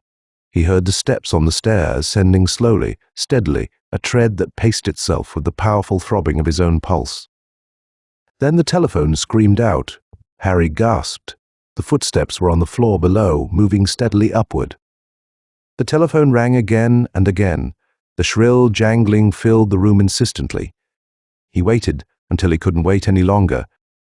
His hand fumbled in a pocket and leveled a tiny, dull grey metal object at the door. With the other hand, he took the receiver from the hook. "Harry, is that you?" His throat was like sandpaper, and the words came out in a rasp. "What is it?" "Harry, this is George Webber." His eyes were glued to the door. "All right. What do you want?" "You got to come talk to us, Harry. We've been waiting for weeks now. You promised us. We've got to talk to you." Harry still watched the door, but his breath came easier. The footsteps moved with ridiculous slowness up the stairs, down the hall, toward the room. "What do you want me to do? They've come to kill me." There was a long pause. "Harry, are you sure?" "Dead sure. Can you make a break for it?" Harry blinked. "I could try, but it won't do any good." "Well, at least try, Harry. Get here to the Hoffman Center. We'll help you all we can. I'll try." Harry's words were hardly audible as he set the receiver down with a trembling hand. The room was silent. The footsteps had stopped. A wave of panic passed up Harry's spine. He crossed the room, threw open the door, stared up and down the hall, unbelieving. The hall was empty. He started down toward the stairs at a dead run, and then, too late, saw the faint golden glow of a Parkinson field across the dingy corridor. He gasped in fear and screamed out once as he struck it, and then for seconds, stretching into hours, he heard his scream echoing and re-echoing down long, bitter miles of hollow corridor. George Webber leaned back in the soft chair, turning a quizzical glance toward the younger man across the room. He lit a long black cigar. "Well?" His heavy voice boomed out in the small room. "Now that we've got him here, what do you think?" The younger man glanced uncomfortably through the glass wall panel into the small dark room beyond. In the dimness, he could barely make out the still form on the bed, grotesque, with the electrode vernier apparatus already in place at its temples. Dr. Manelli looked away sharply and leafed through the thick sheaf of chart papers in his hand. "I don't know," he said dully. "I just don't know what to think." The other man's laugh seemed to rise from the depths of his huge chest. His heavy face creased into 1,000 wrinkles. Dr. Webber was a large man, his broad shoulders carrying a suggestion of immense power that matched the intensity of his dark, wide-set eyes. He watched Dr. Manelli's discomfort grow, saw the younger doctor's ears grow red, and the almost cruel lines in his face were masked as he laughed still louder. "Trouble with you, Frank? You just don't have the courage of your convictions." "Well, I don't see anything so funny about it." Manelli's eyes were angry. "The man has a suspicious syndrome, so you followed him and spied on him for weeks on end, which isn't exactly highest ethical practice in collecting a history. I still can't see how you are justified." Dr. Webber snorted, tossing his cigar down on the desk with disgust. "The man is insane. That's my justification. He's out of touch with reality. He's wandered into a wild, impossible, fantastic dream world. And we've got to get him out of it, because what he knows, what he's trying to hide from us, is so incredibly dangerous that we don't dare let him go." The big man stared at Manelli, his dark eyes flashing. "Can't you see that? Or would you rather sit back and let Harry Scott go the way that Paulus and Weinberg and the others went? But to use the Parkinson field on him." Dr. Manelli shook his head hopelessly. "He'd offered to come over, George. We didn't need to use it, sure. He offered to come, fine. But supposing he changed his mind on the way, for all we know, he had us figured into his paranoia too, and never would have come near the Hoffman Center." Dr. Webber shook his head. "We're not playing a game anymore, Frank. Get that straight. I thought it was a game a couple of years ago when we first started, but it ceased to be a game when men like Paulus and Weinberg walked insane, healthy men and came out blubbering idiots. That's no game anymore. We're on to something big, and if Harry Scott can lead us to the core of it, then I can't care too much what happens to Harry Scott." Dr. Manelli stood up sharply, walked to the window and looked down over the bright, clean buildings of the Hoffman Medical Center. Out across the terraced park that surrounded the glassed towers and shining metal of the center rose the new city, tier upon tier of smooth, functional architecture. A city of dreams built up painfully out of the rubble of the older, ruined city. "You could kill him," the young man said finally. "The psychote integrator isn't any standard interrogative technique. It's dangerous and treacherous. You never know for sure just what you are doing when you dig down into a man's brain tissue with those little electrode probes." "But we can learn the truth about Harry Scott," Dr. Webber broke in. "6 months ago, Harry Scott was working with us. A quiet, affable, pleasant young fellow, extremely intelligent, intensely cooperative. He was just the man we needed to work with us, an engineer who could take our data and case histories, study them, and subject them to a completely non-medical analysis. Oh, we had to have it done. The problem's been with us for 100 years now, growing ever since the 1950s and 60s, insanity in the population. Growing, spreading without rhyme or reason, insinuating itself into every nook and cranny of our civilized life." The big man blinked at Manelli. "Harry Scott was the new approach. We were too close to the problem. We needed a non-medical outsider to take a look, to tell us what we were missing, so Harry Scott walked into the problem and then abruptly lost contact with us. We finally track him down and find him gone, out of touch with reality. On the same wretched road that all the others went with Harry.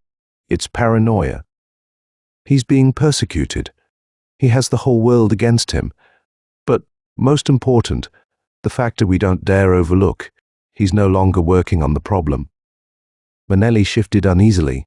"I suppose that's right. Of course it's right." Dr. Webber's eyes flashed. Harry found something in those statistics. Something about the data, or the case histories, or something Harry Scott himself dug up, opened a door for him to go through.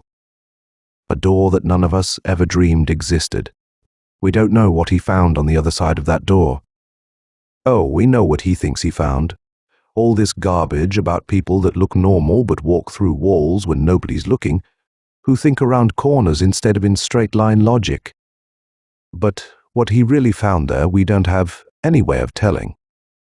We just know that whatever he really found is something new, something unsuspected, something so dangerous it can drive an intelligent man into the wildest delusions of paranoid persecution. A new light appeared in Dr. Manelli's eyes as he faced the other doctor. Wait a minute, he said softly. The integrator is an experimental instrument too. Dr. Webber smiled slyly. Now, you are beginning to think, he said. But you'll see only what Scott himself believes, and he thinks his story is true. Then we'll have to break his story. Break it, certainly. For some reason, this delusion of persecution is far safer for Harry Scott than facing what he really found out. What we've got to do is to make this delusion less safe than the truth. The room was silent for a long moment. Manelli looked up, his fingers trembling. Let's hear it. It's very simple. Up to now, Harry Scott has had delusions of persecution. But now we're really going to persecute Harry Scott, as he's never been persecuted before. At first he thought he was at the bottom of a deep well, and he lay quite still, his eyes clamped shut, wondering where he was and how he could possibly have gotten there. He could feel the dampness and chill of the stone floor under him, and nearby he heard the damp, insistent drip of water splashing against stone. He felt his muscles tighten as the dripping sound forced itself against his senses. Then he opened his eyes. His first impulse was to scream out wildly in unreasoning, suffocating fear. He fought it down, struggling to sit up in the blackness. His whole mind turned in bitter, hopeless hatred at the ones who had hunted him for so long and now had trapped him. Why? Why did they torture him? Why not kill him outright? Have done with it. He shuddered and struggled to his feet, staring about him in horror. It was not a well, but a small room, circular, with little rivulets of stale water running down the granite walls. The ceiling closed low over his head, and the only source of light came from the single doorway opening into a long, low stone passageway. Wave after wave of panic rose in Harry's throat. Each time he fought down the urge to scream, to lie down on the ground and cover his face with his hands, and scream in helpless fear. How could they have known the horror that lay in his own mind, the horror of darkness, of damp, slimy walls and scurrying rodents, of the clinging, stale humidity of dungeon passageways? He himself had seldom recalled it, except in his most hideous dreams. Yet he had known such fear as a boy so many years ago. And now it was all around him. They had known somehow and used it against him. Why, he sank down on the floor, his head in his hands, trying to think straight, to find some clue in the turmoil bubbling through his mind that would tell him what had happened. He had started down the hallway from his room to find Dr. Webber and tell him about the other people. He stopped short, looked up wide-eyed. Had he been going to Dr. Webber? Had he actually decided to go, perhaps? Yes. Perhaps he had, though Webber would only laugh at such a ridiculous story. But the not men who had hunted him would not laugh. To them, it would not be funny. They knew that it was true. And they knew he knew it was true, but why not kill him? Why this torture? Why this horrible persecution that dug into the depths of his own nightmares to haunt him? His breath came fast, and a chilly sweat broke out on his forehead. Where was he? Was this some long-forgotten vault in the depths of the old city? Or was this another place, another world, perhaps, that the not-men with their impossible powers had created to torture him? His eyes sought the end of the hall, saw the turn at the end, saw the light which seemed to come from the end, and then, in an instant, he was running down the damp passageway, his pulse pounding at his temples, until he could hardly gasp enough breath as he ran. Finally, he reached the turn in the corridor where the light was brighter, and he swung around to stare at the source of the light, a huge, burning, smoky torch which hung from the wall. Even as he looked at it, the torch went out, shutting him into inky blackness. The only sound at first was the desperation of his own breath. Then he heard little scurrying sounds around his feet and screamed involuntarily as something sleek and four-footed jumped at his chest with snapping jaws. Shuddering, he fought the thing off, his fingers closing on wiry fur as he caught and squeezed. The thing went limp and suddenly melted in his hands. He heard it splash as it struck the damp ground at his feet. What were they doing to his mind? He screamed out in horror and followed the echoes of his own scream as he ran down the stone corridor. Blindly slipping on the wet stone floor, falling on his knees into inches of brackish water, scraping back to his feet with an uncontrollable convulsion of fear and loathing, only to run more. The corridor suddenly broke into two and he stopped short. He didn't know how far or how long he had run, but it suddenly occurred to him that he was still alive, still safe. Only his mind was under attack. Only his mind was afraid, teetering on the edge of control. And this maze of dungeon tunnels, where could such a thing exist? So perfectly outfitted to horrify him, so neatly fitting into his own pattern of childhood fears and terrors. From where could such a very individual attack on his sanity have sprung? From nowhere except from his own mind. For an instant he saw a flicker of light, thought he grasped the edge of a concept previously obscure to him. He stared around him at the mist swirling down the damp, dark corridor and thought of the rat that had melted in his hand. Suddenly his mind was afire, searching through his experience with the strange not men he had learned to detect, trying to remember everything he had learned and deduced about them before they began their brutal persecution. They were men, and they looked like men, but they were different. They had other properties of mind, other capabilities that men did not have. They were not men. They could exist and coexist. Two people in one frame, one person known, realized by all who saw, the other one concealed, except from those who learned how to look. They could use their minds. They could rationalize correctly. They could use their curious four-dimensional knowledge to bring them to answers no three-dimensional man could reach. But they couldn't project into men's minds.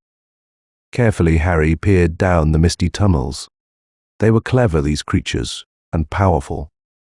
Since they had discovered that he knew them, they had done their work of fear and terror on his mind skillfully. But they were limited too. They couldn't make things happen that were not true. Fantasies, illusions. Yes, this dungeon was an illusion. It had to be. He cursed and started down the right-hand corridor, his heart sinking. There was no such place, and he knew it. He was walking in a dream, a fantasy that had no substance, that could do no more than frighten him, drive him insane. Yet he must already have lost his mind to be accepting such an illusion.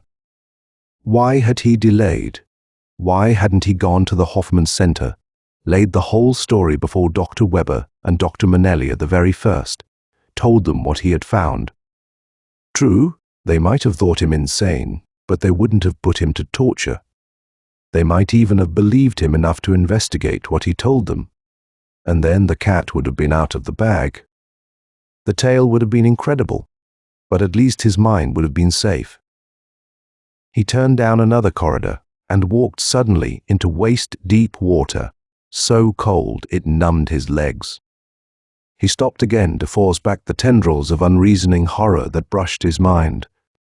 Nothing could really harm him. He would merely wait until his mind finally reached a balance again. There might be no end. It might be a ghastly trap, but he would wait. Strangely, the mist was becoming greenish in color as it swirled toward him in the damp, vaulted passageway. His eyes began watering a little, and the lining of his nose started to burn. He stopped short, newly alarmed, and stared at the walls, rubbing the tears away to clear his vision. The greenish-yellow haze grew thicker, catching his eyes and burning like 1,000 furies, ripping into his throat until he was choking and coughing, as though great knives sliced through his lungs. He tried to scream and started running, blindly. Each gasping breath was an agony as the blistering gas dug deeper and deeper into his lungs. Reason departed from him. He was screaming incoherently as he stumbled up a stony ramp, crashed into a wall, spun around and smashed blindly into another. Then something caught at his shirt. He felt the heavy planks and pounded iron scrollwork of a huge door and threw himself upon it, wrenching at the old latch until the door swung open with a screech of rusty hinges. He fell forward on his face, and the door swung shut behind him. He lay face down, panting and sobbing in the stillness. Coarse hands grasped his collar, jerking him rudely to his feet, and he opened his eyes. Across the dim, vaulted room, he could see the shadowy form of a man, a big man, with a broad chest and powerful shoulders, a man whose rich voice Harry almost recognized, but whose face was deep in shadow. As Harry wiped the tears from his tortured eyes, he heard the man's voice rumble out at him. "Perhaps you've had enough now to change your mind about telling us the truth." Harry stared, not quite comprehending. The truth." The man's voice was harsh, cutting across the room impatiently. "The truth," I said. "The problem, you fool. What you saw, what you learned. You know perfectly well what I'm referring to. But we'll swallow no more of this silly four-dimensional Superman tale, so don't bother to start it. I don't understand you. It's true." Again, he tried to peer across the room. "Why are you hunting me like this? What are you trying to do to me? We want the truth. We want to know what you saw. But you are what I saw. You know what I found out, I mean." He stopped, his face going white. His hand went to his mouth, and he stared still harder. "Who are you?" he whispered. "The truth!" the man roared. "You better be quick, or you'll be back in the corridor. Webber, your last chance, Harry." Without warning, Harry was across the room, flying across the desk, crashing into the big man's chest. With a scream of fury, he fought, driving his fists into the powerful chest, wrenching at the thick, flailing arms of the startled man. "It's you!" he screamed. "It's you that's been torturing me. It's you that's been hunting me down all this time, not the other people. You and your crowd of ghouls have been at my throat." He threw the big man off balance, dropped heavily on him as he fell back to the ground, glared down into the other's angry brown eyes. And then, as though he had never been there at all, the big man vanished, and Harry sat back on the floor, his whole body shaking with frustrated sobs as his mind twisted in anguish. He had been wrong, completely wrong, ever since he had discovered the not men, because he had thought they had been the ones who hunted and tortured him for so long. And now he knew how far he had been wrong. For the face of the shadowy man, the man behind the nightmare he was living, was the face of Dr. George Webber. "You are a fool," said Dr. Manelli sharply as he turned away from the sleeping figure on the bed to face the older man. "Of all the ridiculous things, to let him connect you with this." The young doctor turned abruptly and sank down in a chair, glowering at Dr. Webber. "You haven't gotten to first base yet, but you've just given Scott enough evidence to free himself from integrator control altogether, if he gives it any thought." "But I suppose you realize that." "Nonsense," Dr. Webber retorted. "He had enough information to do that when we first started. I am no more worried now than I was then. I am sure he doesn't know enough about the psychotintegrator to be able voluntarily to control the patient-operator relationship to any degree." "Oh no, he's safe enough, but you've missed the whole point of that little interview." Dr. Webber grinned at Manelli. "I am afraid I have. It looked to me like useless bravado. The persecution. Man, the persecutions. He's shifted his sights before that interview. The not men were torturing him, remember, because they were afraid he would report his findings to me, of course. But now it's I that's against him." The grin widened. "You see where that leads? You were talking almost as though you believed this story about a different sort of people among us." Dr. Webber shrugged. "Perhaps I do." "Oh, come now, George." Dr. Webber's eyebrows went up, and the grin disappeared from his face. "Harry Scott believes it, Frank? We mustn't forget that, or miss its significance. Before Harry started this investigation of his, he wouldn't have paid any attention to such nonsense. But he believes it now. But Harry Scott is insane. You said it yourself." "Ah, yes," said Dr. Webber. Insane, just like the others who started to get somewhere along those lines of investigation. Try to analyze the growing incidence of insanity in the population, and you yourself go insane. You've got to be crazy to be a psychiatrist.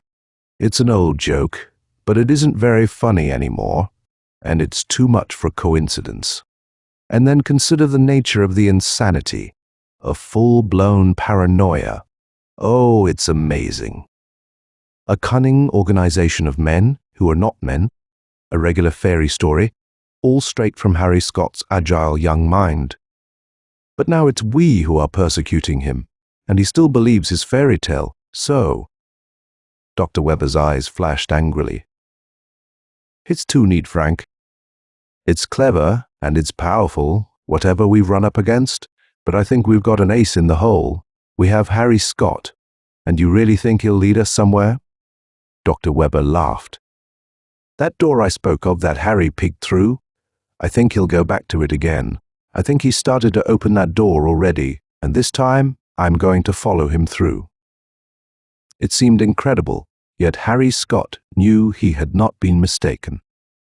It had been Dr. Webber's face he had seen, a face no one could forget, an unmistakable face, and that meant that it had been Dr. Webber who had been persecuting him. But why? He had been going to report to Webber when he had run into that golden field in the rooming house hallway. And suddenly things had changed. Harry felt a chill reaching to his fingers and toes. Yes, something had changed all right. The attack on him had suddenly become butcherous, cruel, sneaking into his mind somehow to use his most dreaded nightmares against him. There was no telling what new horrors might be waiting for him, but he knew that he would lose his mind unless he could find an escape. He was on his feet, his heart pounding. He had to get out of here, wherever he was. He had to get back to town, back to the city, back to where people were. If he could find a place to hide, a place where he could rest, he could try to think his way out of this ridiculous maze, or at least try to understand it. He wrenched at the door to the passageway, started through and smashed, face up against a solid brick wall. He cried out and jumped back from the wall. Blood trickled from his nose. The door was walled up, the mortar dry and hard. Frantically, he glanced around the room. There were no other doors, only the row of tiny windows around the ceiling of the room, pale, ghostly squares of light. He pulled the chair over to the windows, peered out through the cobwebbed openings to the corridor beyond. It was not the same hallway as before, but an old, dirty building corridor, incredibly aged, with bricks sagging away from the walls. At the end he could see stairs, and even the faintest hint of sunlight coming from above. Wildly he tore at the masonry of the window, chipping away at the soggy mortar with his fingers until he could squeeze through the opening. He fell to the floor of the corridor outside. It was much colder, and the silence was no longer so intense. He seemed to feel rather than hear the surging power, the rumble of many machines, the little, almost palpable vibrations from far above him. He started in a dead run down the musty corridor to the stairs and began to climb them, almost stumbling over himself in his eagerness. After several flights, the brick walls gave way to cleaner plastic, and suddenly a brightly lighted corridor stretched before him. Panting from the climb, Harry ran down the corridor to the end, wrenched open a door, and looked out anxiously. He was almost stunned by the bright light. At first he couldn't orient himself as he stared down at the metal ramp, the moving strips of glowing metal carrying the throngs of people, sliding along the thoroughfare before him, unaware of him, watching, unaware of any change from the usual. The towering buildings before him rose to unbelievable heights, bathed in ever-changing rainbow colors, and he felt his pulse thumping in his temples as he gaped. He was in the new city, of that there was no doubt. This was the part of the great metropolis which had been built again since the devastating war that had nearly wiped the city from the earth a decade before. These were the moving streets, the beautiful residential apartments, following the modern neo-functional patterns and participational design which had completely altered the pattern of city living. The old city still remained, of course, the slums, the tenements, the skid rows of the metropolis. But this was the teeming heart of the city, a new home for men to live in. And this was the stronghold where the not men could be found too. The thought cut through Harry's mind, sending a tremor up his spine. He had found them here. He had uncovered his first clues here and discovered them. And even now his mind was filled with the horrible, paralyzing fear he had felt that first night when he had made the discovery. Yet he knew now that he dared not go back where he had come. From at least he could understand why the not men might have feared and persecuted him, but he could not understand the horrible assault Dr. Webber had unleashed. And somehow he found Dr. Webber's attack infinitely more frightening. He seemed to be safe here, though at least for the moment. Quickly he moved down onto the nearest moving sidewalk, heading toward the living section of the new city. He knew where he could go, there where he could lock himself in, a place where he could think, possibly find a way to fight off Dr. Webber's attack of nightmares. He settled back on a bench on the moving sidewalk, watching the city slide past him for several minutes, before he noticed the curious shadow form, which seemed to whisk out of his field of vision every time he looked. They were following him again. He looked around wildly as the sidewalk moved swiftly through the cool evening air. Far above he could see the shimmering, iridescent screen that still stood to protect the new city from the devastating virus attacks which might again strike down from the skies without warning. Far ahead he could see the magnificent bridge formed by the sidewalk crossing over to the apartment area where the thousands who worked in the new city were returning to their homes. Someone was still following him. Presently, he heard the sound. So close to his ear he jumped, yet so small he could hardly identify it as a human voice. "What was it you found, Harry? What did you discover?" "Better tell, better tell." He saw the rift in the moving sidewalk coming. Far ahead, a great, gaping rent in the metal fabric of the swiftly moving escalator, as if a huge blade were slicing it down the middle. Harry's hand went to his mouth, choking back a scream as the hole moved with incredible rapidity down the center of the strip, swallowing up whole rows of the seats, moving straight toward his own. He glanced in fright over the side just as the sidewalk moved out onto the bridge, and he gasped as he saw the towering canyons of buildings fall far below, saw the seats tumble end over end, heard the sounds of screaming blend into the roar of air by his ears. Then the rift screamed by him with a demoniac whine, and he sank back onto his bench, gasping as the two cloven halves of the strip clanged back together again.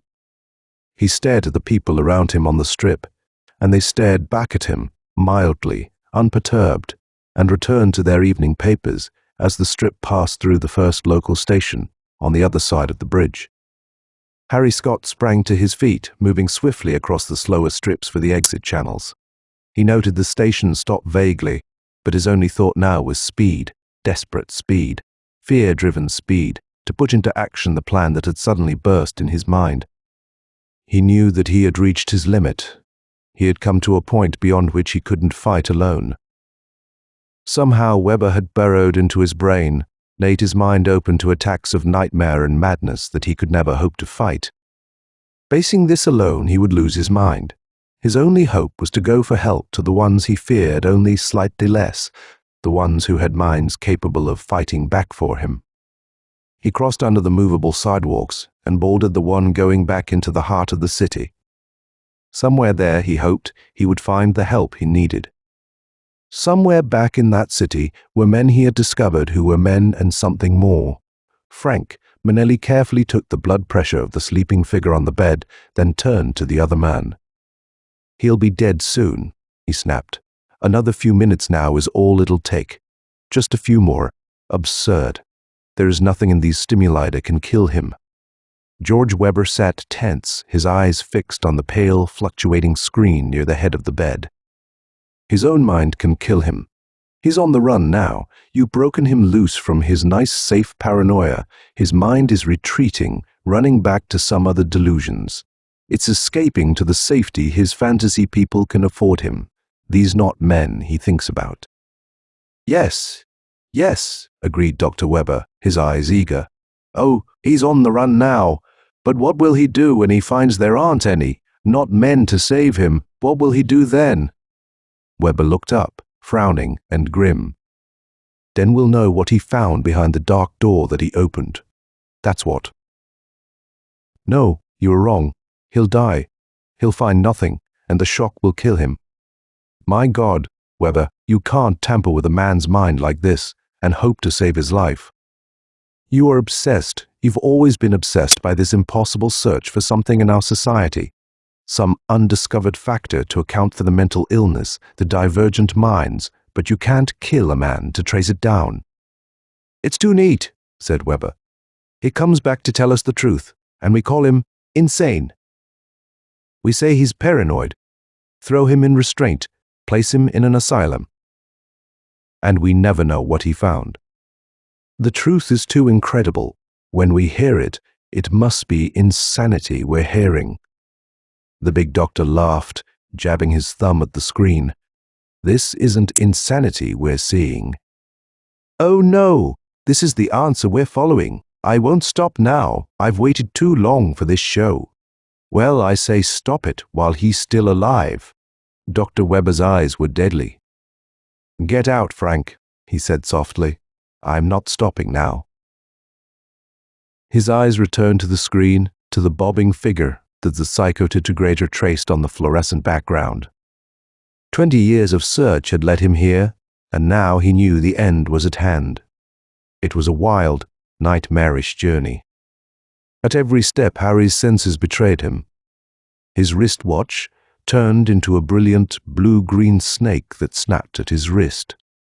The air was full of snarling creatures that threatened him at every step. But he fought them off, knowing that they would harm him far less than panic would. He had no idea where to hunt, nor whom to try to reach. But he knew they were there in the new city, and somehow he knew they would help him, if only he could find them. He got off the moving strip as soon as the lights of the center of the city were clear below, and stepped into the self-operated lift that sped down to ground level.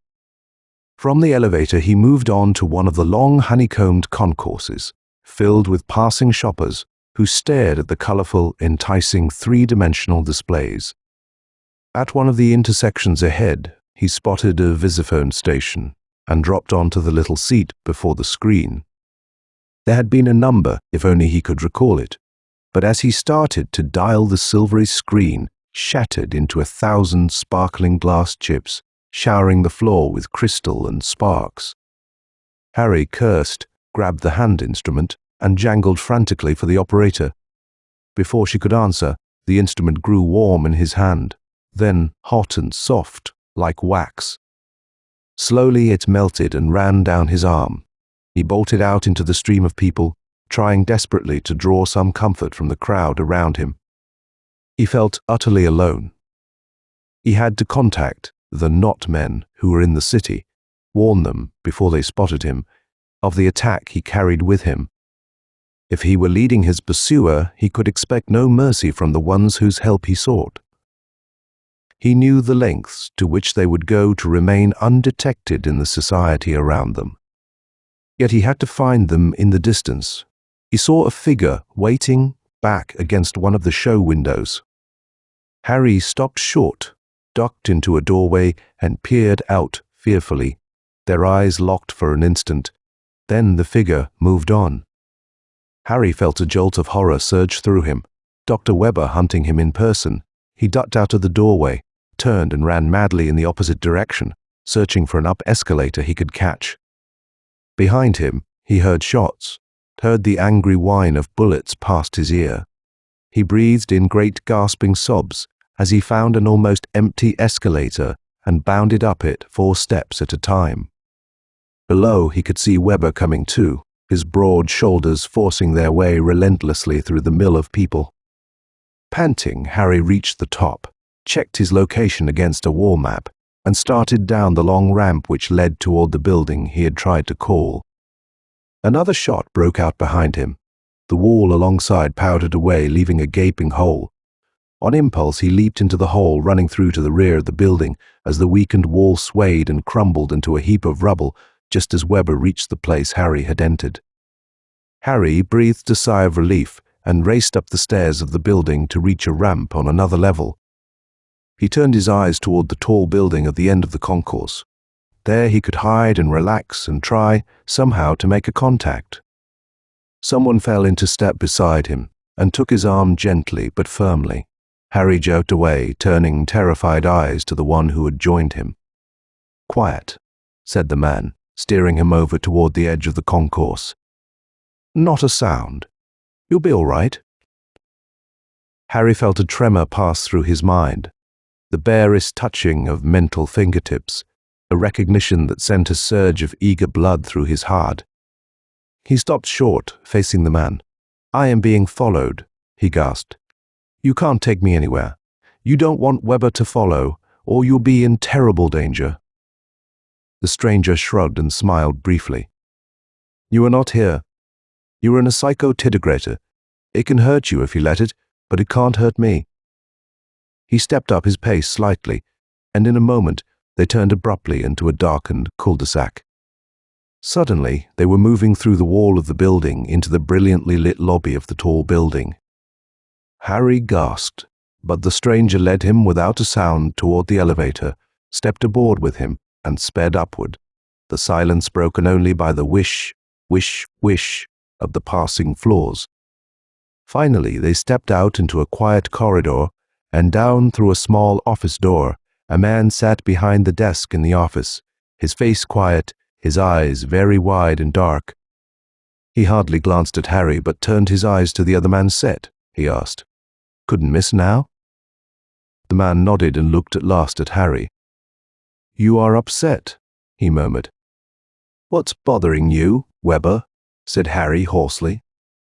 "He's following me here. He'll spot you. I tried to warn you before I came, but I couldn't." The man at the desk smiled. "Webber again, eh?" "Our old friend Webber. That's all right. Webber's at the end of his tether. There is nothing he can do to stop us. He's trying to attack with force, and he fails to realize that time and thought are on our side. The time when force would have succeeded against us is long past, but now there are many of us, almost as many as not." Harry stared shrewdly at the man behind the desk. "Then why are you so afraid of Webber?" he asked. "Afraid? You know you are. Long ago you threatened me. If I reported to him, you watched me, played with me. Why are you afraid of him?" The man sighed. "Webber is premature. We are stalling for time, that's all. We wait. We have grown from so very few back in the 1940s and 50s, but the time for quiet usurpation of power has not quite arrived. But men like Webber force our hand, discover us, try to expose us." Harry Scott's face was white, his hand shaking. "And what do you do to them?" "We deal with them, and those like me." The man smiled lopsidedly. "Those like Paulus and Weinberg and the rest, they're happy, really, like little children, but one like you is so much more useful." He pointed almost apologetically to the small screen on his desk. Harry looked at it, realization dawning. He watched the huge, broad-shouldered figure moving down the hallway toward the door. "Webber was dangerous to you, unbelievably dangerous. So dangerous we would use any means to trap him." Suddenly, the door burst open, and there stood Webber, a triumphant Webber, face flushed, eyes wide, as he stared at the man behind the desk. The man smiled back and said, "Come on in, George. We've been waiting for you." Webber stepped through the door. "Manelli, you fool." There was a blinding flash as he crossed the threshold. A faint crackle of sound reached Harry's ears. Then the world blacked out. It might have been minutes, or hours, or days. The man who had been behind the desk was leaning over Harry, smiling down at him, gently bandaging the trephine wounds at his temples. "Gently," he said as Harry tried to sit up. "Don't try to move. You've been through a rough time." Harry peered up at him. "You are not Dr. Webber." "I am Dr. Manelli. Dr. Webber's been called away.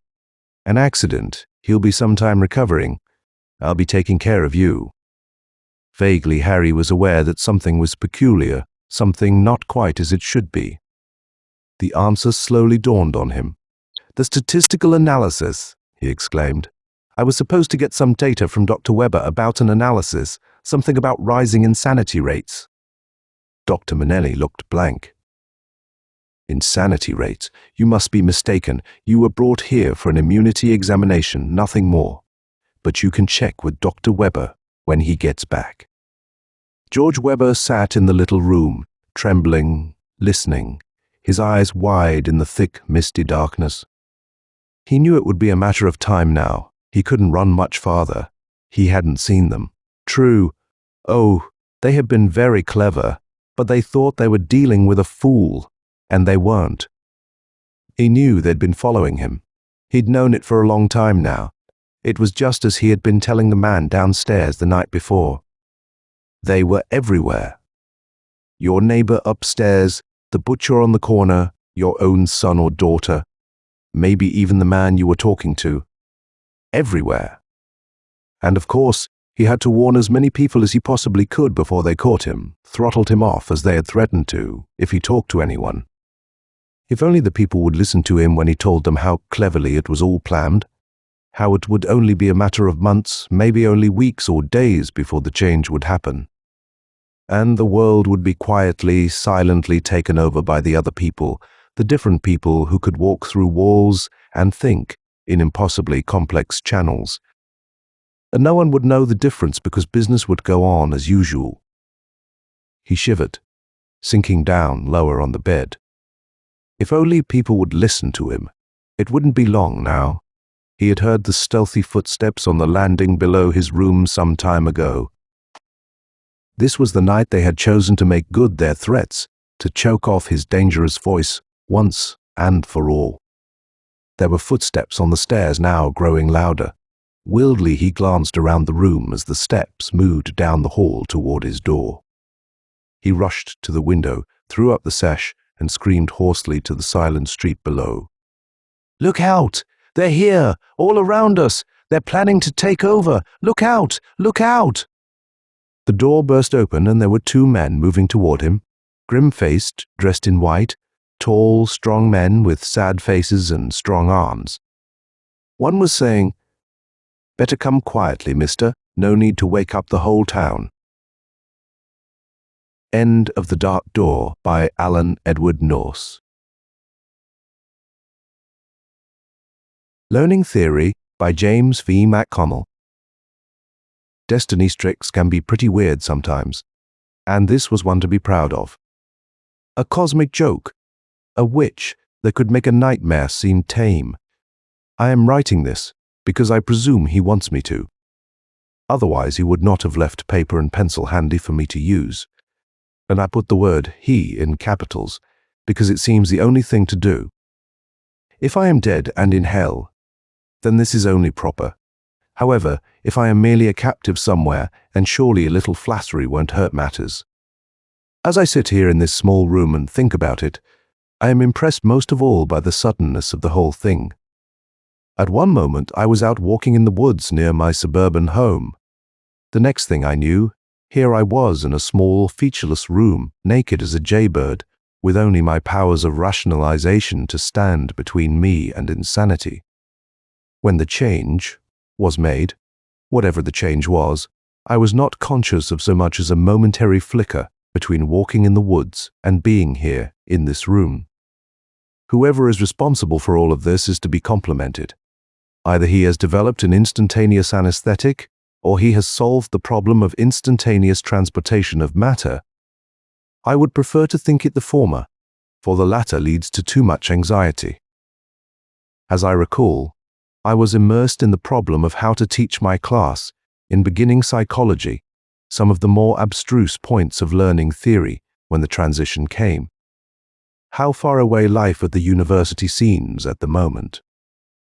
I must be forgiven if now I am much more concerned about where I am and how to get out of here, than about how freshmen can be cajoled into understanding Hull or Tolman.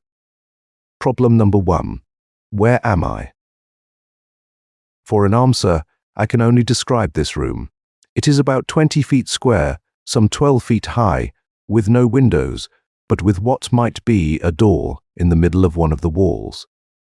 Everything is of a uniform grey color, and the walls and ceiling emit a fairly pleasant achromatic light. The walls themselves are of some hard material, which might be metal, since it feels slightly cool to the touch. The floor is of a softer, rubbery material that yields a little when I walk on it. Also, it has a rather tingly feel to it, suggesting that it may be in constant vibration. It is somewhat warmer than the walls, which is all to the good, since it appears I must sleep on the floor. The only furniture in the room consists of what might be a table and what passes for a chair. They are not quite that, but they can be made to serve this purpose.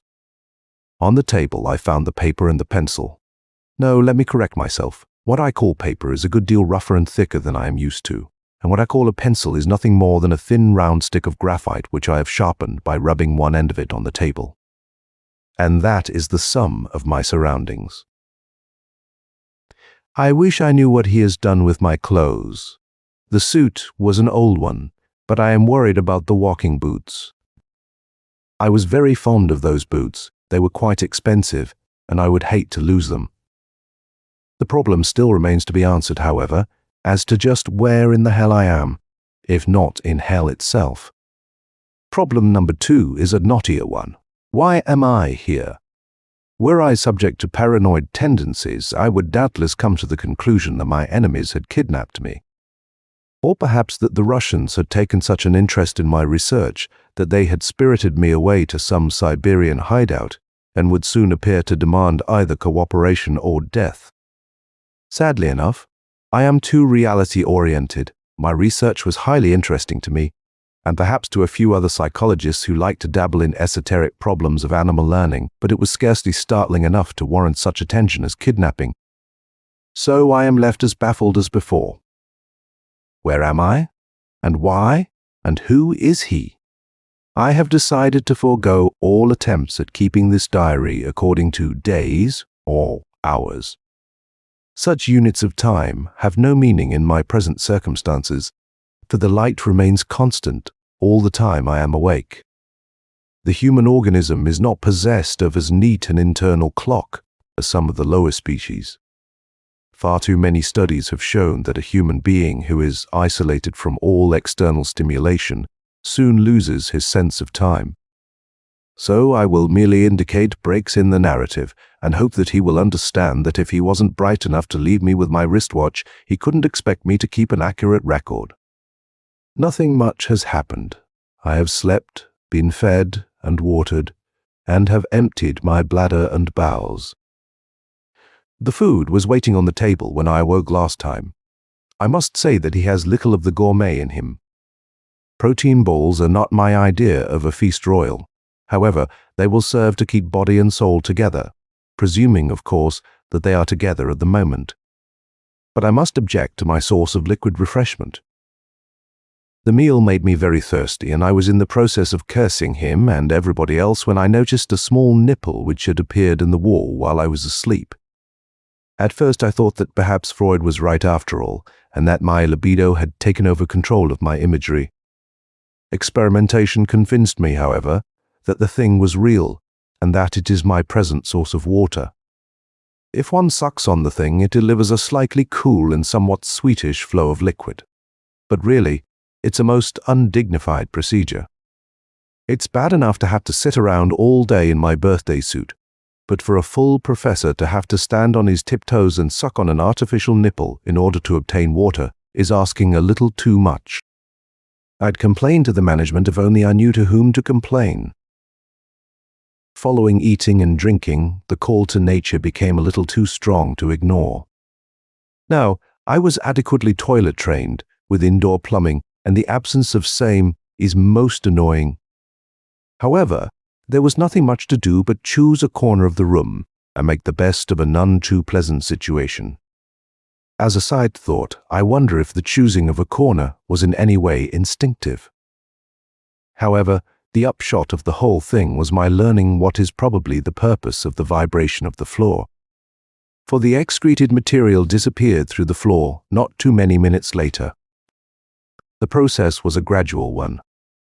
Now, I will be faced with all kinds of uncomfortable thoughts concerning what might possibly happen to me if I slept too long. Perhaps this is to be expected, but I find myself becoming a little paranoid after all, in attempting to solve my problem number 2, why I am here. I have begun to wonder if perhaps some of my colleagues at the university are not using me as a subject in some kind of experiment. It would be just like McCleary to dream up some fantastic kind of human in isolation experiment and use me as a pilot observer.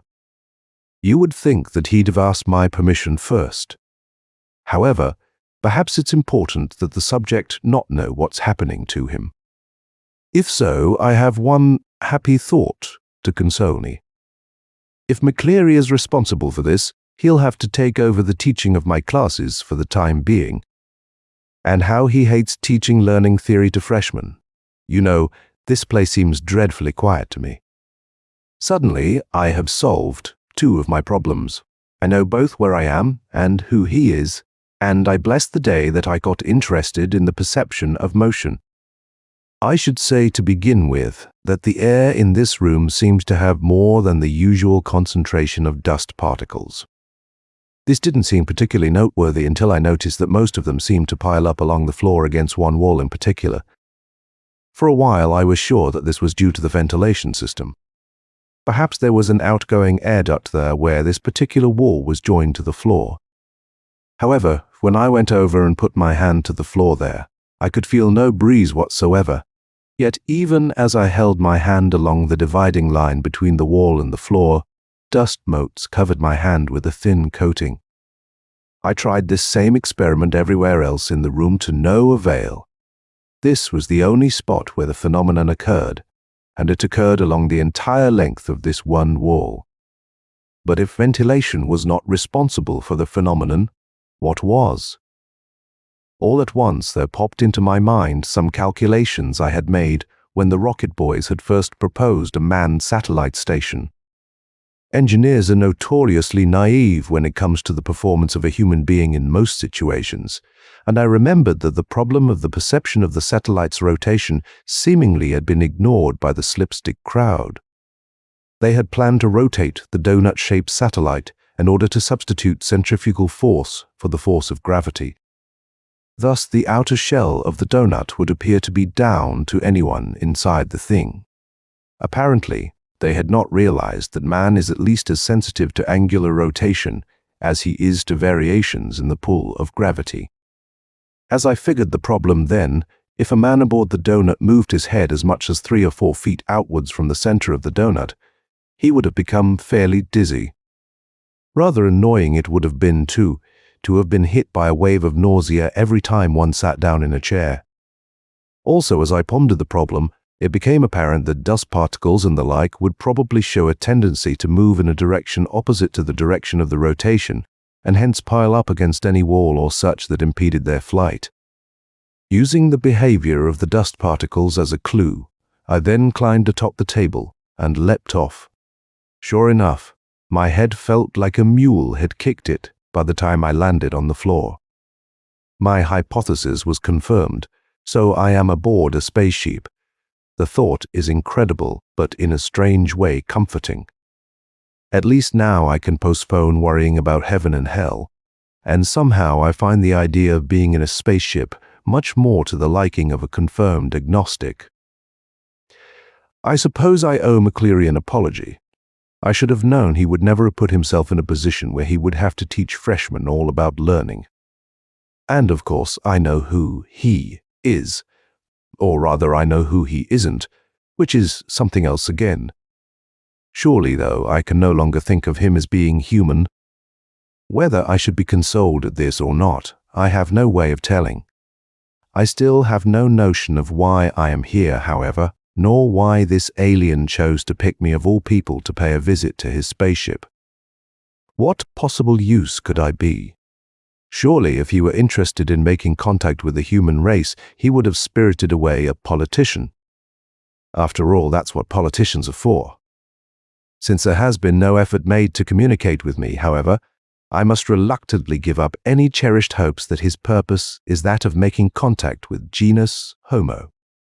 Or perhaps he's a galactic scientist of some kind, a biologist of sorts, out gathering specimens now. That's a particularly nasty thought. What if he turned out to be a physiologist, interested in cutting me open eventually to see what makes me tick? Will my innards be smeared over a blast slide for scores of youthful hymns to peer at under a microscope? Brah! I don't mind giving my life to science, but I'd rather do it a little at a time. If you don't mind, I think I'll go do a little repressing for a while. Good God, I should have known it. Destiny will play her little tricks, and all jokes have their cosmic angles. He is a psychologist. Had I given it due consideration, I would have realized that whenever you come across a new species, you worry about behavior first, physiology second. So I have received the ultimate insult or the ultimate compliment, I don't know which. I have become a specimen for an alien psychologist. This thought first occurred to me when I awoke after my latest sleep, which was filled, I must admit, with most frightening dreams. It was immediately obvious that something about the room had changed. Almost at once, I noticed that one of the walls now had a lever of some kind protruding from it, and to one side of the lever a small hole in the wall with a container beneath the hole. I wandered over to the lever, inspected it a few moments, then accidentally depressed the thing. At once there came a loud clicking noise, and a protein ball popped out of the hole and fell into the container. For just a moment a frown crossed my brow. This seemed somehow so strangely familiar. Then, all at once, I burst into wild laughter. The room had been changed into a gigantic Skinner box. For years I had been studying animal learning by putting white rats in a Skinner box and following the changes in the rats' behavior. The rats had to learn to press the lever in order to get a pellet of food, which was delivered to them through just such an apparatus as is now affixed to the wall of my cell. And now, after all of these years, and after all of the learning studies I had done, to find myself trapped like a rat in a Skinner box. Perhaps this was hell after all, I told myself, and the Lord High Executioner's admonition to let the punishment fit the crime was being followed. Frankly, this sudden turn of events has left me more than a little shaken. I seem to be performing according to theory. It didn't take me long to discover that pressing the lever would give me food some of the time, while at other times all I got was the click and no protein ball. It appears that approximately every 12 hours the thing delivers me a random number of protein balls. The number has varied from 5 to 15 so far. I never know ahead of time how many pellets, I mean protein balls, the apparatus will deliver, and it spews them out intermittently. Sometimes I have to press the lever a dozen times or so before it will give me anything, while at other times it gives me one ball for each press. Since I don't have a watch on me, I'm never quite sure when the 12 hours are past, so I stomp over to the lever and press it every few minutes when I think it's getting close to time to be fed. Just like my rats always did, and since the pellets are small and I never get enough of them, occasionally I find myself banging away on the lever with all the compulsion of a stupid animal. But I missed the feeding time once, and almost starved to death, so it seemed, before the lever delivered food the next time. About the only consolation to my wounded pride is that at this rate of starvation, I'll lose my bay window in short order. At least, he doesn't seem to be fattening me up for the kill, or maybe he just likes lean meat. I have been promoted. Apparently, he in his infinite alien wisdom has decided that I am intelligent enough to handle the Skinner-type apparatus, so I've been promoted to solving a maze. Can you picture the irony of the situation? All of the classic learning theory methodology is practically being thrown in my face. If only I could communicate with him. I don't mind being subjected to tests nearly as much as I mind being underestimated.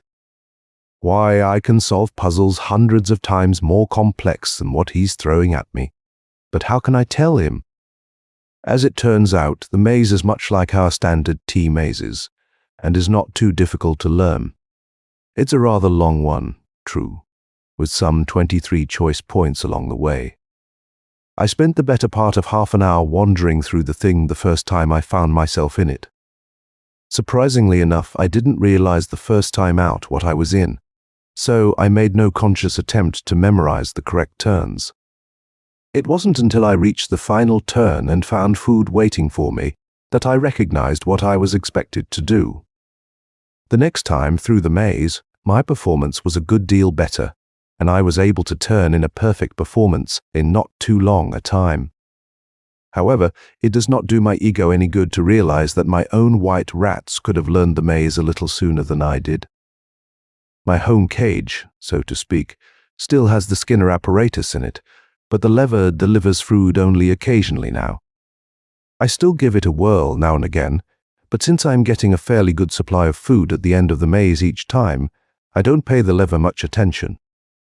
Now that I'm very sure of what is happening to me, quite naturally my thoughts have turned to how I can get out of this situation. Mazes I can solve without too much difficulty, but how to escape apparently is beyond my intellectual capacity.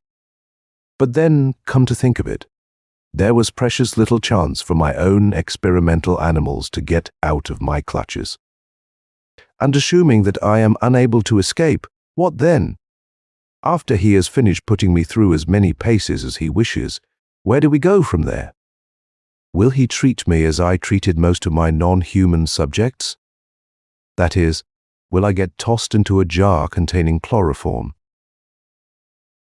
Following the experiment, the animals were sacrificed, as we so euphemistically report in the scientific literature. This doesn't appeal to me much, as you can imagine. Or maybe if I seem particularly bright to him, he may use me for breeding purposes, to establish a colony of his own.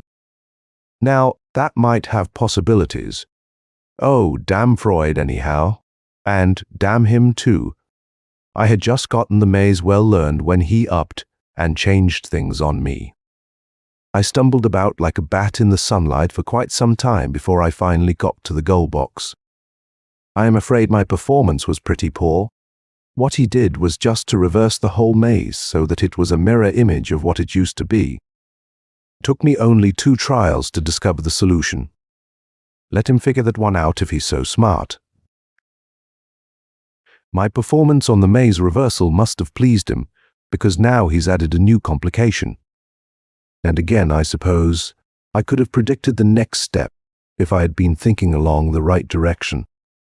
I woke up a few hours ago to find myself in a totally different room. There was nothing whatsoever in the room, but opposite me were 2 doors in the wall. One door, a pure white, the other, jet black. Between me and the doors was a deep pit filled with water. I didn't like the looks of the situation, for it occurred to me right away that he had devised a kind of jumping stand for me. I had to choose which of the doors was open and led to food. The other door would be locked. If I jumped at the wrong door and found it locked, I'd fall in the water. I needed a bath, that was for sure, but I didn't relish getting it in this fashion while I stood there watching. I got the shock of my life. I meant it quite literally. The bastard had thought of everything. When I used to run rats on jumping stands, to overcome their reluctance to jump, I used to shock them. He's following exactly the same pattern. The floor in this room is wired but good. I howled and jumped about and showed all the usual anxiety behavior. It took me less than 2 seconds to come to my senses and make a flying leap at the white door. However, you know something that water is ice cold. I have now, by my own calculations, solved no fewer than 87 different problems on the jumping stand, and I am getting sick and tired of it. Once I got angry and just pointed at the correct door, and got shocked for not going ahead and jumping. I shouted bloody murder, cursing him at the top of my voice. telling him if he didn't like my performance, he could damn well lump it. All he did, of course, was to increase the shock. Frankly, I don't know how much longer I can put up with this. It's not that the work is difficult. If he were giving me half a chance to show my capabilities, I wouldn't mind it. I suppose I've contemplated 1,000 different means of escaping, but none of them is worth mentioning. But if I don't get out of here soon, I shall go stark, raving mad. For almost an hour after it happened, I sat in this room and just wept. I realized that it is not the style in our culture for a grown man to weep, but there are times when cultural taboos must be forgotten. Again, had I thought much about the sort of experiments he must have had in mind, I most probably could have predicted the next step. Even so, I most likely would have repressed the knowledge. One of the standard problems which any learning psychologist is interested in is this one. Will an animal learn something if you fail to reward him for his performance? There are many theorists, such as Hull and Spence, who believe that reward, or reinforcement as they call it, is absolutely necessary for learning to occur. This is mere stuff and nonsense, as anyone with a grain of sense knows. But nonetheless, the reinforcement theory has been dominant in the field for years now. We fought a hard battle with Spence and Hull and actually had them with their backs to the wall at one point when suddenly they came up with the concept of secondary reinforcement. That is, anything associated with a reward takes on the ability to act as a reward itself.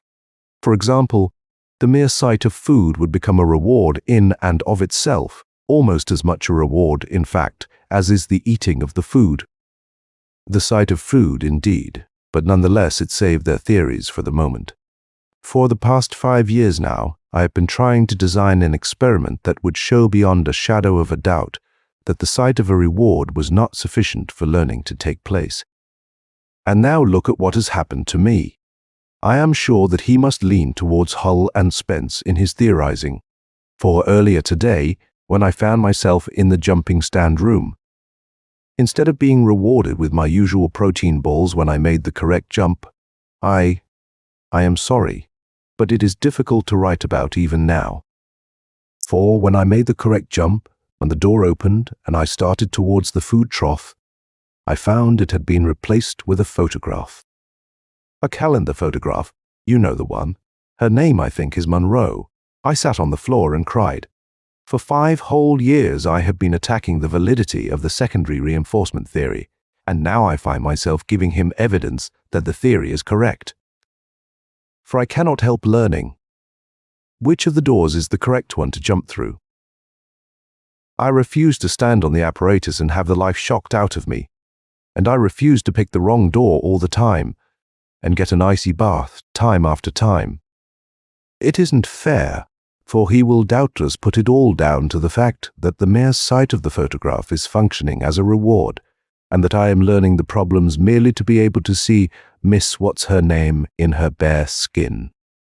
I can just see him now sitting somewhere else in this spaceship, gathering in all the data I am giving him, crossing all kinds of learning curves, chortling to himself because I am confirming all of his pet theories. I just wish almost an hour has gone by since I wrote the above section. It seems longer than that, but surely it's been only an hour. And I have spent the time deep in thought, for I have discovered a way out of this place. I think the question is, dare I do it? I was in the midst of writing that paragraph about his sitting and chortling and confirming his theories when it suddenly struck me that theories are born of the equipment that one uses. This has probably been true throughout the history of all science, but perhaps most true of all in psychology. If Skinner had never invented his blasted box, if the maze and the jumping stand had not been developed, we probably would have entirely different theories of learning today than we now have. For if nothing else, the type of equipment that one uses drastically reduces the type of behavior that one's subjects can show, and one's theories have to account only for the type of behavior that appears in the laboratories. It follows from this also that any 2 cultures that devise the same sort of experimental procedures will come up with almost identical theories. Keeping all of this in mind, It's not hard for me to believe that he is an ironclad reinforcement theorist, for he uses all of the various paraphernalia that they use, and uses it in exactly the same way. My means of escape is therefore obvious. He expects from me confirmation of all his pet theories. Well, he won't get it anymore. I know all of his theories backwards and forwards, and this means I know how to give him results that will tear his theories right smack in half. I can almost predict the results. What does any learning theorist do with an animal that won't behave properly, that refuses to give the results that are predicted? One gets rid of the beast quite naturally, for one wishes to use only healthy, normal animals in one's work. And any animal that gives unusual results is removed from the study, but quickly. After all, if it doesn't perform as expected, it must be sick, abnormal, or aberrant in one way or another. There is no guarantee, of course, what method he will employ to dispose of my now annoying presence. Will he sacrifice me, or will he just return me to the permanent colony? I cannot say. I know only that I will be free from what is now an intolerable situation. Just wait until he looks at his results from now on.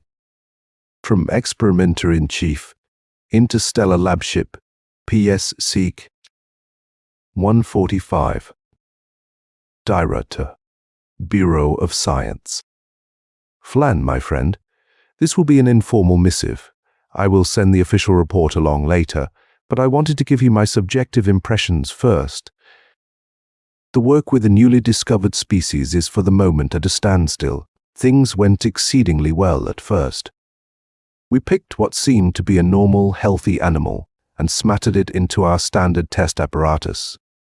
I may have told you that this new species seemed quite identical to our usual laboratory animals, so we included a couple of the toys that our home animals seem so fond of, thin pieces of material made from wood pulp and a tiny stick of graphite. Imagine our surprise and our pleasure when this new specimen made exactly the same use of the materials as have all of our home colony specimens. Could it be that there are certain innate behavior patterns to be found throughout the universe in the lower species? Well, I merely pose the question. The answer is of little importance to a learning theorist. Your friend Repp keeps insisting that the use of these toys may have some deeper meaning to it, and that perhaps we should investigate further. At his insistence, then, I include with this informal missive the materials used by our first subject. In my opinion, Repp is guilty of gross anthropomorphism, and I wish to have nothing further to do with the question. However, this behavior did give us hope that our newly discovered colony would yield subjects whose performances would be exactly in accordance with standard theory. And, in truth, this is exactly what seemed to be the case. The animals solved the Biafion box problem in short order, yielding as beautiful data as I have ever seen. We then shifted it to maze, reversal, and jumping stand problems, and the results could not have confirmed our theories better had we rigged the data. However, when we switched the animal to secondary reinforcement problems, it seemed to undergo a strange sort of change. No longer was its performance up to par. In fact, at times it seemed to go quite berserk for part of the experiment.